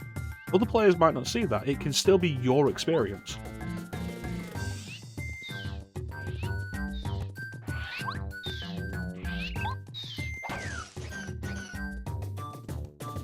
Quiet child.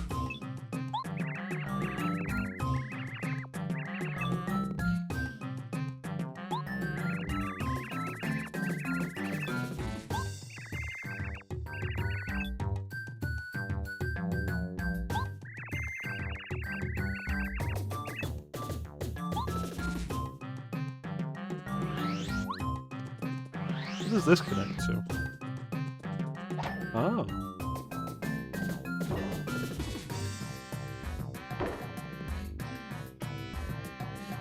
Like, I get you weren't into the wandering gameplay. I don't think a lot of people necessarily would be. And Silent Hill 2 is probably too directionless at the start. Especially while all you've got to do is fight the occasional enemy in environments that are probably too open while they'll scuttle away. It's why I think you might enjoy Silent Hill 3 a little more.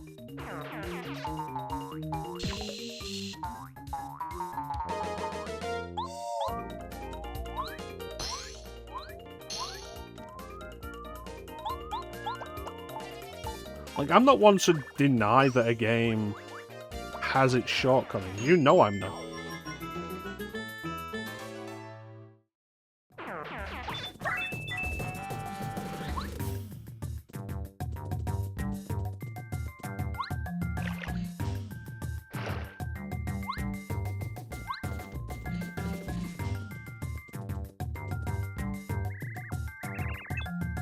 Right, this will be number 4.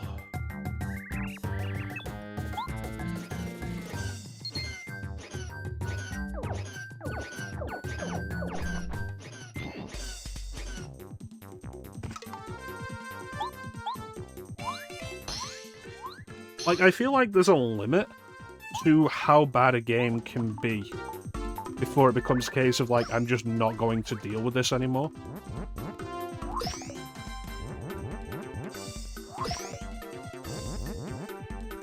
I think the closest Silent Hill comes of, like, the original 4, the closest it comes to being that is Silent Hill 4. For very good reason, honestly. Like, you take all the problems that existed in the previous Silent Hill games, the wonky camera, the not great combat, and you add in mandatory backtracking, escort mission, invincible enemies.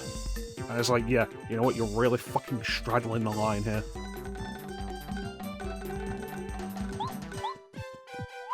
Which makes it doubly annoying that Silent Hill 4's story is so interesting.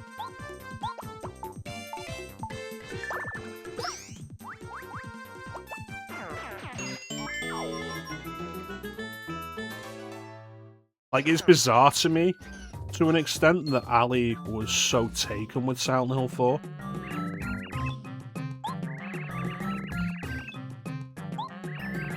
I understand, like, from a story perspective, it's really fascinating story. Like, that gameplay. I played it through for the stream, and if I do play it again, it's going to be quite a while after my last playthrough was.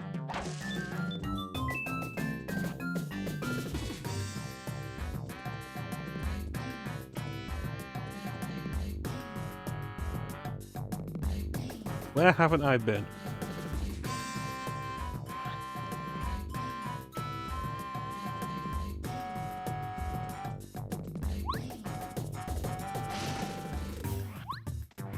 Personally, though, like, of the original 4, I find Silent Hill 2 the most enjoyable. Probably because of those wandering exploration bits. Because, like, your comparison really is going to be between Silent Hill 2 and Silent Hill 3. Those are the two peaks. And I think Silent Hill 2's wandering exploration bits, like, work in the benefit of being downtime. And Silent Hill 3, part of the reason why I think you might be more interested in it, Clem, than 2, is it doesn't have that. There's a little bit of wandery stuff in the later half of the game. When you finally get to Silent Hill, but for the most part it's very minor and you're very directed on which location you need to go to next. So Silent Hill 3 feels like it doesn't really have any downtime. You're always going through dungeons.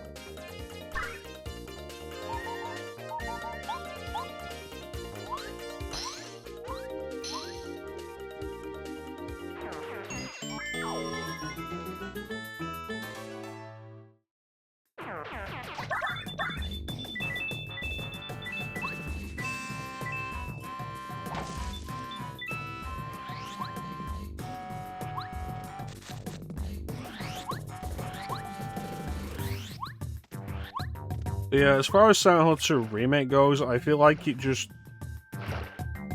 Based on what I saw, it feels like it stretches out the worst parts of Silent Hill 2. I may be wrong, because I've only watched it and not played it. So I'm willing to, like, be wrong about that.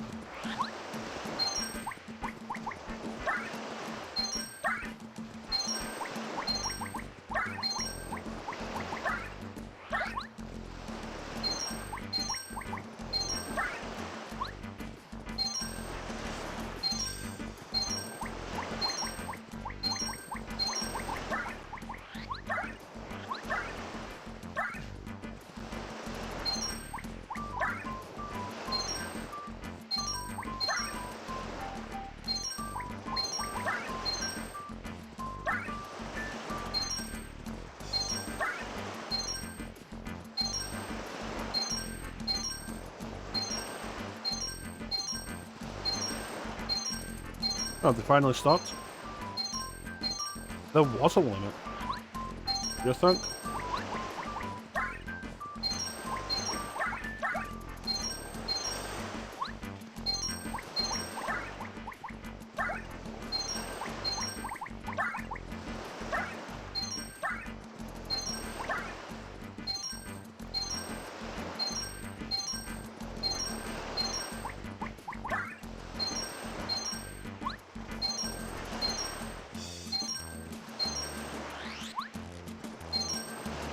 Oh, I only need one more. Two more. Right, where's the last kid?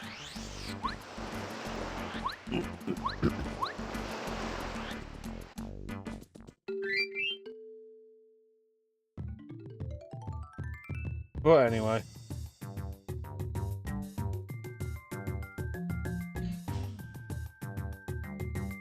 Overall, my personal opinion on Silent Hill has always been the gameplay's not amazing.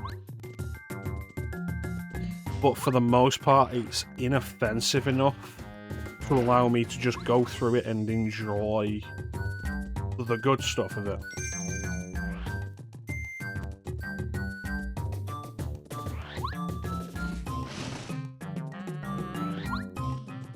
Not a game series I would play through as many times as, like, Resident Evil. Because of that, because the story is only enjoyable so many times before you're just not paying attention to it anymore.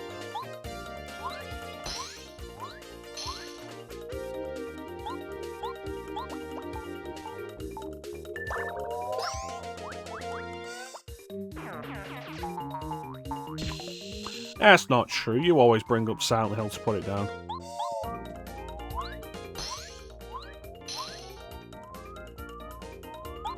Your Silent Hill 2 hate is like my Final Fantasy 7 Rebirth hate. Then when have you ever let anything go?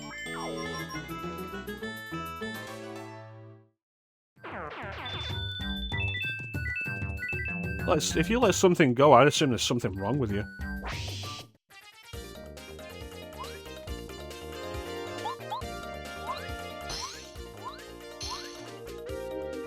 All the time. Now I'm suspicious.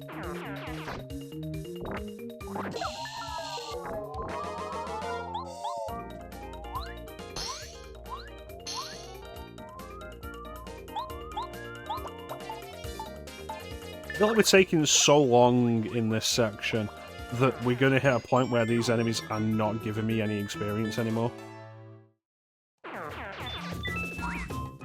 God damn it.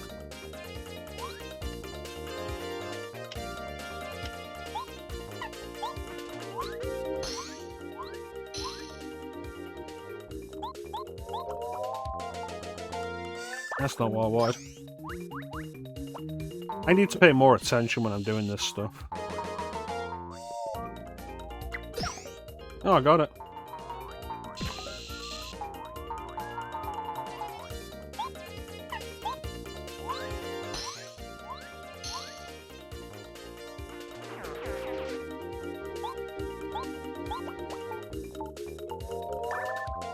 Yeah, That's something I do really appreciate about Paper Mario. And like the Mario and Luigi RPGs also have it as a bit of an issue. Because the first one's like, oh, we're going to the Bean Kingdom. So... they're just non-standard Mario enemies.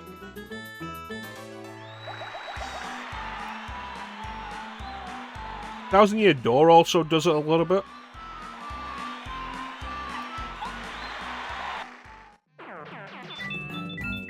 Because Thousand Year Door takes place in another place, Rogueport. But I do like that Paper Mario has a lot of the classic Mario enemies.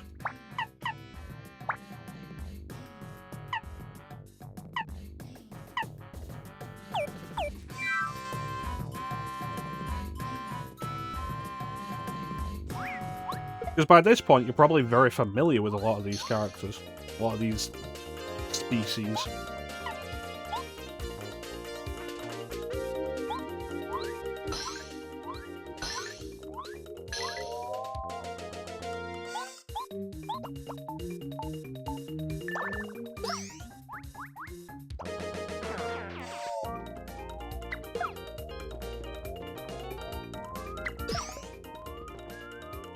Press it as soon as you hear the audio cue.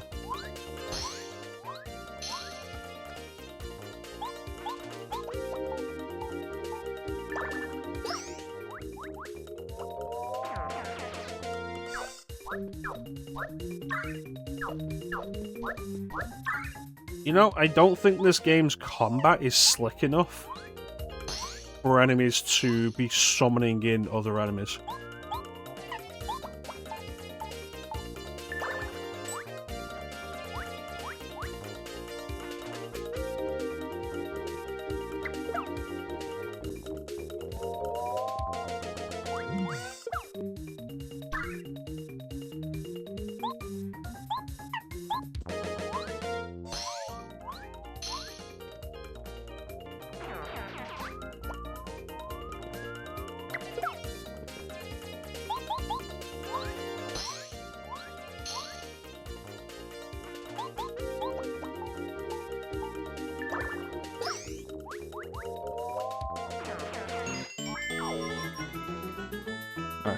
Where is this last kid? Because I want to end this stream before the next ad break.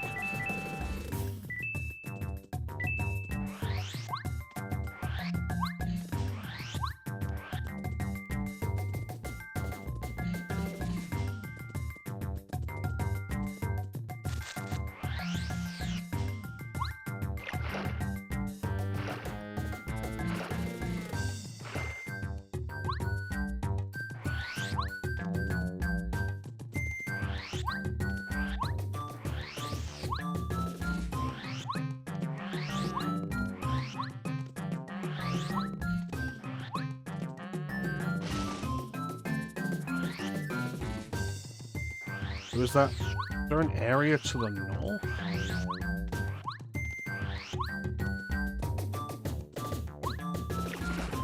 I feel like there was an area that led to another area in the water that I've not been to.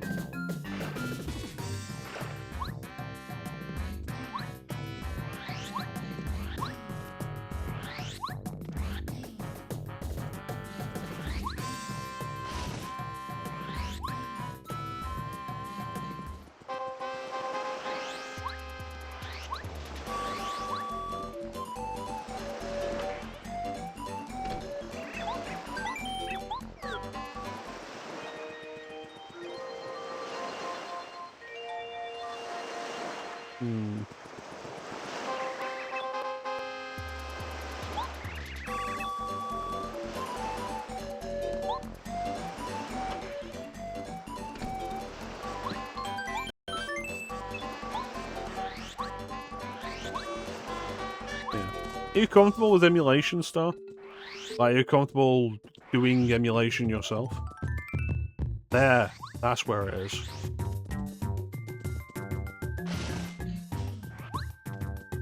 Is it? Then I definitely recommend, like, just setting up... What's the new one? Gopher, I think? Like, just setting up Go for 64 and just playing Paper Mario.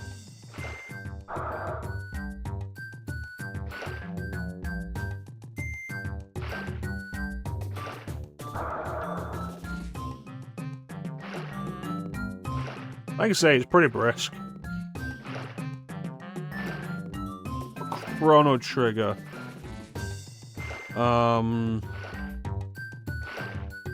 What do I recommend for Chrono Trigger? Chrono Trigger, there's the PC release, which is probably the best version to just play. Back at the start.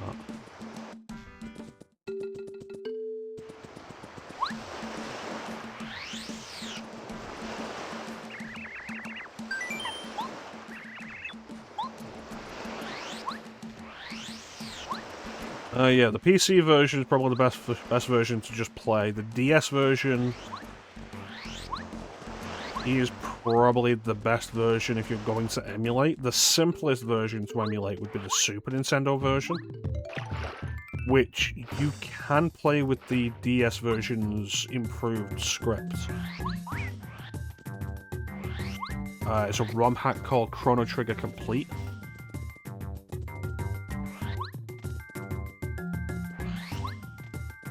I think it's the way I suggested for Clem to play it when he streamed it, and I think he had a good time with it. Going around in fucking circles.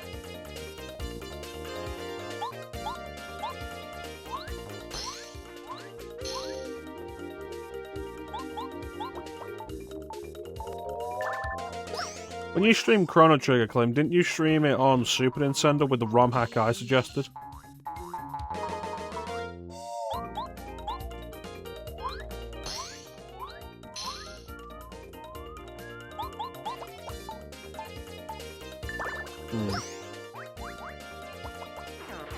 I've played through Chrono Trigger Complete before myself, and like, it is a good version to play. The DS version's improved script is good. I feel like it clears up a few things that makes certain things much more understandable. Like the Masamune fight. There's a character in town, in the town nearby, that tells you how to deal with one of his attacks.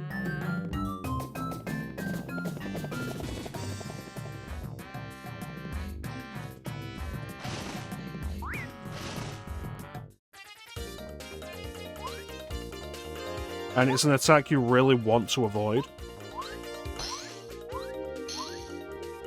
So having, like, the actual proper name and attribute for it to explain how you deal with it is really good.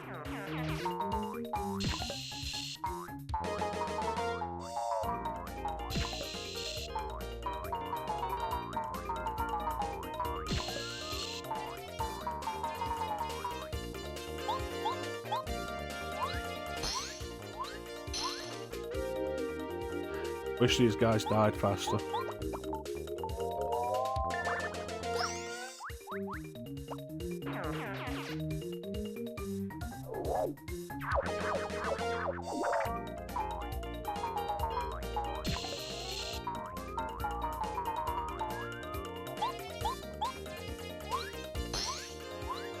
It was the hunt, yep.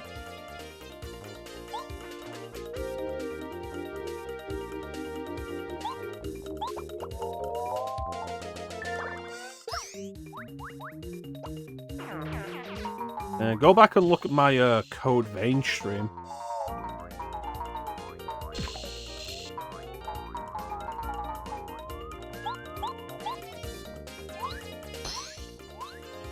I forget if I had a full head of hair when I started that stream, but I didn't by the end of it.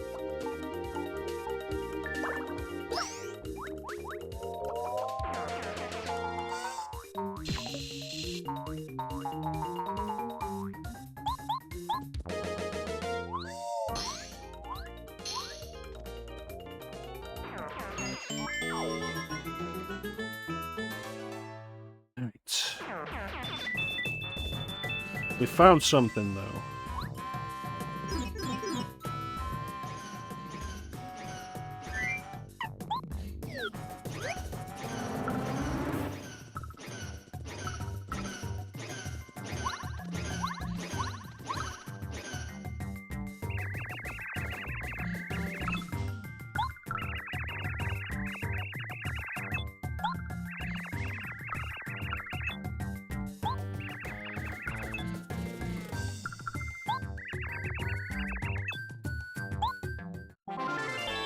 This sequence was for everybody who complained about Baby Mario crying in Yoshi's Island.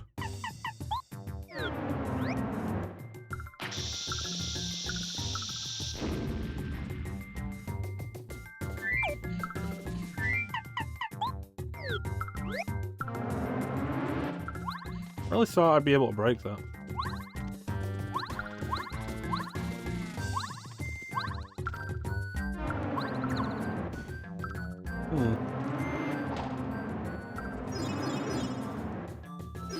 Alright, but now we can go back to the village.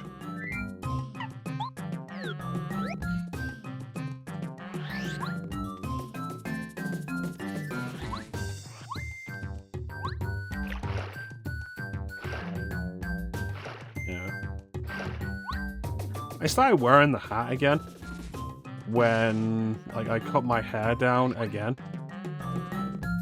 Because honestly, I do like the way it feels when it's basically just like down to the scalp. I just don't like the way it looks.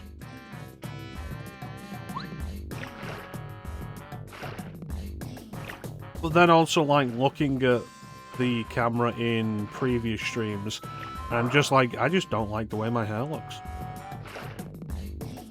So now I'm still wearing the hat. The hair's grown back in. I'm at the point of debating cutting it down again.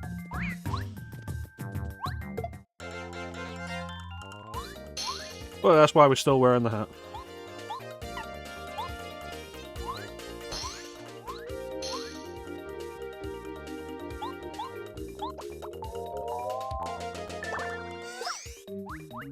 And I got all the hats anyway, so might as well use them.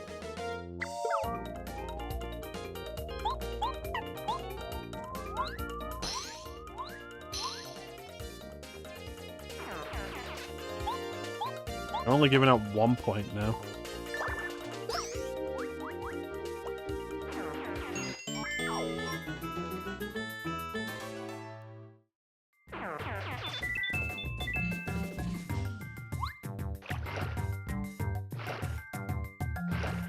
Kind of crazy looking back on like the Code Vein stream, where I am basically like shaved down to the scalp, and I'm just there.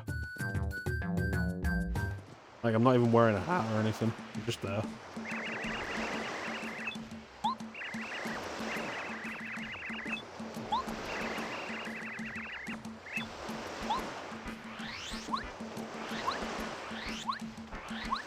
Hey, Colorado, you tired of doing fuck all?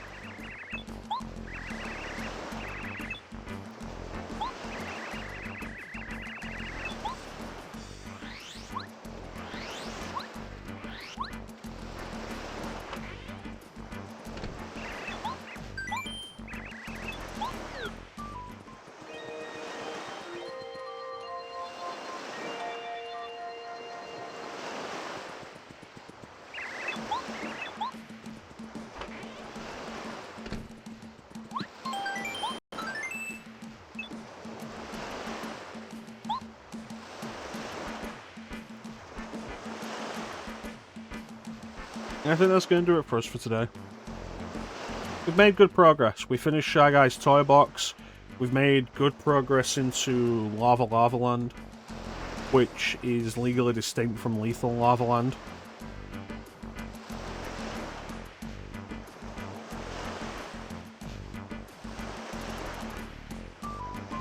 And we'll continue to progress as we go forward. How many more areas do we have? This is... We have 4 Star Spirits. 3 more left. After this, there's the garden and the ice area. And then Bowser's Castle. So, like, not a huge amount of game left. It's not... Like I say, it's not a long RPG. 13 hours, I doubt we'll hit over 25. But yeah. That's going to do it for us today. I want to thank everybody for joining the stream. I always really appreciate the support. Big special thank you to everybody in the chat. Chat is always the best part of the stream. Who do we have? We had Flame, Chance, Clim, Star. I believe that was everybody.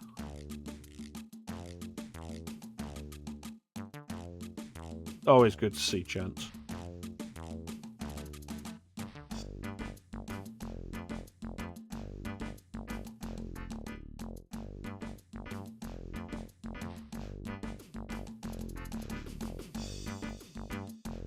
Paper Mario continues for the year of RPGs.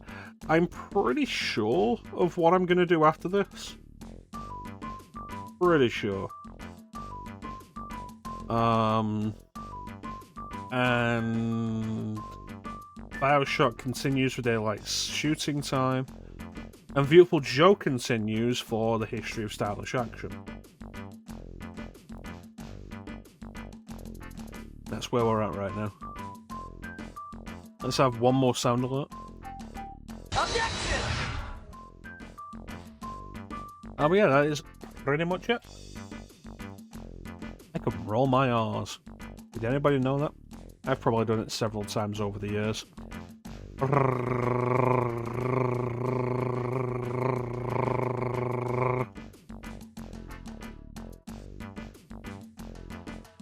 And now we wait for Teak to clip that and put it somewhere in his stream.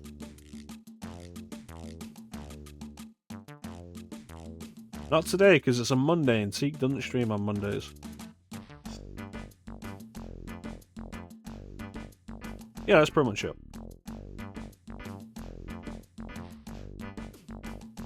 Yeah, pretty sure of what I'm going to do after Paper Mario. Don't want to say what it is. Might change my mind. Like, there was the whole thing of I think I said like I was going to do East 1 and 2 last year, and then it got pushed up, and then it was like, okay, we're going to do a year of RPGs. We'll begin with East 1 and 2, and then I pushed it further back. It was like, okay, no, we'll start with Lost Odyssey, because I've been meaning to do Lost Odyssey properly for years now. And we did Jade Empire, and then we did Final Fantasy V, and then we did East 1 and 2. So I don't want to say what I'm going to do until we're at the point now where it'll be the next stream. But I'm pretty sure I know what we're doing. And it's something I look forward to, and I know Chance will be interested in it. And hopefully you guys will be interested in it, if any of you remember what that game actually is. And by that I mean, like, when we start playing it, if any of you remember that that game existed. But yeah, let's have one more sound alert. I can't wait till we're teenagers. Then we'll be happy. Perfect. And with that, there's not really anything else to say except thank you all for watching. Have yourselves a fantastic time of day, and take care. We'll catch you next time, guys. Bye.